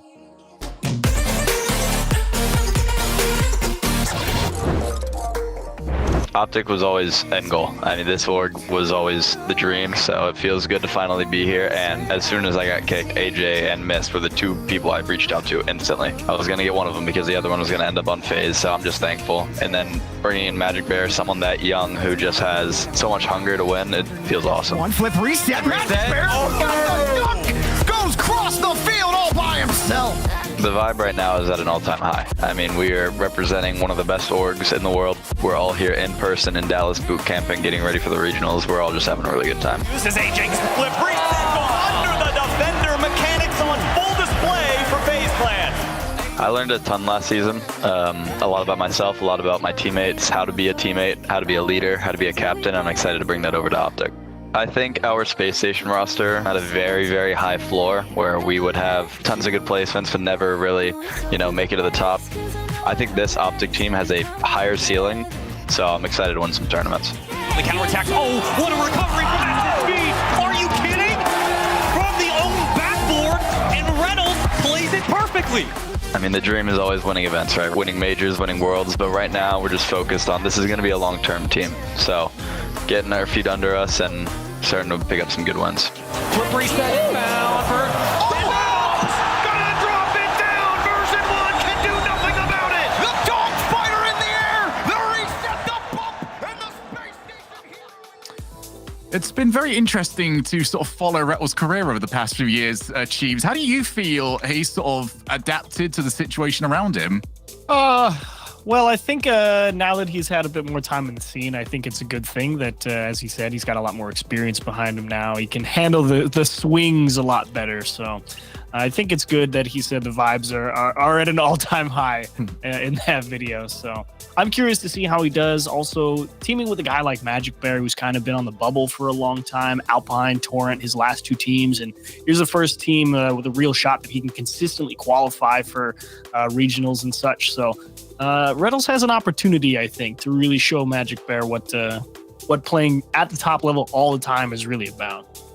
Well, let's see whether or not Rettles was able to convince you at home. It is time for the Verizon fan vote. Which team is going to be moving on? Hashtag OG or hashtag FaZe for which team you think is going to be taking this best of 5 series. As always, we are going to be trying to keep you up to date on everything that is happening, not only on this stream, but also on the other streams. But if you do want to keep checking those out, you've got the entirety of the Rocket League category to do so. There are streams everywhere. There are watch parties everywhere. There is Rocket League everywhere. Now, though, it's time to get our votes in. Cole, we're going to go from your side over towards me. Oh, okay, we're going first with me. All right, fair enough. I'm going to go with Optic Gaming. I think I've been impressed by what I've seen from them so far in qualifiers. They were put to the sword by SSG, but other than that, they've come up well against anyone they've faced. And I don't know, I'm just fancying them. It's one of those Optic days. I kind of want to pick Optic too for the same reason of I think G2 controlled the ball really well, and I think there's a lot of potential for Optic to control the ball really well. And FaZe Clan really just had a heck of a time trying to beat G2 in the past series, who controlled the ball really well. So believe it or not, I kind of want to pick Optic here too. Is that picking Optic? Yeah, I'll pick Optic. All right, upset potential Optic. I'll give him like a 40% shot. I'm not going to kind of pick Optic. I am going to pick Optic. All right, none of this split desk over here. We're taking the three-way position on this one. Now they lose. No, they don't, because guess what? We're going to get the OG vote from the fan vote as well. 81%. Have you just turned on FaZe? I thought I was outside my mind a little bit. No, you guys, honestly, Optic You're very much inside your mind. Optic fans are crazy. This is what Optic community does. They vote big on their team. I'm not surprised to see that. Okay, well, let's take a look then. We can get all of our votes in as much as we want. Only one team can win this. Lads, take it away. Yeah, right. What a match. At least for our first cast, or my first cast of the RLCS this season, Chiefs. And pleasure to share the booth with you. Missed you, my friend. And what a start that is from Optic. You can already see they're putting some pressure on. And FaZe are defending it. And obviously before they brought in Mist, defending was always their big question. Would you say, since bringing in Mist and what we've seen so far, that question is starting to be answered? I'm going to say yes, because how could it not be? I mean, missed for a while. Nick Costello, he was the wall in North America for a little bit there. He's obviously a capable defender, so maybe a little bit of more defensive structure, a little bit more trust in the one-on-ones, one-on-twos could bring FaZe a little more leeway back the other way. Are they answered yet? I don't know, but I think there's a lot of good potential for it to be a shored-up area of their play. Of course, as well, we've got the man on the ball right now, AJ, who is capable of doing so many brilliant things when he has that ball. Still one of the best 1v1 players in North America with his incredibly mechanical style. And he's up against his former team, the guys that dropped him. So it'll be extra important for him to play well. He'll really be keen to go up here and make a statement that they made a big mistake. And Metals as well, another man dropped. So Optic, a team of players who have much to prove. Certainly, none more so than, obviously, Magic Bear. Obviously, we know what Reynolds and AJ are capable of across the board, but Magic Bear, as mentioned, he's been on the bubble for a little while. If you've been watching RLCS for a really long time, you may have seen him a little bit earlier playing in some qualifiers and stuff like that, but Magic Bear has been a guy that has always had great vision and moves the ball around the pitch quite well. Optic coming into this one off the back of a 3-1 win versus Furia, so they'll be pleased about that, and they are starting this game well as well. So that was on that far wall, wanting to play in front of the ball and getting the demo as well, something he has been known for since he burst onto the scene in a dream hat. Oh, but they can't quite get the ball across. First real chance there for Optic. Hero effort. First Killer trying to do the same thing, but actually lost the ball on the air dribble, ran out of boost, so he couldn't really stay with it. So it ended up being more about just buying time. As Optic once again into the corner, really try and tie FaZe Clan up, contain them from spreading the field and using their mechanics. I think that's a great idea. Magic Bear's in the corner. He's going to keep putting the pressure right now on FaZe Clan, and they are showing that they do have that defensive solidity. Achieves, I'm going to stop talking. As soon as I was praising their defense, what happened? Well, Typical, not a bad clear, but unfortunately it kind of skips away from him around the corner, and it's just a perfect shot all the way back across the net. First Killer, I think, may have been getting bullied. I'd have to go back to his camera. I was so focused on why Typical couldn't recover and just bounced away from him, but either than that, Optic, they throw that ball into the corner. They're just happy to circle around and see if something happens. Typical takes a shot, AJ just in time. It was a great kickoff there from FaZe Clan, and that is exactly what they can do. You finally get your goal against them, and then 2 seconds later, they've got 100 boost, first killer on the wall, and you think, they could be about to get one right back. But somehow and some way, Optic survived that first real foray forward from FaZe Clan. I'm sure there'll be many more in the next 2 minutes or so. As that huge clearance comes in from Mist. First killer, first touch is good, but the second one not quite there. It will fall for Typical, and his shot's wide, but it seems it's FaZe's passage of play right now. Nice. Good press from First Killer as well. Down in front for Typical. Free all the way. Wasn't sure if Reynolds got stuck on the post there, but something weird kind of happened. Yeah, he just rotated too deep into the net. And then he was thinking, maybe I can drive up the post and get there. And I think halfway through, he just kind of gave up on it. Was like, yeah, fine. Tie it up. Always funny how goals can change games as well. The first couple of minutes really belongs to Optic, and then as soon as they did break the deadlock, FaZe come right back from the kickoff. But again, the kickoff swings it the other way. Magic Bear, the man you're saying wants to prove things, achieves. Well, there's a good start. Want to race against First Killer, not an easy thing to do. And Typical, I mean, he was scared that ball was in. To be fair, he should be. That one definitely looks like it's in when it's over your shoulder and all the way to the far side of the net. And unfortunately, it's just off the post, and Magic Bear has a much easier read. That was a nasty pinch there. Nobody's read it well. First Killer gets a huge flip reset, I think it was, or just a clean touch onto the back wall right there. Magic Bear grateful to get this one away. Wants to close down Mist and does so well. First Killer tracking this one, finds Typical. And there is a man in front as well. It's Mist. He's going for bumps, going for demos. Good defending from AJ. He sacrificed his car, but he got the ball away. Oh! Hello? Nick Costello? Welcome to the party? What a block here on the wall. He just stole the corner boost and decided, yeah, let's just force it. See if something good happens. Rettle's going to put that ball literally anywhere except for there, and he'd have been absolutely fine. And that was the point that he chose to go for. So it was a good read from Mist, but Rettles, I think, could have done a little bit better in seeing the man that was charging forward, and FaZe Clan refusing to die in this first clan. That's been a staple. This first game, sorry. It's been a staple of their gameplay since coming in. They just never know when they're beaten. They always keep coming forward, especially with this man. First Killer, he hasn't got any boost. Still gets a clean touch around the corner from Magic Bear. Good stuff from him. Optic just having to do some defending right now. Going to the last 50 seconds, they do get it back. Wrestles has a chance, but Typical closes them down and then missed. Yeah. He ends up completing the clearance for FaZe Clan, and the ball rolls home. And that's really just Optic kind of deciding now's the time we want to try and press for it. AJ's thinking, I go by time. Magic Bear's like, yeah, let's get aggressive, try and jam it in their half, but just doesn't have the timing sussed out perfectly. And Mist saw that challenge coming the whole way, positioned well for it, timed it well, straight back down the other side. FaZe a late lead, despite, I honestly think, kind of getting outplayed a little bit here in this game one, but end up with a lead. That read from Mist. That's what FaZe have been missing, those charges down in the midfield so accurately as well. Not taking himself out of position, not wasting any boost, just doing it brilliantly. And that goal all comes from Mist's interception. And Magic Bear also getting bullied there on the backboard. He almost got the perfect recovery, but his wheels didn't stick as he came off the backboard, and his car ended up flipping onto his back, so he couldn't actually jump and go for another challenge. And just like that, FaZe going to very likely walk away with a Game 1 win, barring a miracle here. And now you get to see all those mechanics and time waste capabilities that FaZe have. 20 seconds is certainly fairly short, but obviously you can definitely find two with a great pass like that. And there's Nick Costello again. Mist is all over it.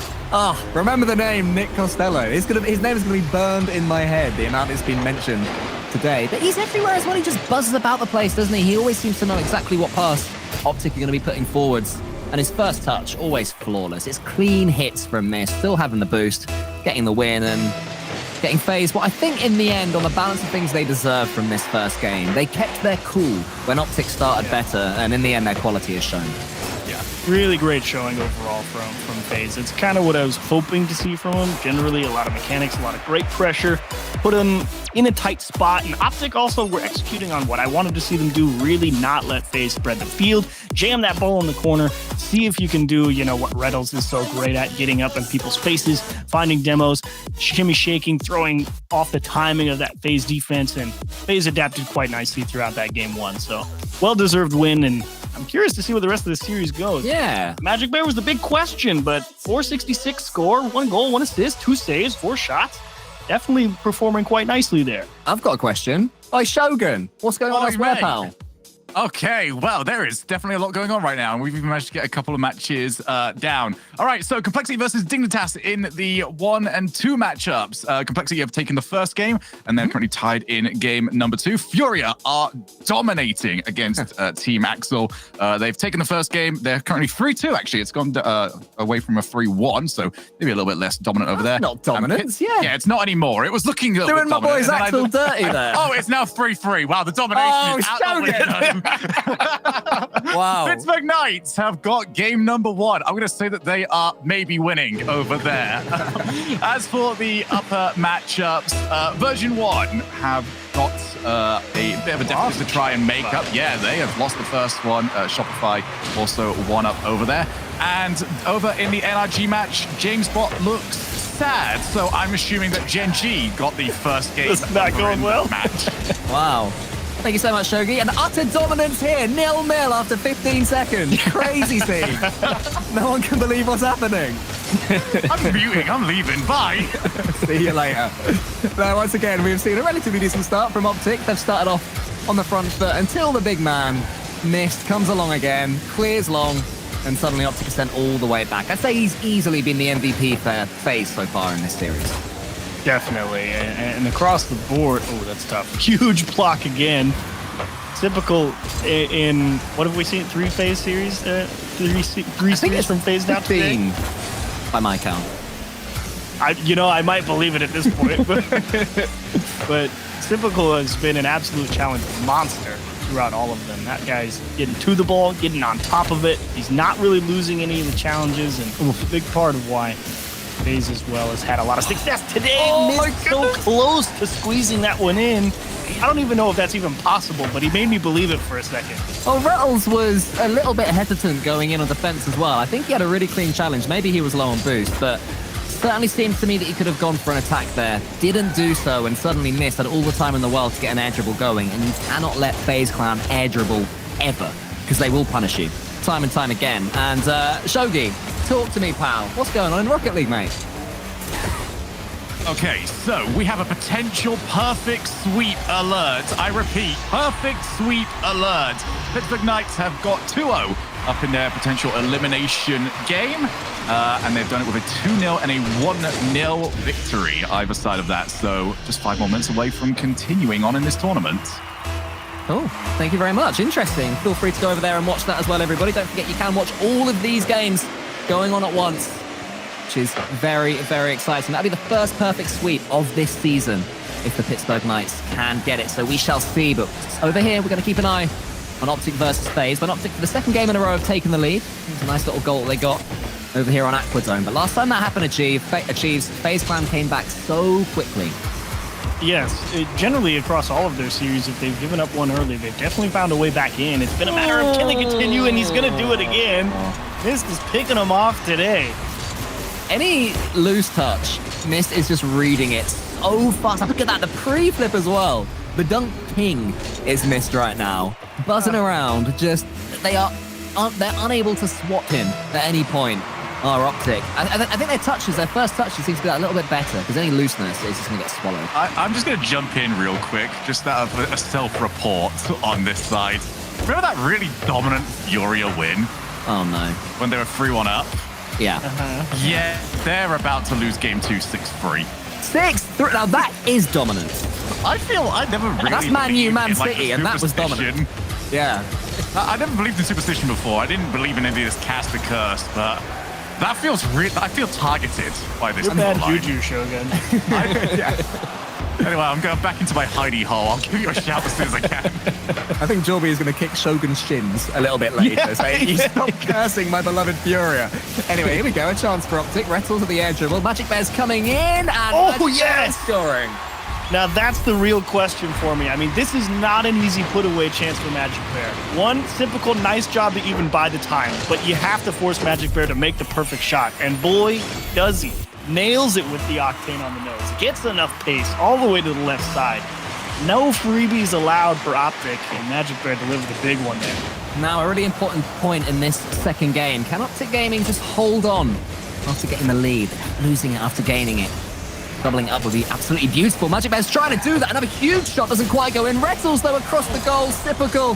He did manage to recover in time. Gets it past as well. Suddenly it's 3 versus 1. Retals the last man back. A huge demo there from AJ, whose mistake did let FaZe Clan in for their first goal. Optic survive and keep their lead. I overcorrected. I totally thought as soon as it was the 3-on-1, they were told, okay, they get scored on anyway. Not in the way I thought at all. But first killer, I don't even know how you decide to hit this redirect. I mean, Mist just kind of throws it at him. He's like, yeah, I can hit that. And he gets the sick bounce off the post straight into the net. I mean, it's an interesting series right now for FaZe Clan because patience is what is winning them in. You know, they're known as such an explosive team. They go bash and they score a million goals. Occasionally they have bad kickoffs. Don't get me wrong. But in general, it's the fact they're reading these Optic poor touches. But that wasn't the best kickoff there from them. It was a good one from Optic. Oh, tough one to read for Typical too, because Magic Bear, he didn't really move that far off his starting position, so he didn't have a super clean look at which way Magic Bear was actually going to shoot the ball. So it's actually a very strange one to try and defend, and the kickoff woes continue for FaZe. That is not the first time they've been scored on kickoff today. Oh, but it could not also be the first time they score one right back, but it's well saved there. Retals coming forward. He's going to get a quick reset or something here just to tap it over Mist. Not quite on that occasion, and then he's taken out the game for good measure. First killer up the wall. AJ has learned, though. He knows not to let first killer have time in that position. He goes for the bump as well, and AJ gets it. More than makes up for his mistake earlier. AJ knows. Here's the only way you make sure Mist doesn't save the ball. Ensure that he cannot hit it. That is the only way. I don't think he cared if that ball wasn't on target. Like, obviously it was, but if it wasn't, he was taking Mist out and saying, someone else please score it, because he cannot be here. Now FaZe Clan going to have to chuck the kitchen sink at this one. And the edgeable bump comes right back. It's not going to go in just yet. First one tries to redirect it and does. And Optic just can't escape with a clean win. So tough to get this one out. Retals forced to kind of just dump it. Mist with great positioning. And on the floor, the only way that goes in. Magic Bear landing on it. And man, if that bounces even a little, skips to safety. It's a horrible position there for Magic Bear, though. Low on boost on his own backboard with both of his teammates having missed the ball. And suddenly FaZe coming at you. He did his best, but it just snuck under him, and now FaZe are coming forwards again. Optic need to be really secure here in defense. Have to stand tall for the next 30 seconds. AJ's there up against First Killer. Who's going to win this race? It's First Killer, and he gets it cleanly. Magic Bear takes a turn against him, but it just falls its way to Mist. Oh. And Mist is finishing everything today. Oh, Magic Bear has 96 boost and gets absolutely destroyed on that challenge. Just out-positioned. The guy's coming from over the top of him. No way to get the clear out. Tries to cover the distance back the other way. And as you alluded to earlier, Cole, FaZe, it doesn't matter how many they give up, because you know they're coming right back at you. Here we go, though. Optic coming forward again. That's a nice touch from AJ, who's definitely getting more involved as this series goes on.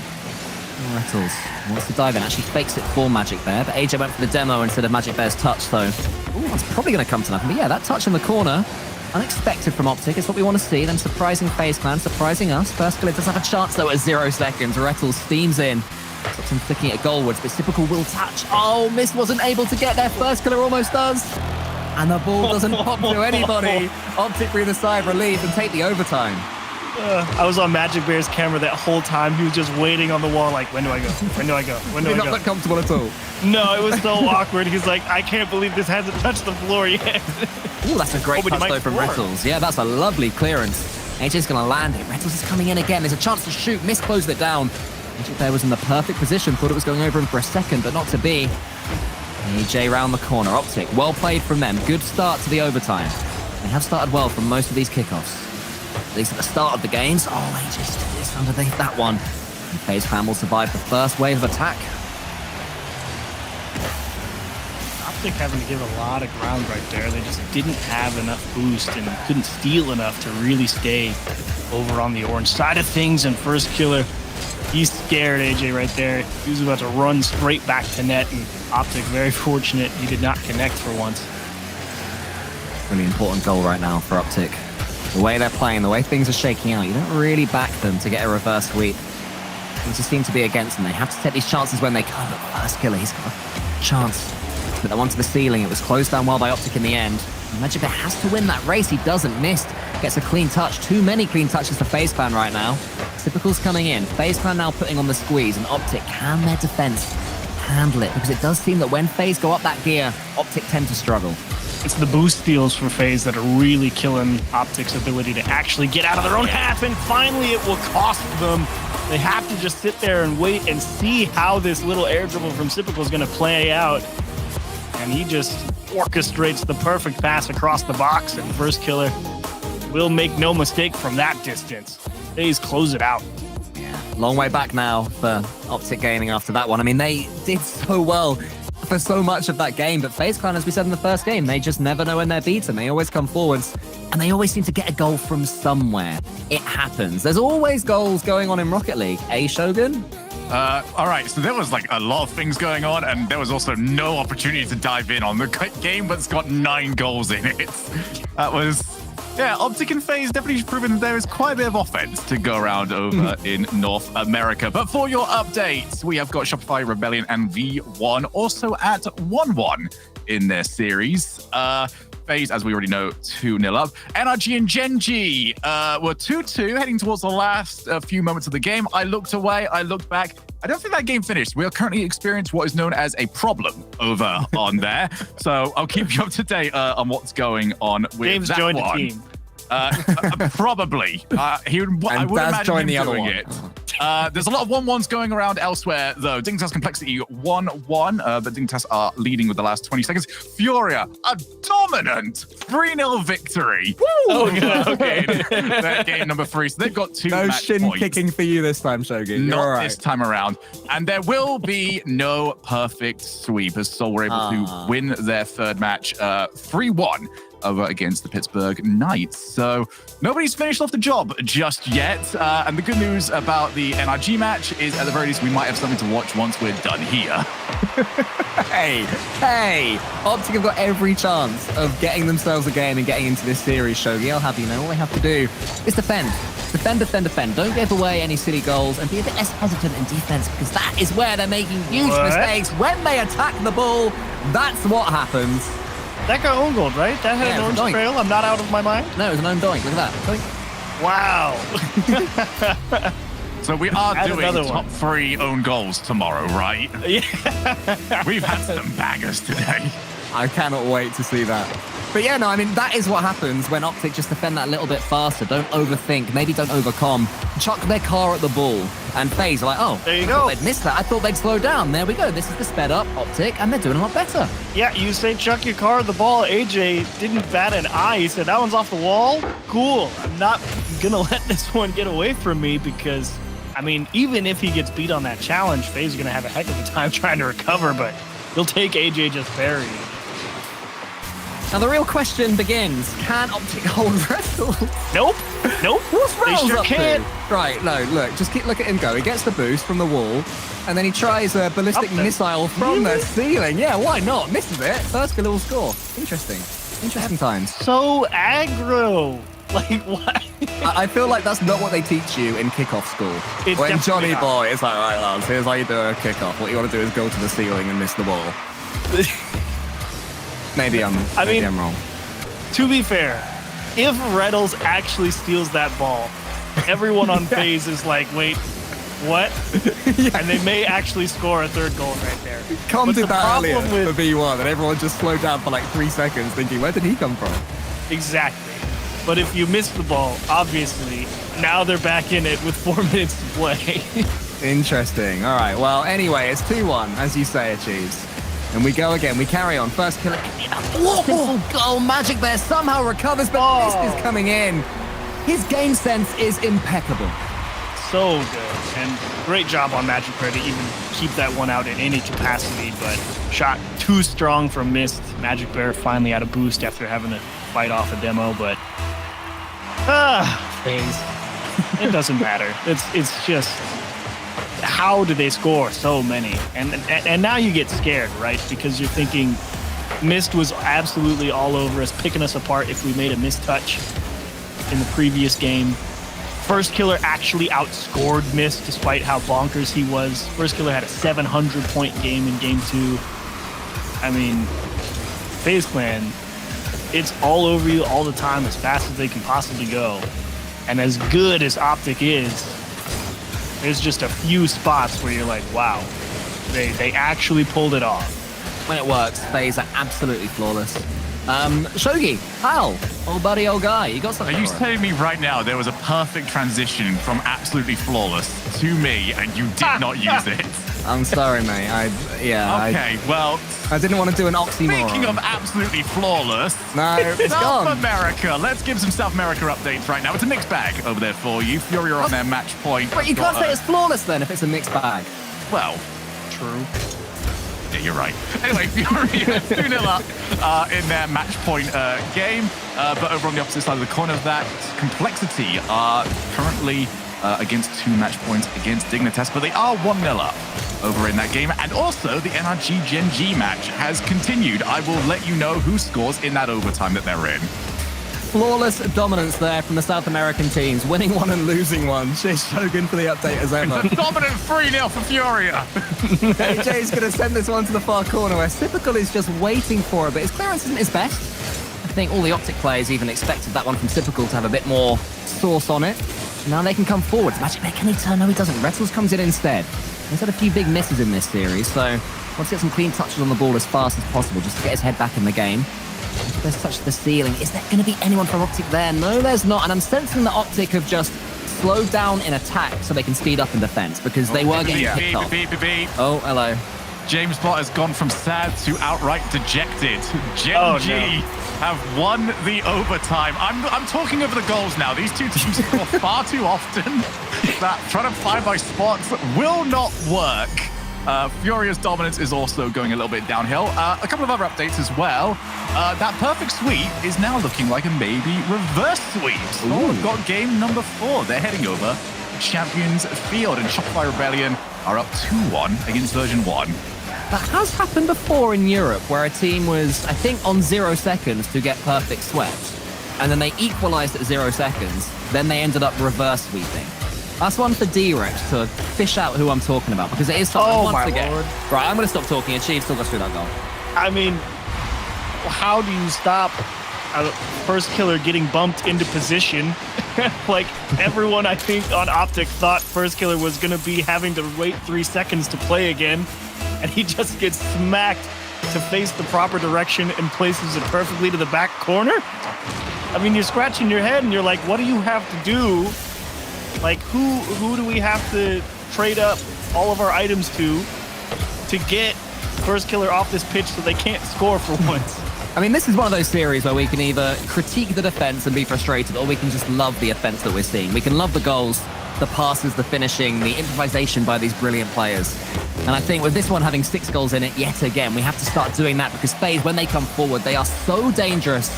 But for once, Optic get it away. AJ wants to charge this one down for Mist. He found himself all the way back in goal with no boost. Still manages to position himself perfectly. Magic Bearer, good challenge across. It's not quite going to work out for Optic this time. Can they continue this phase of play and really start to do some boost damage to FaZe? Are getting a couple of boost deals in the corner here. It's really just, can you take the ball away? And now it's a matter of how do you take it down? Make sure you control it. AJ's got the right idea. Here's your chance, Optic. What a touch that was from AJ as well. Just took all the speed off the ball. Carried on dancing with it. A perfect edgeable setup that could have been, but not quite. And suddenly there's 15 seconds left. And once again, we've got a very close game. News of how all of these have been going until FaZe are pulled away at the end. Maybe this is a chance that Optic need to actually win one. First Killer just spoons it upwards. And now maybe an overcommit from Optic. First Killer there. He could kill it here on the backboard. The second touch, the third. It's going to bounce. Mist is going to try and keep it going. Rettles up against him. Typical backflip. But it works! Oh, but AJ was at the near post. About to say, no one from Optic went for that ball. They're just going to let him take the free shot at 0 seconds. Thankfully, Optic able to rally. Forced in overtime here in game 3. First Killer's dangerous, though. And Optic really got to take control of the ball. And typical big takeaway to stop AJ from scoring the freebie. How did he get that extra touch? Typical, it looked like it was just bouncing towards the Optic team. And now suddenly we have Mist putting 2 of them under pressure. AJ does get a brilliant reflex save, though. That could have been game over. Maybe it should have been game over. Some good defending there from Optic, and now the pass into the center won't quite get past First Killer. He just managed to recover. Now he's on the wall. He's got so much boost to play with, but that's the world's biggest flip reset. He can't do anything with that except get a demo. Rettles is left on goal by himself. And FaZe are starting to put their own pressure on. You fear the end is nigh. This could be it. Typical Bumps First Killer en route, and he can't quite turn the ball home. But First Killer can, and FaZe Clan take the series by 3-0. So first, FaZe score to equalize with First Killer getting bumped into position and placing a perfect shot. And then Optic has to play pinball on their goal line at overtime. I'm tilted for them. Like, what are the odds that it all just works out perfectly for them? But what can you do, FaZe Clan? Another good win, to be fair. They don't take anything of what I'm saying to heart. Like, they definitely played an excellent series, but there were a couple spots where it's like, wow, of course it worked out that way. Yeah, I mean, I feel like FaZe Clan bringing in Mist, they will want to be a little bit more solid in their gameplay, and that wasn't a solid series by any means. I don't think that's the blueprint of how FaZe are going to play going forwards, but yeah, they'll take it. They're in the playoffs. Happy days. Shogun, what are we watching, mate? Hello. All right, well, we are over with version 1 versus Shopify Rebellion. There is a lot of matches in this round that are either going or potentially going to game number 5. Off this matchup, we've got Soul versus Knights, who not only did not give us our perfect sweep, it also did not give us a reverse sweep. Soul able to just not quite get it over the line by the end. So PK are moving on. Furia, I'll tell you what, the most disrespectful thing I've ever seen Jorby do. He used his Furia scarf as a sleeping mask in the last 30 seconds of that one. He was so confident of Furia winning. He was also right to do exactly that. And we have some bottling happening over in NRG versus Genji. NRG trying to fight back. They were 2-0 up. It's now 2-2, 2 minutes left. Oh, I thought they were out. Not out, but I thought they'd lost. I thought you were saying that James would be sad because they'd lost. It's getting that way. Okay, fair enough. I must have misheard. But yeah, we've got an overtime going on right now between V1 and Shopify Rebellion. V1 on the cusp of a loss right here against I'm Shopify actually Rebellion. quite surprised. Like, I think, Parth in memory are a great duo over on Shopify Rebellion, but for how well version 1 played earlier against FaZe, crazy to see them up or down, I should say, here against Shopify. I thought they'd be winning. Well, should we take a listen in? Yes, please. Dustin, we would have gone to game 5. Parf can't get possession, does give it up to Memory. No boost to the tank, hope that it would respawn. No hope is here at all on offense for him, but they gotta be careful. They can't overcommit, they can't be over eager. Beast mode just trying to be a nuisance as best as possible, but they're giving him too much respect on offense. You could have gone for that, you could have cleared it, you could have gotten this away at Torment. An easy setup. What is the defense doing? Just got to clear it out one time. We've got to take a deep breath. My heart's beating out of my chest, so I know the players are as well. Right now is a great opportunity for V1 to find the back of the net, but it's the defense of Shopify Rebellion holding true 2 minutes into this overtime. 0-0 game. No one's been able to find the answer, but maybe that's it. No! Memory almost able to make memories out of V1, sending them down, but no, not able to find the goal quite yet, and now it's going back the other way. Calm sends it to the corner, trying to make an amazing play happen. Beast Mode's gonna be there, looking to corral it. 2-piece, gonna try to dribble it out, wins the 50 on the Beast Mode right here. This could be another opportunity for Shopify Rebellion. Oh no, Memory was downwing and bumping his own teammate. Park's got a shot. Torment is the god of defense on the field right now for V1. Memory versus Torment, still going tit for tat for what we've been seeing, but there goes the shot. Torment again with the save of the century out of nowhere. 2-piece over the Park, trying to keep the pressure going, but they gotta be careful. They can't overcommit. They can't go home without boost to their half of the pitch. The orange side's looking strong, but we gotta keep this going. Crossbar is their best friend yet again. Let's see if we can make it happen. Will the third time be the charm? The big battle up top is going to be won by Shopify. Still going to be in the midfield right now. What's Memory going to do to set up this play? Here we go. Trying to make something happen, but gives it up to Beast Mode. Unfortunate to say the least. 2-piece sends it out to the side. Going to be corralled by Parth. Here we go, up to the side. These are where plays are made. Down to the mid, but nobody's going to be home as Com sends this one back out to the side. Yet again, Shopify, they keep the pressure on, but nothing is giving. Nothing is giving way. Neither team are budging an inch. This right here, this is exactly the type of Rocket League that we're looking for. Is 2-piece trying to set it back up again, dropping it down low, but no, Memory not going to be there. Parth, is he going to be able to do it? And he is. He finds the answer, and that's going to be it. Shopify Rebellion have taken out V1. 17th seed, not invited to the top 16 qualifier. All right, we are about to info dump real quickly before we get into yet another match that is happening at this moment in time. Gen G have got the victory in their series against NRG, so they have swept NRG over there. V1 are comfortable. Let's put it like that, but they were not comfortable with the result that they just got. But there is one more match currently happening still right here, right now. That is over between Complexity and Dignitas. That is in Game 5 as well, but it's not really looking all that close over in that one. Although I did say that previously, and that went very badly for another South American team. But this could be very good for South America very shortly, as it's Complexity 3, Dignitas 0. Let's listen in. Here they come, dominating completamente o jogo. Eles sabem que tem que ganhar, não tem outra oportunidade aqui. 3 gols contra 0, nada aqui. Então temos aqui o Red Bull buscando nuevamente la pelota. Ay, Hero, no sé ni qué hacer, no sé ni qué decir porque este juego está intenso, pero está como nos gusta. Complexity na casa, ganhando a série. E aqui, último minuto do jogo, estamos perto do final. Ay, ay, ay, Hiroquito, Hiro, me voy a infartar aquí. Mira, ya solamente quedan 45 segundos, un 3-0, ya se ve bastante difícil. Y mira nada más que lo están haciendo bastante bien. 3-0, quedan 35 segundos. Ahí le están haciendo el pase nuevamente. CRR con la oportunidad, no lo logra concretar. Vamos a ver qué es lo que está haciendo. Dignitas 2 haciendo un double commit. Dreas con la oportunidad y no ese gol que acaba de marcar Dreas, poniendo esto 3-1. Dex, complicada situación. Primer gol para Dignitas. Finally, Dignitas is scoring their first goal of the match, of this game. 27 seconds remaining.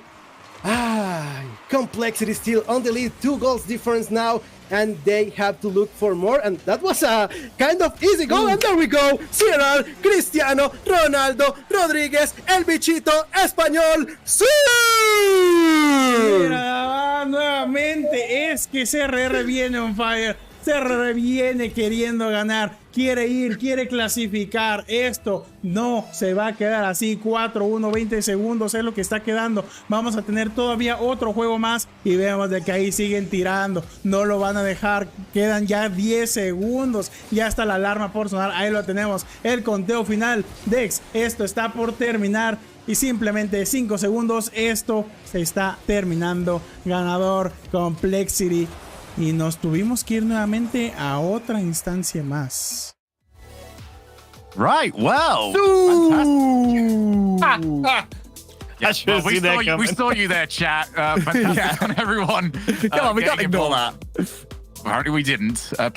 Me and Achieves were trying to be all mature over here. And here comes Cole blasting in. But we're going to take ourselves a quick break. When we come back, we will have all of the recap of this round as well as round number 5.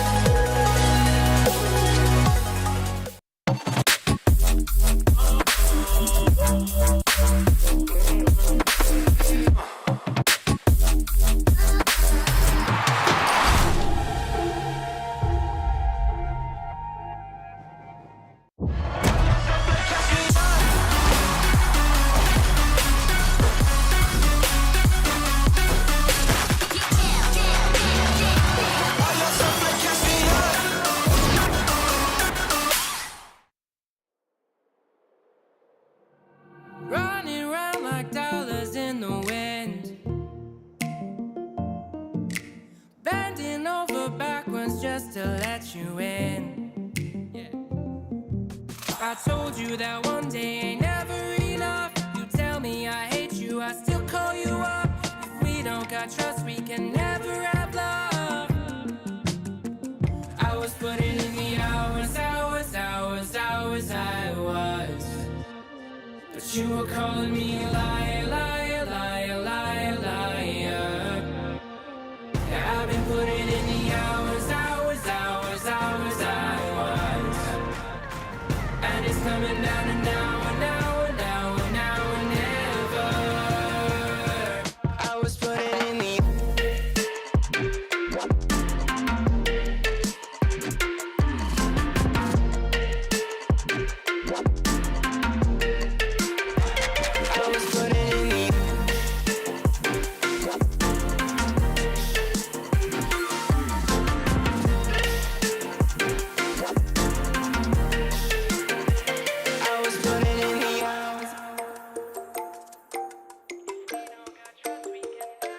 I'm sick of fighting the things that you said. I don't wanna burn all our bridges ahead. I'm tired of going to bed when you left me on red just to turn up the noise in my head. I told you that one day ain't never enough. You tell me I hate you, I still call you up. If we don't got trust, we can never have love. I was putting in the hours, I was. But you were calling me a liar, liar, liar, liar, liar. Yeah, I've been putting in the hours, I was. And it's coming down to now and now and now and now and never. I was putting in the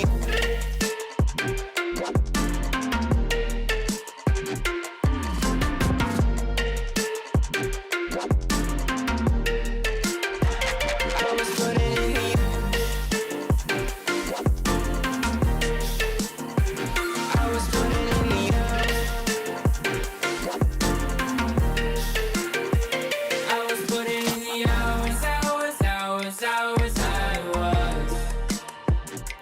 were calling me liar, liar, liar, liar, liar. Yeah, I've been putting in the hours, hours, hours, hours, hours. And it's coming down to now and now and now and now and never. I was putting in the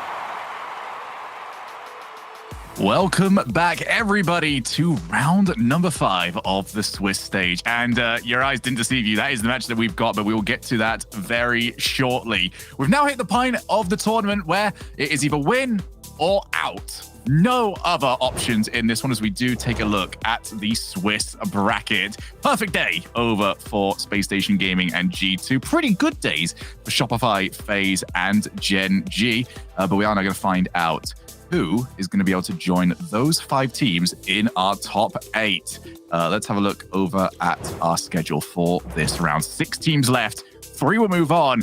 NRG Furia. We'll get to that in a moment because there have been opinions, as that side might show. Version 1 versus Knights and Optic Gaming against Complexity.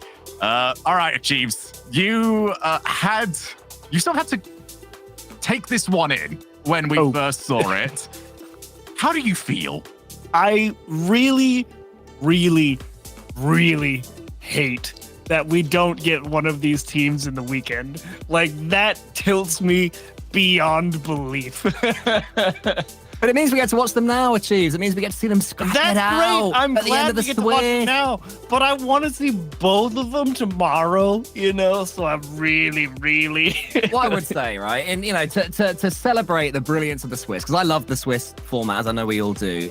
This is coming at the end of 5 hours of Rocket League that these guys have been playing. This is a 5th best of 5 series. They are going to be exhausted, There's going to be sweat on their controllers. They're going to have to dig so deep and fight. And doesn't that make it even more beautiful than starting the day off doing a 20-minute warm-up and then playing? Tragic. Exactly. Yeah, exactly. A beautiful tragedy. Tell he's the writer in this group, can't you? He is loving all this. If we want to set the stage even higher as well for this one, this is where the points start to really go up. For the previous few rounds, every single one that you got through, you were getting 1 extra point. So if you were out, first round, 2 points for you. If you managed to get a 1-3 record, you got 3. Here's where we start to scale it up a little bit more. If you're through on this one, you go from 4 points up to 6 points. Woo! And then you have your option of every round you win after that, either being a 3 or 4 point boost. So when it comes to only having 2 more tournaments after this to put right any wrongs that might be about to happen to you and your team, this is one that you will feel like you must win. Looking at the other matches as well, we do have a pretty good opportunity, actually. I think version 1, are we saying they're the favorites over in their matchup? Yeah, I mean, so yeah. Yeah, Pittsburgh Knights managed to get through Seoul. They couldn't even get the perfect sweep, so I'm not backing those guys at all. I'm always back, by the way. In all seriousness, yeah. I've had a chance. I've been scouring through every single one of these team streams, which, by the way, do recommend you guys at home do as well. They have been awfully good fun. Version 1 have got some amazing side content. I've been really impressed with them. I think we were all really impressed with their presence at the World Championship. I looked up for just a moment, I unmuted, and all I heard was like some comms of one of their matchups from the World Championships, and it was just them saying, yeah, let's get a bit quirky, let's get a bit goofy with it. It's like, awesome. That is the mentality that you take towards a World Championship. Over on the other side as well, maybe a little bit more of a chance for more South American glory. Complexity over against Optic Gaming. That's a bit of a heart-wrencher. I mean, I don't look at any of these round 5s and be like, yeah, I would throw them on the pyre. Like, none of this makes me happy. I'm quite disappointed that we've arrived at this situation. Gibbs said it was chaos after like round 1. And I was like, nah, it's Swiss. It'll all smooth out. And I hate to say it, but Gibbs was right again, even if he's still guessing. I mean, Chiefs, I do have to ask, have you ever seen sport before? Do you know how it works? That some teams knock each other out and then yes, can't play anymore? Man, this is going to be a real frosty cast between you two. This is going to be interesting. Let's start hurtling our way towards that cast a little bit quicker as well then. Let's take a look at NRG versus Furia. No best of 7s, no nothing to it. It is a best of 5. And one team is eliminated before we even get into our top 8. And if we wanted to add a little bit more spice to the mix, Justin's had some on-again, off-again internet problems. That's what caused some of the delays that we had in their matchup against Gen G. There's worries over there for NRG, not just in their current scoreline. But they've got so much experience, Shogun. I mean, NRG, they are just the old men of Rocket League at this point. When Garrett qualified, he posted a meme on Twitter, which was brilliant. Like, how do you do fellow pros? You know, like the skateboard behind his back, you know? Shimmy. Yeah, exactly. So he is somebody, and they are a team that have dealt with all of this before. I think, ironically, they'll probably deal with this better than Furia, because Furia, they've just moved over from South America. They want to get on with it. They want to get going, you know? They're so desperate to play Rocket League, whereas NRG will be chilling. So this might, you know, work out in their favor to an extent. All right, well, let's find out what you at home think. Let's have the Horizon fan vote up on the screen. Hashtag NRG or hashtag Furia to see which team you think is moving on to our top 8 and getting that all-important points boost that comes along with it. We're going to get our own predictions in as well. I've already sort of told Achieves that he's predicting for both of us since he really didn't want to predict this one. So Achieves, predict for both of us. Well, Shogun, you get to pick NRG because I think they're going to lose. You know what? Cole, you get to pick Furia because I think they're going to win. Vamos. And I get to pick Furia because I think they're going to win. Unfortunately, NRG kind of bookend here. They close out the last season, the last regional, getting bombed out of it. And I think they start off with a loss here. I think Furia has played better today. I want to point out, I'm really, really smug when I get predictions right. I'm going to be even more smug when I don't even have to predict. Cole, who are you going with? Team Achieves or Team Shogi? I mean, I can't disagree with the genius. I was told by Achieves that I'm going Furia. So vamos, let's go. Furia it is. Okay, well, let's find out what you at home think. Are you joining me on the NRG trade? Oh, you know what? Smartest viewers in all of esports right there. And only getting smarter, up from 52 to 53%. Wow, it's easy, really, isn't it? NRG gonna smash through. That should tell you how well NRG is playing. The fact that NRG didn't absolutely smash that vote, finally, for once, should tell you how well they're playing. Well, they've made it here. Yeah, it's been a scary time for us ever since we saw the game announced. Thankfully, I'm gonna abstain from this point on. Lads, enjoy.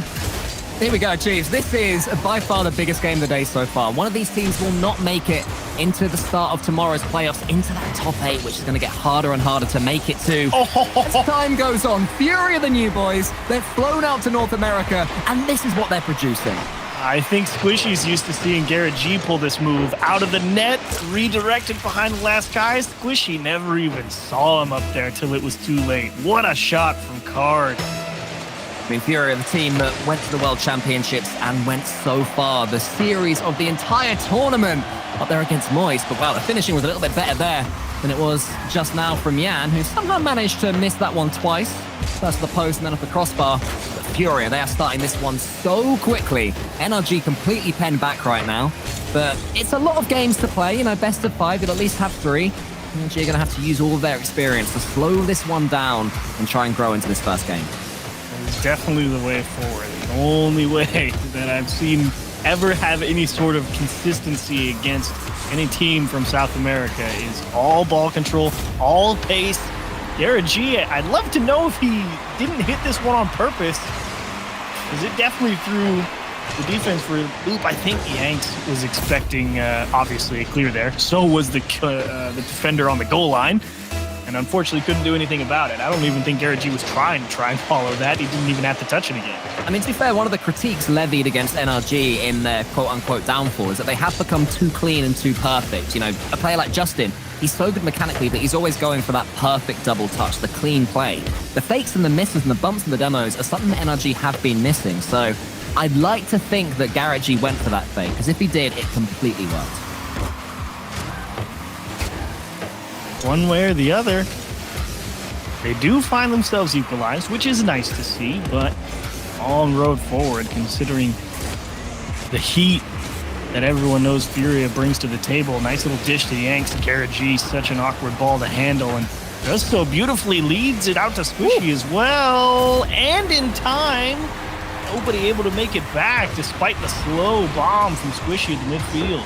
Lovely redirect there from Squishy, and a good clearance from Garrett as well to find his man. Exactly where he wanted to put it, and NRG have turned this one around. Obviously it's very, very early days in this series, but in that first 30 seconds even, you know, you can sort of get a feel for how a series is going to look sometimes. I was thinking, this is going to be a back-to-the-wall performance from NRG, but credit to them. You know, they clearly have a game plan, and it is to slow things down, be very deliberate with their touches, make sure everything connects and works. And that's what they want to avoid, those double touches that worked, not double touches, sorry, those double commits. It worked out well because Justin's clearance was so good, but they did waste a little bit of boost there, so they need to be careful about that one. It is dangerous if you find yourself out of position. Squishy able to handle the strong flick to the top corner on the opposite post, but everyone misses, and Yanks finds the crossbar again. He's had a lot of great shots today, and also a little bit of missed accuracy when you think he should be burying him. Hot and cold for him so far. All he needs to do is bury one, and there it is. Eventually, he was always going to. A man in the discussion for the best in the world. He does not miss 3 clear-cut chances in a row, and that's an equalizer for Furia. Clearly, the answer was take a lot off of it. It'll go under the crossbar. Perfect. Yeah, no, it was actually a really nice, delicate finish right there. You don't have to smash everything into the bottom corner of the net or the top corner of the net. Sometimes those nice, delicate, arced finishes exactly what your opponents aren't expecting. NRG weren't expecting that one. What they are expecting is something from Card. He goes to the flip reset, but Justin was on the backboard, making sure he wouldn't be able to do it. NRG focusing on passing plays as opposed to solo plays so far, which has got them into a decent stead with 2 minutes left in this first game. Will they be able to unleash their own beast? Justin, can he get involved really in a solo sense? This one's falling towards Squishy. He shoots. Card scampers across the goal and clears it, but this is more good play from NRG. Great pressure as well in the midfield. Nice challenge from Card as well to buy a few extra moments on defense. But you can't afford to miss the challenges when you go for them. Now the double commit started to come out from Furia. Card able to recover in time. Hard bounce in the middle over Squishy's head. That's going to be back into the open net. Garrett G was thinking he had time, and Squishy just got caught too far forward. Furia just now realizing that they don't have to force the issue perhaps as much as they were in the first 30 seconds or so when NRG equalized. They can just wait their turn. It actually reminds me a little bit of the FaZe versus Optic series from earlier, where Optic took the lead and FaZe did learn that chances would come if they just played their game and didn't throw themselves at anything and didn't give away any freebies. Maybe Furia thinking the same thing right now. Very possible. Squishy, little misdirection, but the demo is going to work against him here. Kyle, I don't even know what he's doing going for a demo in that situation. They don't even necessarily have the ball. but it works out for him. Squishy just pulling the ball away from Justin as well. We got an absolute air hit afterwards. And NRG now have a couple of goals. They've got a chase in the last minute and 23 seconds. What that will do is make lots of pockets of space that Furia are going to love playing into. So I expect to see maybe 1 or 2 more Furia goals if NRG don't step up their game in defending, increase their pace and decision making, which was their biggest asset at the start. But now they are the ones trying to force it, and Furia are more than happy to punish them for that. Look at the shooting lane from Card. I mean, Squishy, that's great pressure from Kaio. Kaio knows there's no world he's ever going to actually be able to score that. He's literally just trying to get Squishy to tip his hand there and force the touch around him, and Card is in a great spot defensively. A little fake kickoff here from Furia, and can they turn it into a goal? Justin already camped out on the backboard. Great save. Almost, but it just shows that they're in complete control of this one. When you're busting out the fake kickoffs, you know, you feel supremely confident. They are starting to become accustomed to this region, this new region that Furia have moved to. What an amazing story that is, Achieves. You know, a team that were the best in their region and have followed another team that was the best in their region to North America and are trying to succeed here. That is what Rocket League Esports is all about. It's a great opportunity for both Complexity and Furia, for sure. As we saw with Complexity last season, success is by no means guaranteed. It takes a lot of hard work. Both of them, in fact, in this round 5 on the first regional. It's no cakewalk just because you transfer. No, not at all. But making it through the Swiss is the first real test that Furia have had. And that one is a beaut from them. No cakewalk, as I see the most beautiful air dribble bump from Yanks and the perfect follow-up from Card into the net under the crossbar over 2 defenders. Just kidding. It's super easy when you're that good. There was the fruit goal explosion as well, and I think that finish was the cherry on top of your cakewalk right there. That is just a thing of beauty from Furia. They're trying to play a little bit more expansively. Maybe make a statement against poor old NRG, but they could make it 3 for themselves if Squishy can win this 50-50. But Yanks, he steams in and blocks it away after the challenge had been made by his teammate, and that should be that for this first game. Furia are going to take it. A commanding victory in the first against poor old NRG. Yeah, would you say that's a convincing and dominating victory, Cole? I would say that, Mr. Shogun, if you're listening, is what a dominant victory looks like. That was, I think Furia were a bit of a step above NRG in that first game. Listen, it was just the exact opposite of everything I said earlier on. And all of it only went down after I said it, okay? Not before it. But elsewhere, Complexity also doing incredibly well over in their series. They got the first game, however, they are a little up against it over in the second one. Optic up by a single goal with half the game left to play over there. As for V1 and Pittsburgh Knights, I'm going to get very annoyed at V1, by the way, because their screen between matches does not have the score on it. No. I'm not okay with that whatsoever. But it's V1 1-0 over on that one. I know that because I looked up and they were back in game. So that one did have the score over on it. So I would say the teams that we were expecting to go through, I don't really know who you guys had between Optic and Complexity moving on over in that round. Are you saying that now that they're winning? Or I would have say yes no matter which way you dice it. That's kind of the beauty of it. Absolutely. But I'll keep you up to date because these series are going at different speeds at the moment. But back over to you guys. Thank you very much, Shogi. Yeah, everything going as expected in North America so far in this final round of the Swiss. If you win, you make it through to tomorrow. If you lose, you head home going 2 and 3. You get a few points to take forwards, but you're still not where you want to be when you make it this far at the end of a long day. And then still have to go out. It can hurt this Swiss format. And Furia hurting NRG so far. Another pass into the center. Garrett G scrambling across to get the save. And a good demo as well, but Squishy couldn't quite get the catch. And Kyo can get the ball back to Yanks. Actually misses it. And now Garrett G has a chance maybe to make a counter for NRG. He wants to close this one down. Kyo gets in there. Justin's beat into the ball. And Yanks gets it into the center. But NRG are reading these passes into the middle really well.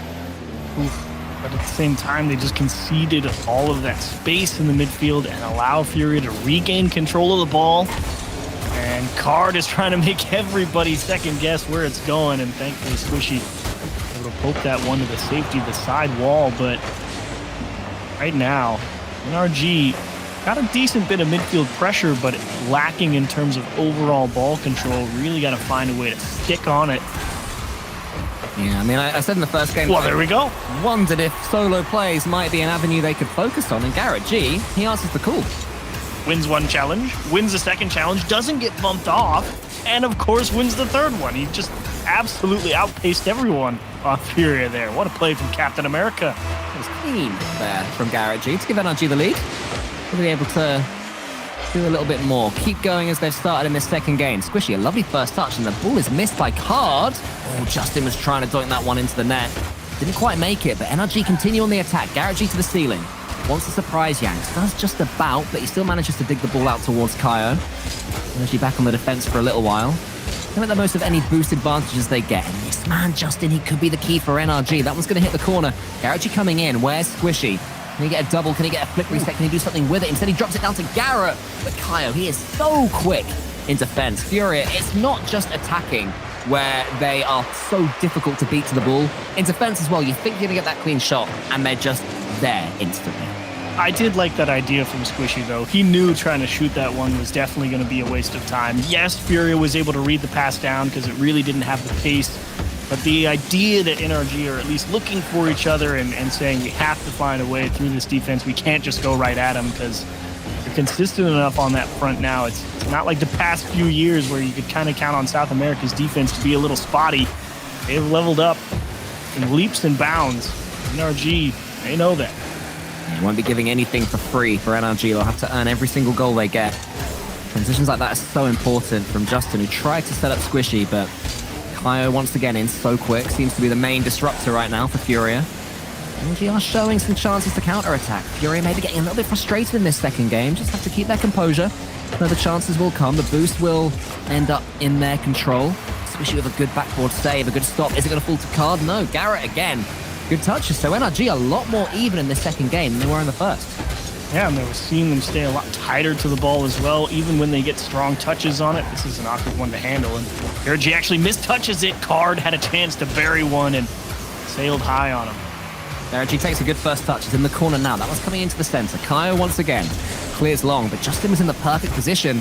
And the 50-50 game not working too well for Furia right now. NRG coming forward again. A really improved performance from them as a team and individually as well. That goal from Garrett G, the shining light in their second game. But now Furia come forward. They have to defend when the chance comes up. And they do just that. Garrett G another touch. Kaio's in. Garrett G clears it. And NRG retain the lead. And Card really smart there, not immediately diving to try and just jam that one off the wall, because now here's a better chance. And Squishy, beautiful read to go towards the bottom of the net. Card surprised that he even has a second look at this. And I think Furia is just trying to figure out how aggressive they want to be and how to hang on to the ball and still grab the boost and make sure that they have the time to recycle themselves. And NRG kind of does them a favor and flubs a few touches. It's approaching that time for Furia where they do have to try and chuck everything at this NRG goal. They could be counted. Garrett G closed it down. Maybe this is the moment. Who's going to win this race? It is going to be Kaio again on cleanup control. A great touch towards Card, who goes for the double touch, but Squishy once again. He clears it, but Justin, he misses the ball. Garrett G is closing this one down. Kaio is in the race against him. Now here's Yanks. Card is beneath, just lingering, waiting for this ball to land, but more good backboard defense from NRG. They seem to have that bit locked down, and Squishy clears long yet again. 20 seconds. They're definitely poking and prodding around the corners of NRG, and you're right. This is where NRG actually does a lot of their work. They sit there and they'll let you take pot shots at their net. You have a great understanding of where everybody needs to be, and that's a big time waster dumped into the corner. 3 seconds left. Card misses the ball. Squishy just has to send this one down, and he manages it. And NRG, a massively improved performance from game one, managed to take game number 2. Much cleaner, a lot fewer shots on net for everybody involved, but yeah, I don't think NRG really cares about that as long as the win column lights up in their favor. So great show from them. Garrett G, obviously, monster goal, but I think going forward into the next game, I don't know if you can really rely on letting Furia kind of just hold the ball at the midfield line for a minute and a half and see if you can outlast them. They did a great job here in game 2, make no mistake, but I mean, if you give them the continued looks, eventually they're going to get some type of setup that feels a lot better and they can execute on. I mean, one man we can rely on, Achieves, is Shogun. I see you there, Shogi. We see you there. I'm going to be looking up in the here, wave. an awful lot. All right, so the update on the other two games that are currently happening. Complexity have got triple match point and a goal up in game number 3 against Optic. So for those of you out there following the Rettle story, it may not be starting this season off too happily. And over in V1 PK, version 1 have just won that match over in overtime. Took 19 seconds. They are also on triple match point. So looks like we've got the close one over here, fellas. Good pick. Yeah, that's what we want to see. Yeah, Chiefs really happy about this. I know. I'm so sorry, Achieves, that I don't like subject stress. to this. All right, I'm not This generally is not a the show for a stressful lack person. of stress. I'm used to Europe being madness and insanity. I don't like it over here. We're built for this at this point. We're ready to go. I had like my 9 p.m. coffee, and I was very, very happy to get in to all of this. But you guys need to go and find out who is going to double match point over there. I'll let you know if anything changes on these other two, and also give a shout if a team is through. Ooh, good early save there from Garrett G. And NRG are starting to read these Furia passes, and they're just not proving that effective right now, Chiefs. Well, that bodes well. So you can't really afford to let Furia sit there and take pot shots. If you feel like you're getting a really good line on where they're trying to move the ball, all the better for NRG. Garrett G trying to poke one straight into the top right corner and forcing a strong clear from Furia just to buy some time. Ooh, there's a double commit there, but Justin, once again, his clearance is good enough to mean that there's no harm done. NRG still can come forward. Squishy just sends it long, asking Furia, what are you going to do? Card starts to answer the question, but Justin is there just to put a punctuation mark at the end of his answer. Actually closing down against Card. Really good touch as well from Garrett. And right now it's Furia that are looking penned in. They have to try and change their approach. I think now it's time for Furia to try and focus on these solo plays, but instead it's a brilliant pass in the center towards Card, and he smashes it in the net. Look at how softly Yanks catches this. I mean, he is flying towards the floor, and that comes off like a peach. I mean, just so gentle across the middle, and I don't know how you're supposed to stop that if you're in RG. That was executed brilliantly. Another fake kickoff from Furia. They're going for it again. Maybe this is the one that pays off. No, it's over the top. Kyle closed it down, but Justin manages to get a chunk of the ball and also the entirety of the man. G with some defending again from these kickoffs. They have been falling for Furious tricks once or twice so far in the series. Will that happen again? Right up against Squishy. Justin, can he get the redirect? Can he get the read? What is he going for? It's off the backboard. He does get it on target, but not quite enough power to get it home. Yeah, and Garrett G really just trying to force it to stay in the box there. He knows Justin and Squishy need time to grab boost, but very awkward situation again where he doesn't really have a lot of options, and Yanks picks it off. Kaio will collect 2-0 Furia. Your touch, they're going to have to be better than that, NRG. That is not going to work, Garrett. That is floaty. Justin wasn't really ready for it. Yanks is so quick at reading it as well. I'm pretty sure he essentially pre-jumped that. If you go back and look at the frames, he was jumping as the touch from Garrett was made, the speed at which he thinks and then does. Brilliant play from him as well. Yanks is waking up, and that is a scary thing for NRG. Yeah, we're feeling good about NRG really understanding how Furia wants to move the ball. That was the exact inverse. Furia says, it's going here, and we're scoring off it. Furia, not just good mechanics, not just good thinking, also able to download their opponents as well as anybody. That is how you get to a top 4 finish at the World Championships. But NRG come back. Garrett G, a lovely double tap out of nothing at no angle. NRG back in it. Pinpoint placement as well. What a throw over from Squishy. I mean, he had to use everything. He didn't have much in the tank to work with, but to react to a pass with that much force on it, still convert the tap off the backboard, beat the defense. Huge pass and shoot to keep him in this one. And I was about to say. Yeah, exactly. I mean, that second touch that he got, just nobody expected him to be able to whip his car around and force that one goalwards. Fortunately for NRG and unfortunately for Furia, didn't quite make it in, but Yanks is really starting to have some fun. He's already got 2 assists this game. Even bet against him getting a third before the time is up, as we are just halfway through it. There's NRG on the attack now. Kaio is just going to spin across the goal line and leave that one for Card. Yanks is let in, but his touch only as far as Squishy. Can he follow this one down? Kaio, who is such a good disruptor in that second game, despite the fact Furia lost it. to get involved again. And it's NRG that are having a lot of the ball. Furia maybe just starting to become a little bit deep for my liking, and NRG are coming forwards. Oh, another dump. And NRG really trying to get a little misdirection. No one's really expecting you to go with a soft laydown into the middle of the field, and Justin just doesn't have the inertia behind him to really power that one towards goal, as Yanks also kind of get tied up with NRG on that transition. Squishy up to the wall. He's got a couple of players in the center. He just gets a light touch that he hoped would be towards Justin, but in the end, will found its way to Garrett. He's in the air. He's got the flick reset. Almost, sort of, kinda. And here comes Justin. He prods it over the top of one. Yanks again. Not just a good saver. Sorry, not just a good striker. Also a good saver. He's going for this pinch, but it's not quite going to happen. Garrett G's getting his car in the way. He's almost redirecting the goal goalwards as well. Not quite to be so far for NRG, but they are getting closer. The cover-up, the support, and understanding from Furia's defense right now. Amazing. NRG trying to mix it up. Go with the touches off the ceiling. Go for a demo. And the guy rotating back from the midfield is recognizing that so earlier and making stops on that as well. NRG is throwing a lot at Furia's defense, and they're doing a great job keeping it out. They are doing a great job. They're also keeping quite a lot of boost as well. So no clean touches for NRG in the air. And even there was an aerial save there from the Furia man. They do tend to have something in the tank. Squishy, though, is going to get a shot. He wants to roll it home. Kai was in the way. Squishy tees up Garrett G. Justin's beneath him. Hasn't really got too involved in this game yet as Justin. Maybe this is the moment. No, but yeah, there was a triple grip, but it's worked out well because it's Card that comes away with the ball. Ooh, can he reach it? One more chance, perhaps, for NRG. As Justin waits for Squishy's touch, which is a little bit heavy. Does get there in the end, though. In the center, back to Squishy. He's going to win this race, maybe. Yanks. So fast, though. Manages to get up to the air, but as fast as anybody. They're actually up against Kyo and Justin with a little doink, almost a self-assist as well. Card to the side. Yanks just wants to slow this one right down and make it so that NRG don't get any more chances. He takes out Garrett G to try and compound the issue. Justin should get a touch, but it's not far enough. And Furia do go within one game of making it through to tomorrow.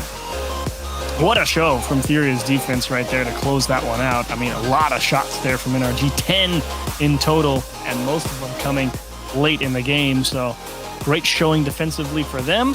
You love to see it. NRG kind of scratching their heads a little bit.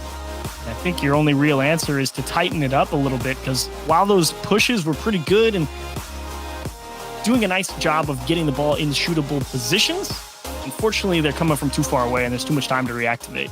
Wow, interesting stuff all around. Shogi, mate, talk us through what else is happening, because I'm buried into this series right here. I am beyond intrigued. I'm just going to have to start like diving in on getting some updates over to you guys mid-series. Well, actually, I should say series, singular at this point, because version 1 they have qualified. They are through to the top 8 with a sweep up against the Pittsburgh Knights, who are now eliminated. However, the complexity, it hasn't quite been that simple. Optic Gaming are fighting back. They've got the first game that they need. They need 2 more.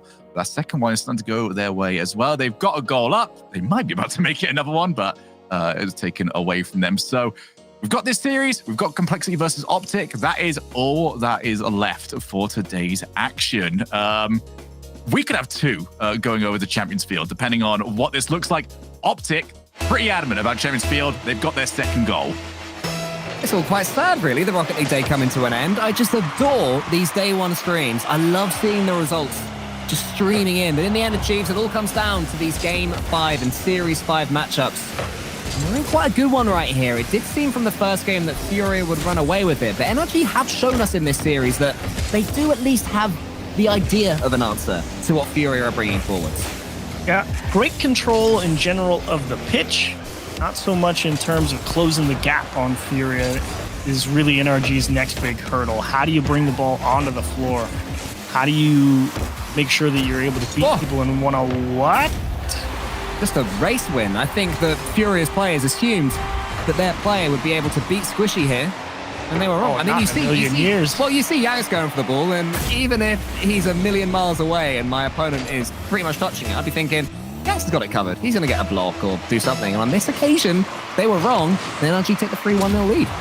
Oof. That's a tough one to give up, but the real question is one enough? I guess they've already won a game 1-0 already if you're NRG, so if NRG decide to kind of batten down the hatches.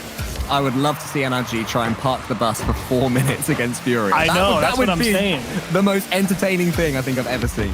The thing about it is, I totally believe it. Like, I don't know how hard they're really going to want to press here, just because they'd be so scared of getting caught on transition, because it's happened. They get demoed in a weird spot or something, and they're like, ugh. Keep an eye on their third man. How far forward will he be playing? Right now, the answer to that is very deep. As you can see, Justin, the ball is just bouncing all the way over the top of him, and Kai was going for more as well. Wants to take to the ceiling to try and put Justin under some pressure. Justin did pretty well for himself, to be fair. Oh, wow. So I'm cutting it over here. Dive, my friend. Oh, so good. Oh, wow. Scored. Well, you see what just happened with Furia, where they managed to tie the game? Yeah.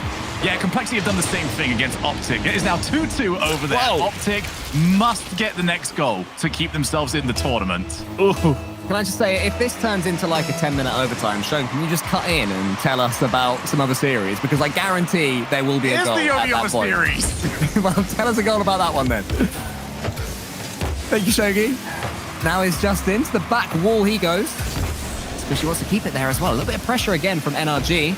But the NRG players are asking for a pause. So maybe some All right, of the... I guess I am doing this then. Do you want the play-by-play on the other game? Yeah, go on. All right, I think I got this. We got 6. We are in overtime, by the way, between Complexity and Optic Gaming. I've listened to plenty of radiocasts in my entire life, so this might hopefully go well. We do have Magic Bear in the offense. He looks for the infield pass. It's a good clear, though, as Optic just slowly putting the pressure on. They've not really decided to go for the all-in just yet, just trolling those midfield boosts, and that does lead to Complexity finding a good midfield clear. This better not go for that 10 minutes, by the way, that Cole was talking about. That's Complexity. Yeah, we'll hang out to dry. We can't see the game, you know? I mean, so yeah, that's all exactly you. what it is. 10 minutes. At this moment in time. I mean, are you just really, watching the stream? I could get it up too. I can. Have a I mean, yeah, look you at can it. actually 100% help me out. Oh, we're bringing it with up, this apparently. one. We can actually see it as live. Oh, Johan's helping us out. I forgot we had a production. Yeah, exactly. We're not just mates hanging out. We are actually doing a show right now. I usually do actually forget this on this broadcast. Oh, actually, that could have been it. That should have been better. This is overtime, right? This is overtime. Complexity get the goal. They move on.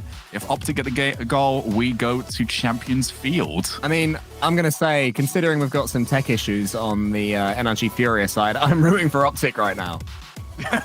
This is our lifeline. Yeah, we could do with a hand. I mean, how much have you been watching this series at all, Shogi? I mean, I only don't other know how much stories you're going able on, to... so I've been watching very intently. Okay, well, in that case, talk us through it. Who's playing best? How many points has Magic Bear got? If you're watching that intently. That's such a Gibbs trivia question, that one. Current score. It's been, to me at the very least, it's looked nervy, and you can understand why on both sides. That was certainly as close as you can possibly get. But there's a lot riding on this for both teams. Complexity, as was mentioned earlier on, they were the team that made this move. For Ciara, this is the one that he has got to try and prove to himself this was a good decision for himself. As for Optic and Rattles especially, proving not necessarily everybody wrong, just the people that maybe didn't believe that he was the right man for the job. So somebody's going to be very happy coming out of this. Somebody's going to be not quite so happy. And here is the impressive bit about all of this is that it's not really job done if you get through this round. If you want to get the amount of like average points that you're going to need to try and secure that top 5, you need to still win your quarterfinal matchup tomorrow just to still be in a good running. And I mean, that gets harder, was right? an attempt on net. It basically shows how difficult it is to break into the top 5 in any region, especially North America, I would say at the moment, considering you've got Genji, who have made the old hop across the Atlantic. Complexity already had last season, and now Furia as well. It's getting pretty busy up there. If those 3 make the major, only 2 fully North American teams will be there. And given how the points are as well, winning the tournament has never been more important. You know, you can be as consistent as you want, getting yourself that tournament win, and just letting maybe the rest of the league eat each other. All you're doing is making out. me really, really sad that one of NRG and Furia doesn't play the weekend, Shogun. But maybe we can. How about positivity? Glass half full. One of them could win the whole thing. That's true. I mean, I've already said it before. I'd be happy if Furia won the whole thing. I will throw NRG on the pyre. Furia to win enough tournaments at this point that they surely win one. I'm just going to keep going until it eventually happens. Until you're right.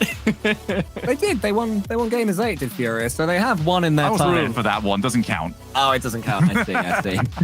Because it's the crew battles. Yeah, no. I think they think it counts. Yeah. The confetti falling on them Johnny, thought it counted. I don't rate 1v1.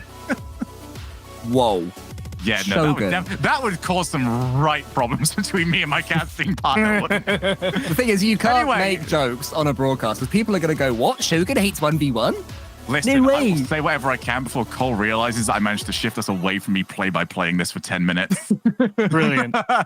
True masterclass in this direction. As a little update, I'm keeping an eye on the lobby going on right now, and I think they're approaching being able to get back. I'm just looking at I won't obviously say what's being said, but I'm looking at the conversation going on in game. So hopefully we're nearly there. It was Justin's internet, but that seems like it's sorting itself out as time goes on. And that's my very unofficial update from what I can see. As we carry on watching Complex TV Optic Gaming with a mercifully long overtime. This is what I meant by nervy when you guys asked me about this earlier on. It's send one and hope he does enough to justify sending a second. Like, defense prioritized, a lot of air dribble attempts, just not wanting to send the house, hoping that the mistake comes through from your opponent rather than maybe taking that risk yourself. Which surprises me, at least from Complexity's point of view, because CRR is an incredibly attacking player. I remember seeing him with Dorito for White Demons, and those guys are fearless, and they were fearless when they were up against, storied pros.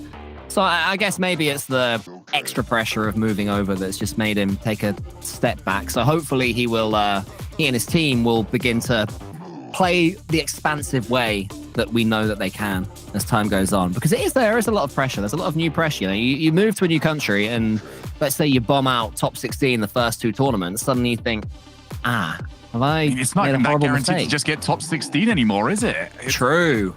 It's a lot more difficult than it's ever been. Open format is you no are joke. representing North America at Rotterdam. You are very much deserving of that position. And that 10-minute overtime is starting to seem like it was inevitability.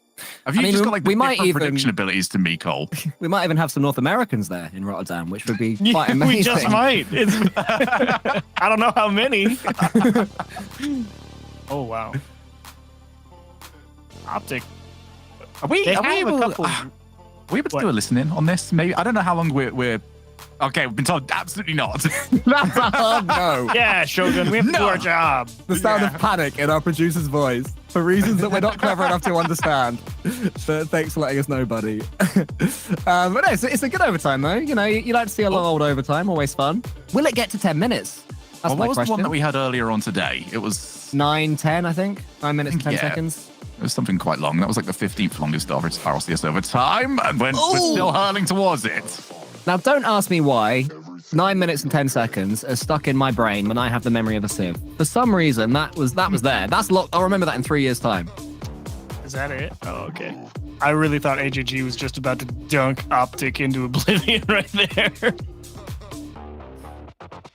9 minutes, 10 seconds is probably something, but it may not be the thing. If this is over at 9 minutes, 10 seconds, there will be inquiries to this. Oh, no. Don't say that. It was indeed 9 minutes 10, the 15th longest overtime of all time. Oh, good work, team. Hey, you're genius, Cole. You're on it. Yeah. Who was it? Furia. We knew you were on it. Who was it who predicted really well that overtime length? Oh my gosh, what a save. That pass was so good. I think it was a lot, right? Like 3 years ago, he predicted one to the second. Yeah, a lot. Got like a brilliant BTS, I think it was. Yeah, that was good. That was fun. Anyway, thankfully, I would say thankfully, not quite thankfully, but we're timing this quite well here that the issues are going just as long as this overtime is. Yeah, right. Imagine most complete Rocket League broadcast possible. Like, if you're Complexity right here and you lose this overtime after hitting that many juicy passes into the middle, I want to just remind you, by the feel way, terrible. Optic were winning this by 2 with like a minute and a half left. There is...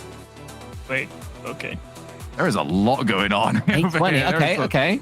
Higher or lower? People in chat can play as well. Higher or lower than the 9 minute and 10 seconds that we had earlier on today? We're pretty close. I'm gonna go higher. I'm gonna go lower. I mean, my odds are rapidly. You think we're done in the next 30 seconds? Yeah. Does anybody else here believe, by the way, that we've got We like just might more? be. Oh, do we have more overtimes that end like 9 minutes than we do 7? I feel like once we get to a certain point of overtime, it just always adds an extra 3 minutes on. Yeah, that's fair. That's got to be it. That's got to be it. That is it. Oh, it's under. Oh my goodness gracious. Okay, so we have Champions Field. So thankfully, despite the fact that it is going to be coming to us in just a moment, we will have even more Rocket League ready to go because we are still awaiting the match between NRG and Furia. I almost said FaZe. I feel like that's just sort of been sort of programmed within me as today has gone along. But yeah, Champions Field happening over there. We also might be getting Champions Field between NRG and Furia. I mean, this is the fun, the beauty of the day one streams. If anyone actually wants to go and watch that broadcast in full, you're more than welcome to do that. I'm not sure what the URL is, but as Shogun so eloquently pointed out earlier, click on Rocket League if you're watching on Twitch, and you can have a look at all of the I know Complexity podcasts. are doing it over on their official Complexity channel. We got Dex over there on that one. I'm seeing a lot of very well-deserved credit for the Complexity casting duo. So make sure you go and check out over on that one, or go and find whatever you want to. Really, it has been a very, very exciting day of Rocket League. And in fact, it's been so exciting, we're going straight back over to Complexity Optic. This is nice. I feel like we are just hanging out watching Complexity Optic. It's quite beautiful. I've already had a moment here where I've revealed that I forget that I'm on broadcast on occasion. I thought that whole thing was game 5 right there. Oh my gosh. Chief, how long have we been doing this for? It's always too long. Field. I was sitting there like, I can't believe they lost that game. Like, that's devastating. And then you're like, we're going to go back and watch now it. the way you're reacting. Yeah, and now I'm like, wait, what? Yeah, the teams are good, all right? They know that Champions Field has to be used for Game 5. Yeah, I'm glad they know what's going on. Clearly, I don't. May no blame should be going towards you on this one, or any of us. This is one of those broadcasts where losing track is just kind of part of it, and we have to put each other on the right road. I mean, on occasion. Before I sort of joined this broadcast, I was also trying to keep track of the EU qualifiers as well. So that's 16 simultaneous matches. Oh yeah, I saw Williams' result got times. reverse swept on that one. Ironically, also after I tweeted about how nice they were and giving me a shirt clearly leads to great things. Never be nice to people, Shogi. No, I'm never getting a shirt ever again. Is your computer trying to go to space, Cole? That many streams open? Yeah, I mean, it was only my laptop as well, so the poor thing did sound The like fans it at was about to have liftoff. 500%. Yeah, right, exactly. I would hanging love on to to it, see. flying. By the way, we did a little bit this last season, Cole. But if anyone wants to tweet at us, #RLCS, show us your setups that you've got for watching this weekend. I want to see, are you on the couch? Are you, you got the full multiple monitor setup happening for your PC? I also want to see the snack selection that everyone's got going on It's for themselves. true. The snacks may be more important to me. They are. That you will be judged. The entire cast and crew very likely giving you. What do you think the cast and crew would do? Would it be a 1 to 10 scale, or do you think it would be like a A? We may just go 1 tier, to 5. 1 to 5. Snack or Which no I guess snack. could be, S tier scaled down. That's essentially 1 to 5. Use the hashtag RLCS snack, RLC snack, RLCS RLC snack, yeah. With the capital S. A very unofficial hashtag there that I probably shouldn't recommend. Whoa, AJ? Okay. What Fun, though, happened? 'cause when you said AJ, I didn't know if you were going to put a G on the end. Like, ooh, which team's done something good? True. There's another close. It's one of those series, really. It's just it's the boomer moment this clear. series got to 2-2, everything completely changed. This is not one of those, I'm going to go back and rewatch it sort of series. This is If you're a Grind fan it of out. this series, you're really hating every moment because you don't know when it's going to change. You're not seeing your team play the way you're used to seeing them play. Oh, true. shots! Wow. Ooh. Bang. Hello. That's a spicy meatball. I mean, that's going to open up this game as well. Now that goal has gone in, suddenly Complexity going to have to push, especially because they were the team that were 2-1 up. So they will really be feeling this. That's It opens fully... up that mistouch too. That's tough. That's fully sort of rewarding the aggression to stay downfield. So, I mean, yeah, Complexity now got to fully go for it. They do. I am having a little look at this lobby right now, which is very close to being made. I don't know if I'm allowed to confirm, but I'm I a will look Maverick, at the so I camera am at some anyway. point, by the way. I probably won't. You're looking at my now laptop know where my floating off second into monitor space. is. Yeah, a little I am bit actually over looking there. into space. I feel like somebody's going to zoom in on your eyes and click enhance and see everything that you're looking at on your computer. So no leaks, please, my friend. All right, well, we don't have it up right here right now, but if I'm keeping an eye, I'm keeping a full-on eye on this one.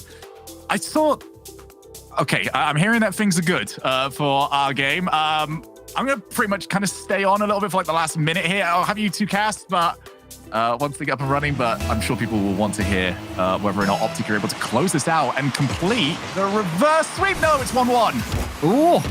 Cole, we both know as soon as he comes in with the update, someone's scoring. Yeah, exactly. The moment we cut into this game. Yeah, exactly. If it's like 2-1 with 5 seconds left, they'll be like, Shogun, we want a 0-second equalizer. Justin does it. Shogun, you know what you're saying, all right? They should have scored right there. I think Garrett G just landed on Justin and that tanked him from scoring that one. That was free. Well, they weren't quite able to do it, but it is still 1-1, so hopefully all of those internet issues have been sorted and we can finish this series and see a fair winner either way. Card just puts that one into the corner. There was obviously that early chance for NRG after the reset, and it is tough. You do have to completely reset yourself after a break like that. All these players do. So it suddenly becomes a huge question of which team is going to do that better, because Furia, they did have some momentum going into that point. You do get kind of put on ice. It was a long break too, and you had to make sure everything was spick and span, as Card rightly so just take that on a dribble, force the one-on-one with Justin, and that's actually a quite quality clear all the way to the back post. But you're not kidding. I mean, it's tough to mentally refocus because it's so easy, you know, the rhythm of Rocket League. You're used to 5 minutes at a time, 5 minutes at a time. You take a 10-minute break and then you come back in and it's like, bang, you have 3 minutes on the clock. It's tied. No mistakes allowed. It's tough to really mentally reset. Penultimate update from me, by the way. Overtime. Complexity Optic, Game 5. Cool. That one going right to the wire. Hopefully we'll have the same here, and we'll have a good old, long old day of day one Rocket League. That's what the people want to see. Let's see if Furia Penultimate allows that to update is happen. now final update. Optic are moving on to they win off a goal from Magic Bear. The entirety of Complexity crowded in one spot, and unfortunately, they can't win the 1v3 Kaio. How does this get through 3 defenders? Shogun was talking! Because of the magic of Shogun's dulcet tones achieves. We know this. To be fair, that placement was pretty good. It's not like they were sitting there camped in the net. They were all rotating back in, and that was the only hole that was open pretty much. Great shot, Kaio, but man, that's tough. Now they could get another one. Oh, Kaio can't quite get that one on target. And as she coming forward, squishies to the left to go for the bump or the demo or the passing play in the end. It's not quite any from Garrett G. Let's be something with a bit more, just a bit more decisive there from NRG there with that counter-attacking chance. We do still have time though. Garrett G now can make up for it. He gets the double and he sinks it. Garrett rolling back the years. What a finish that is. That is the tightest line you're gonna see for a while. Oh, had to spin the car in reverse to make sure he got the angle. Didn't have time to rotate back the other way. The mental gymnastics you gotta do to do that in a split second. What a play. While keeping track of your car as well. Which way's left, which way is right. That is a beauty from Garrett. Just when it was seeming that Furia were about to run away with it, NRG get back into it. 40 seconds now away from overtime. Squishy up against Yanks. Yanks wins the 50-50 cleaning. Now Garrett G has a turn as well. He waits. Good composure from him. Can't quite get it past Kaio though. Justin's coming in into the corner. Card is beaten to the ball by Justin. How's the 50-50? It's high. Garrett G's there. He can't get this one on target though, and it's picked up. 20 seconds left and no clear-cut chance for NRG. Oh, Justin might, though. Hang on. Huge save from Yanks right there at the top of the net. Squishy trying to break down the defense as well. Card deflects one off Garrett G, and Justin happy to run out the clock. Maybe take the last pot shot here off the ceiling. Stolen away by Yanks. And the last chance will belong to no one. Definitely going to go into overtime. Smashed into the floor. What an equalizer from Garrett G to keep yourself in the tournament. Yeah, to keep your head up as well after all this Rocket League, after these breaks. Now it shows us why he is so resilient, the only man to be at every single RLCS World Championship. He's been there, he's seen there, he's done it all, serve his team. But Furia, they are the new guard. They are the new people in this region. They are desperate to make it into that top 8. That's a chance though for Squishy. He can't quite get the power on the redirect. And Card beats it away. Justin kind of just chucked one across the middle. No one on Energy thought they were going to be able to get there for free, so they didn't even bother. Justin's going to have a 100 boost, but he does have Card just staring down him. Does manage to get it past him, which is good, but Kaio is waiting in the perfect position. Yanks is brought in. Squishy underneath this one. Justin won't be able to turn there, so Squishy has to win the race against Kaio. And Kaio once again just manages to slow down NRG's approach, stop them attacking at the source. Squishy has a chance to get a quick reset here. No, instead he goes for the old-fashioned air dribble. It's going to come straight down until Kaio sends it to the side. It's decent play from NRG. They are getting some clean touches, and they're getting these air dribbling opportunities. They're making sure to control a lot of the midfield boost as well. It's really limiting a lot of complexity's counterattack potential there, but that's kind of a weak clear. Now they're going to press forward. Have to expect them to be ready on the midfield line. Justin is going to be able to win this one cleanly. There was a miss from somebody. Maybe there was a bump in the center, one of the Furia players, but they're able to make the most from it. And now Kaio can send it back to NRG, but none of these touches from Furia particularly powerful. Not doing too much against NRG, doing nothing for Furia. Garrett G, on the other hand, he's got this game maybe in his sights. Just into the ceiling, but can't quite get his next touch. Now here's Garrett again, NRG's best performer over here on Utopia. He tees up Justin. Where's that one going? It's nowhere for now. Kaio with another touch, and he is boost starved, so he can't do too much with it. Does manage to get it towards Card, though. That's good play from him. And in comes Justin. NRG going toe-to-toe with Furia at this point. Ooh, and Yanks with pressure as well. Positioning from NRG, very good right now. They definitely understand exactly where the ball is headed. As I say that, Squishy caught just a smidge forward and has to kind of readjust, but that's okay. In general, they've really got this one ironed out. They know where the ball is headed. They're in great positions to keep possession. Justin will set up Squishy. NRG's going all the way to game 5. They will not go quietly, and no free wins for either South American team here. Oh my goodness, Justin. Couldn't quite get the double flip reset, but did not need it. Just pushed the ball into the wall, and Squishy there at the far post does take it to game 5. I mean, I feel for you, Achieves, because already going into this one, you were stressed and you were tense. Champions Field! How are we going to handle this, Shogun? How are we going to handle this after this day we've had? Mate, I've never been so happy to not be captain. This has been, for all intents and purposes, objectively incredible. What a day we have had to start this season. And we are going to see either Furia or NRG eliminated before we even make it to the weekend playoffs. It has been incredible. One of these teams is going to follow on and join V1 and Optic in that top 8. I had NRG for this, didn't I? Yeah, I did. I very much chose NRG. Yes, I gave you NRG. Yeah, cheers, Chiefs. I'm loving it.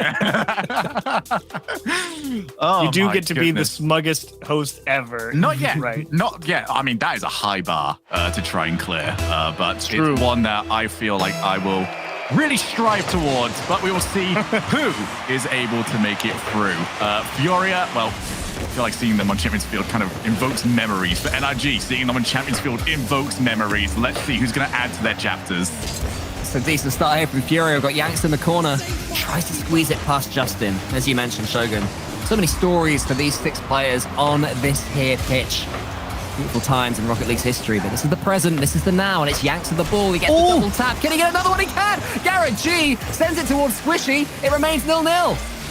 Beautiful approach from Yanks. Carved up the defense, and Garrett G, what a save to dive across the net.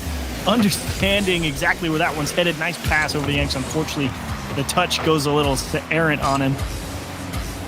Furia trying to figure out if they can get any type of bump to throw off the rhythm of NRG's defense. You're right about rhythm. I mean, NRG are defending so much faster than I think Furia are expecting. These extra little touches that they're getting, really taking Furia by surprise. But that is a miss there from Squishy. Will it be punished by Kyo? Not quite. Yanks tries to put it into the top corner. He's not able to. Squishy up against Card. Card keeps the pressure on. Justin is trying to bide his time. He's not able to do it. Garrett has to win this race, and yet again is able to. NRG answering every question levied at them by now by the new people in this region. Whether it's by a wide margin or a thread, they do hang on. But NRG, I know we've seen them play defense against a lot of really great offenses, and they do a good job, but how long does it last?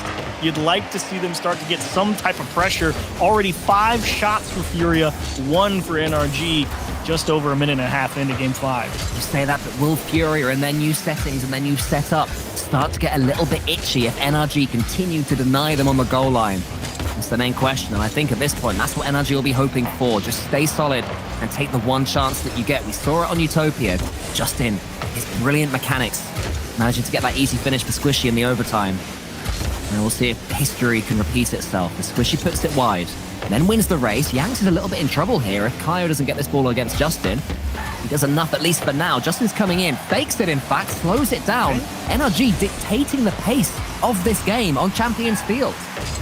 Ooh, and Squishy needs a lot of help for this one. Garrett G definitely felt, I think, compelled there to try and force that one rather than actually thinking he was going to. He was in position, no reason to throw off the rhythm. Passed a little bit behind Garrett G, and that is definitely the biggest wrench that NRG's had thrown in their rotation so far. An errant touch, and it cost them. Kyle picks off the rebound here because they had to readjust on the missed pass, and Justin can't get back to it in time. It was an old school passing play that suddenly presented itself almost unexpectedly to NRG.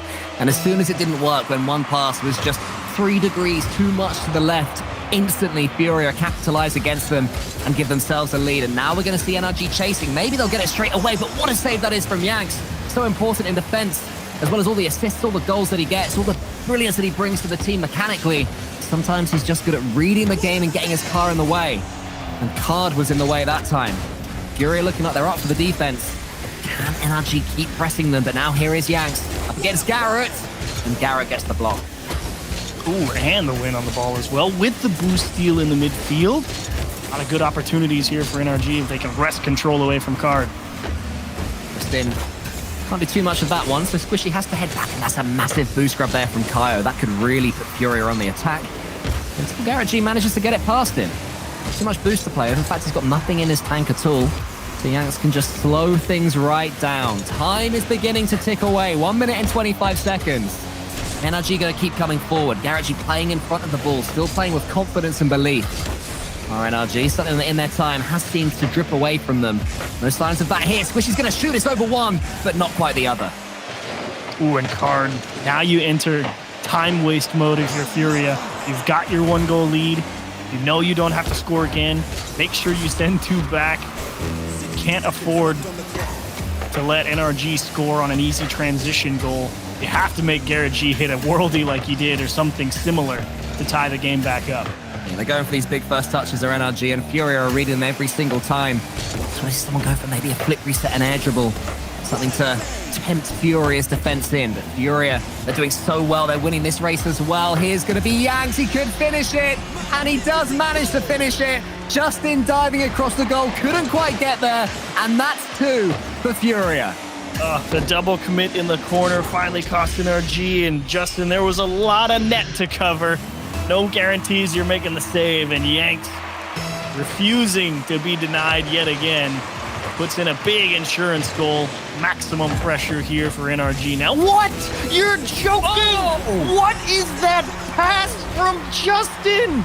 How on earth has he forced this angle? Let's see, Kyo gets the touch, and then Justin with a double touch dunk across the goal for Squishy, who rolls home.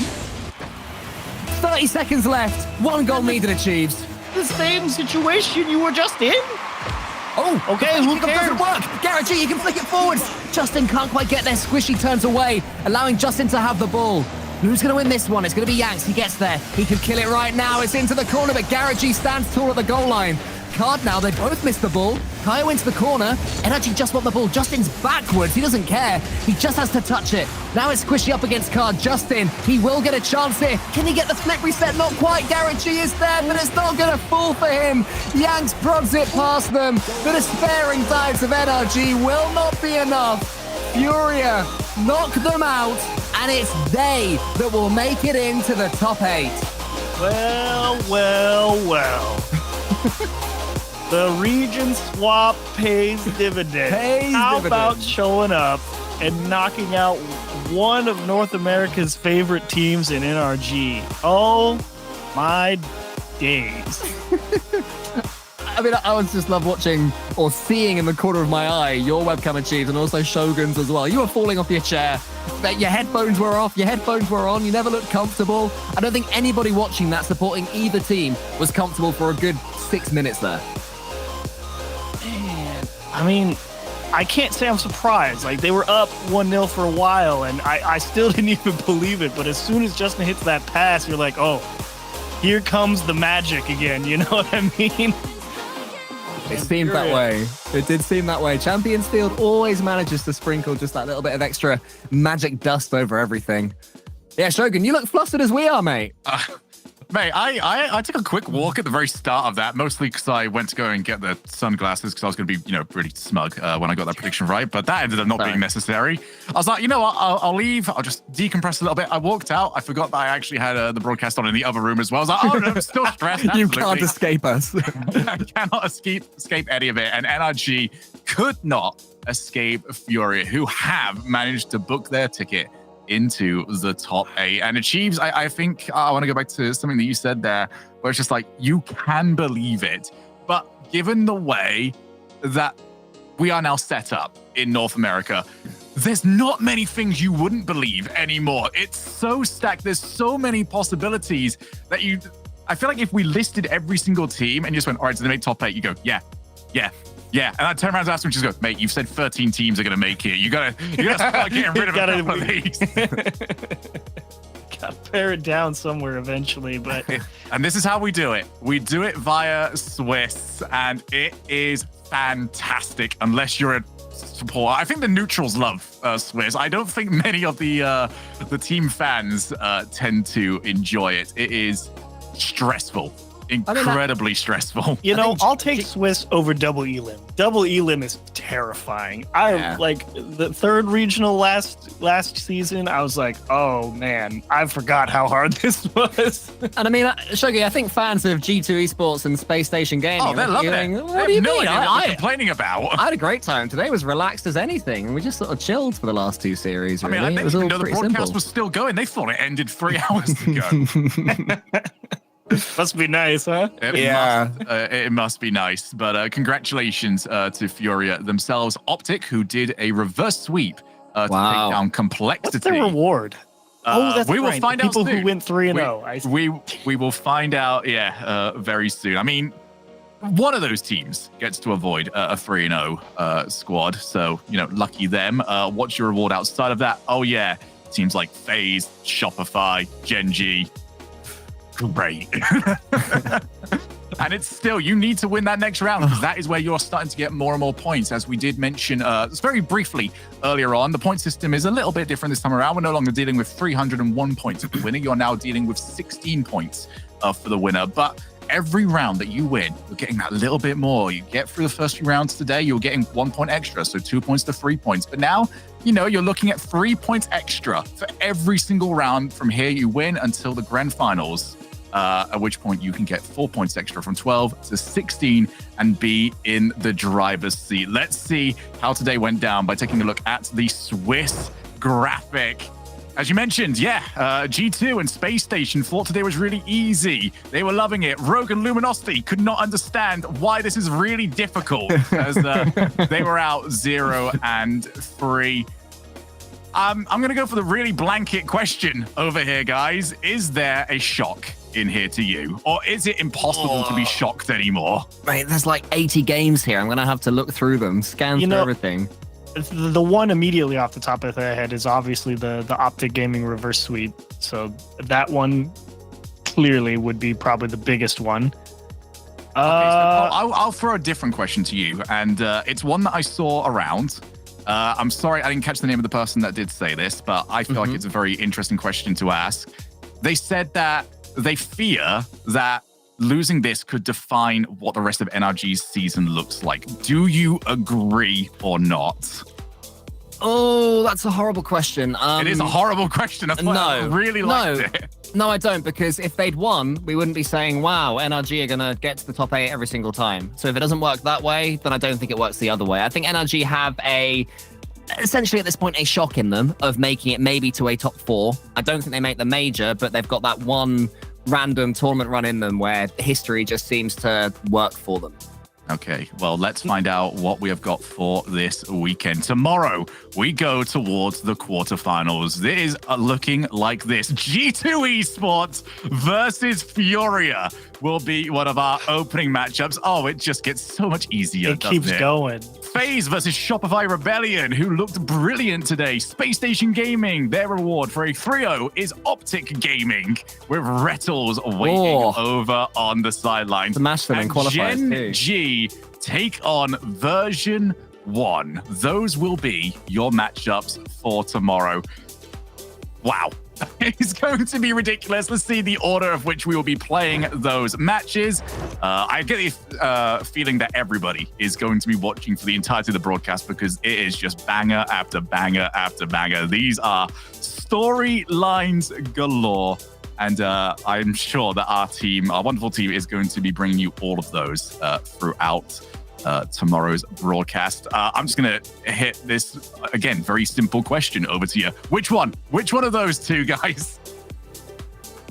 Wait, which one of... Which one is the one you are most looking forward to? Oh, I actually really like Gen G, because I think if you're to pick the other surprise, apart from the reverse sweep, Gen G, the 3-0 over NRG qualifying in round 4, it's like, okay, you're not just apparently Jack who decided to come over and pick up some people and bring Nolly and see what happens. Like, you're going to play. So Gen G, I want to see how far they go. I mean, I love the chaos. So, Gen G making it through. I was hearing Johnny saying that, like, the copium is first, they're rubbish. Then, they've got so much better since moving to North America. And then they've dropped off or whatever, if Gen G start to do well. So I'm looking forward to seeing how everybody sort of argues and bickers about the fact that there's 2 Europeans doing well in North America. And Furia G2 Esports is the other one I was going to say. I mean, I was going to go really basic on that one. Exactly. The best performing team from South America last season versus the best performing team from North America. A huge opportunity for Furia. I mean, if you're going to go and make your way over here, you might as well go straight to the top of the mountain and aim as high as you possibly can. But that is all that we have. Well, I was going to say time for, but that's every single game played. It is a manic day over here. And guess what? We have so many more of these tournaments still to come. But let's get our final thoughts out there. Cole, towards Achieves, then towards me. And then we'll sign off. My final thoughts are that I'm quite exhausted. That was a lot of Rocket League to consume over the last few hours. Very 11 p.m. for us right now. But I've loved it. I've loved every second. I'm so happy to be back. This season's going to be amazing. Let's have it. Yeah, same boat for me. Welcome back. I'm glad to be back. It's earlier in the day for me, so I'm ready to go for the rest of the day. But I had a lot of fun today. I'm excited to see the prospects of a lot of these new teams that have formed and come over and all of that whole thing. So, a lot to really start digging into tomorrow. And I'm very much on the same train as Cole. I'm exhausted. I'm loving it. I cannot wait to kick back and watch tomorrow's action. Be sure to join us for all of that at the same channel as you're currently watching, twitch.tv/Rocket League. But for myself, Achieves, and Cole, and the rest of the team that was on today, we'll see you all very soon. Goodbye.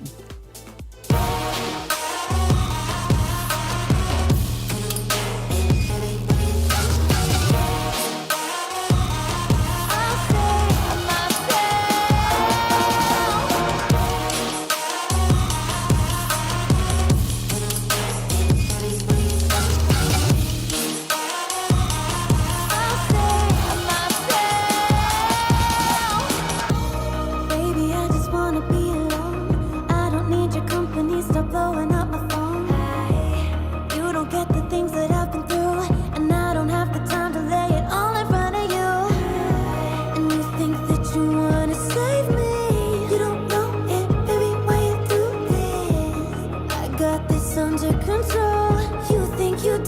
your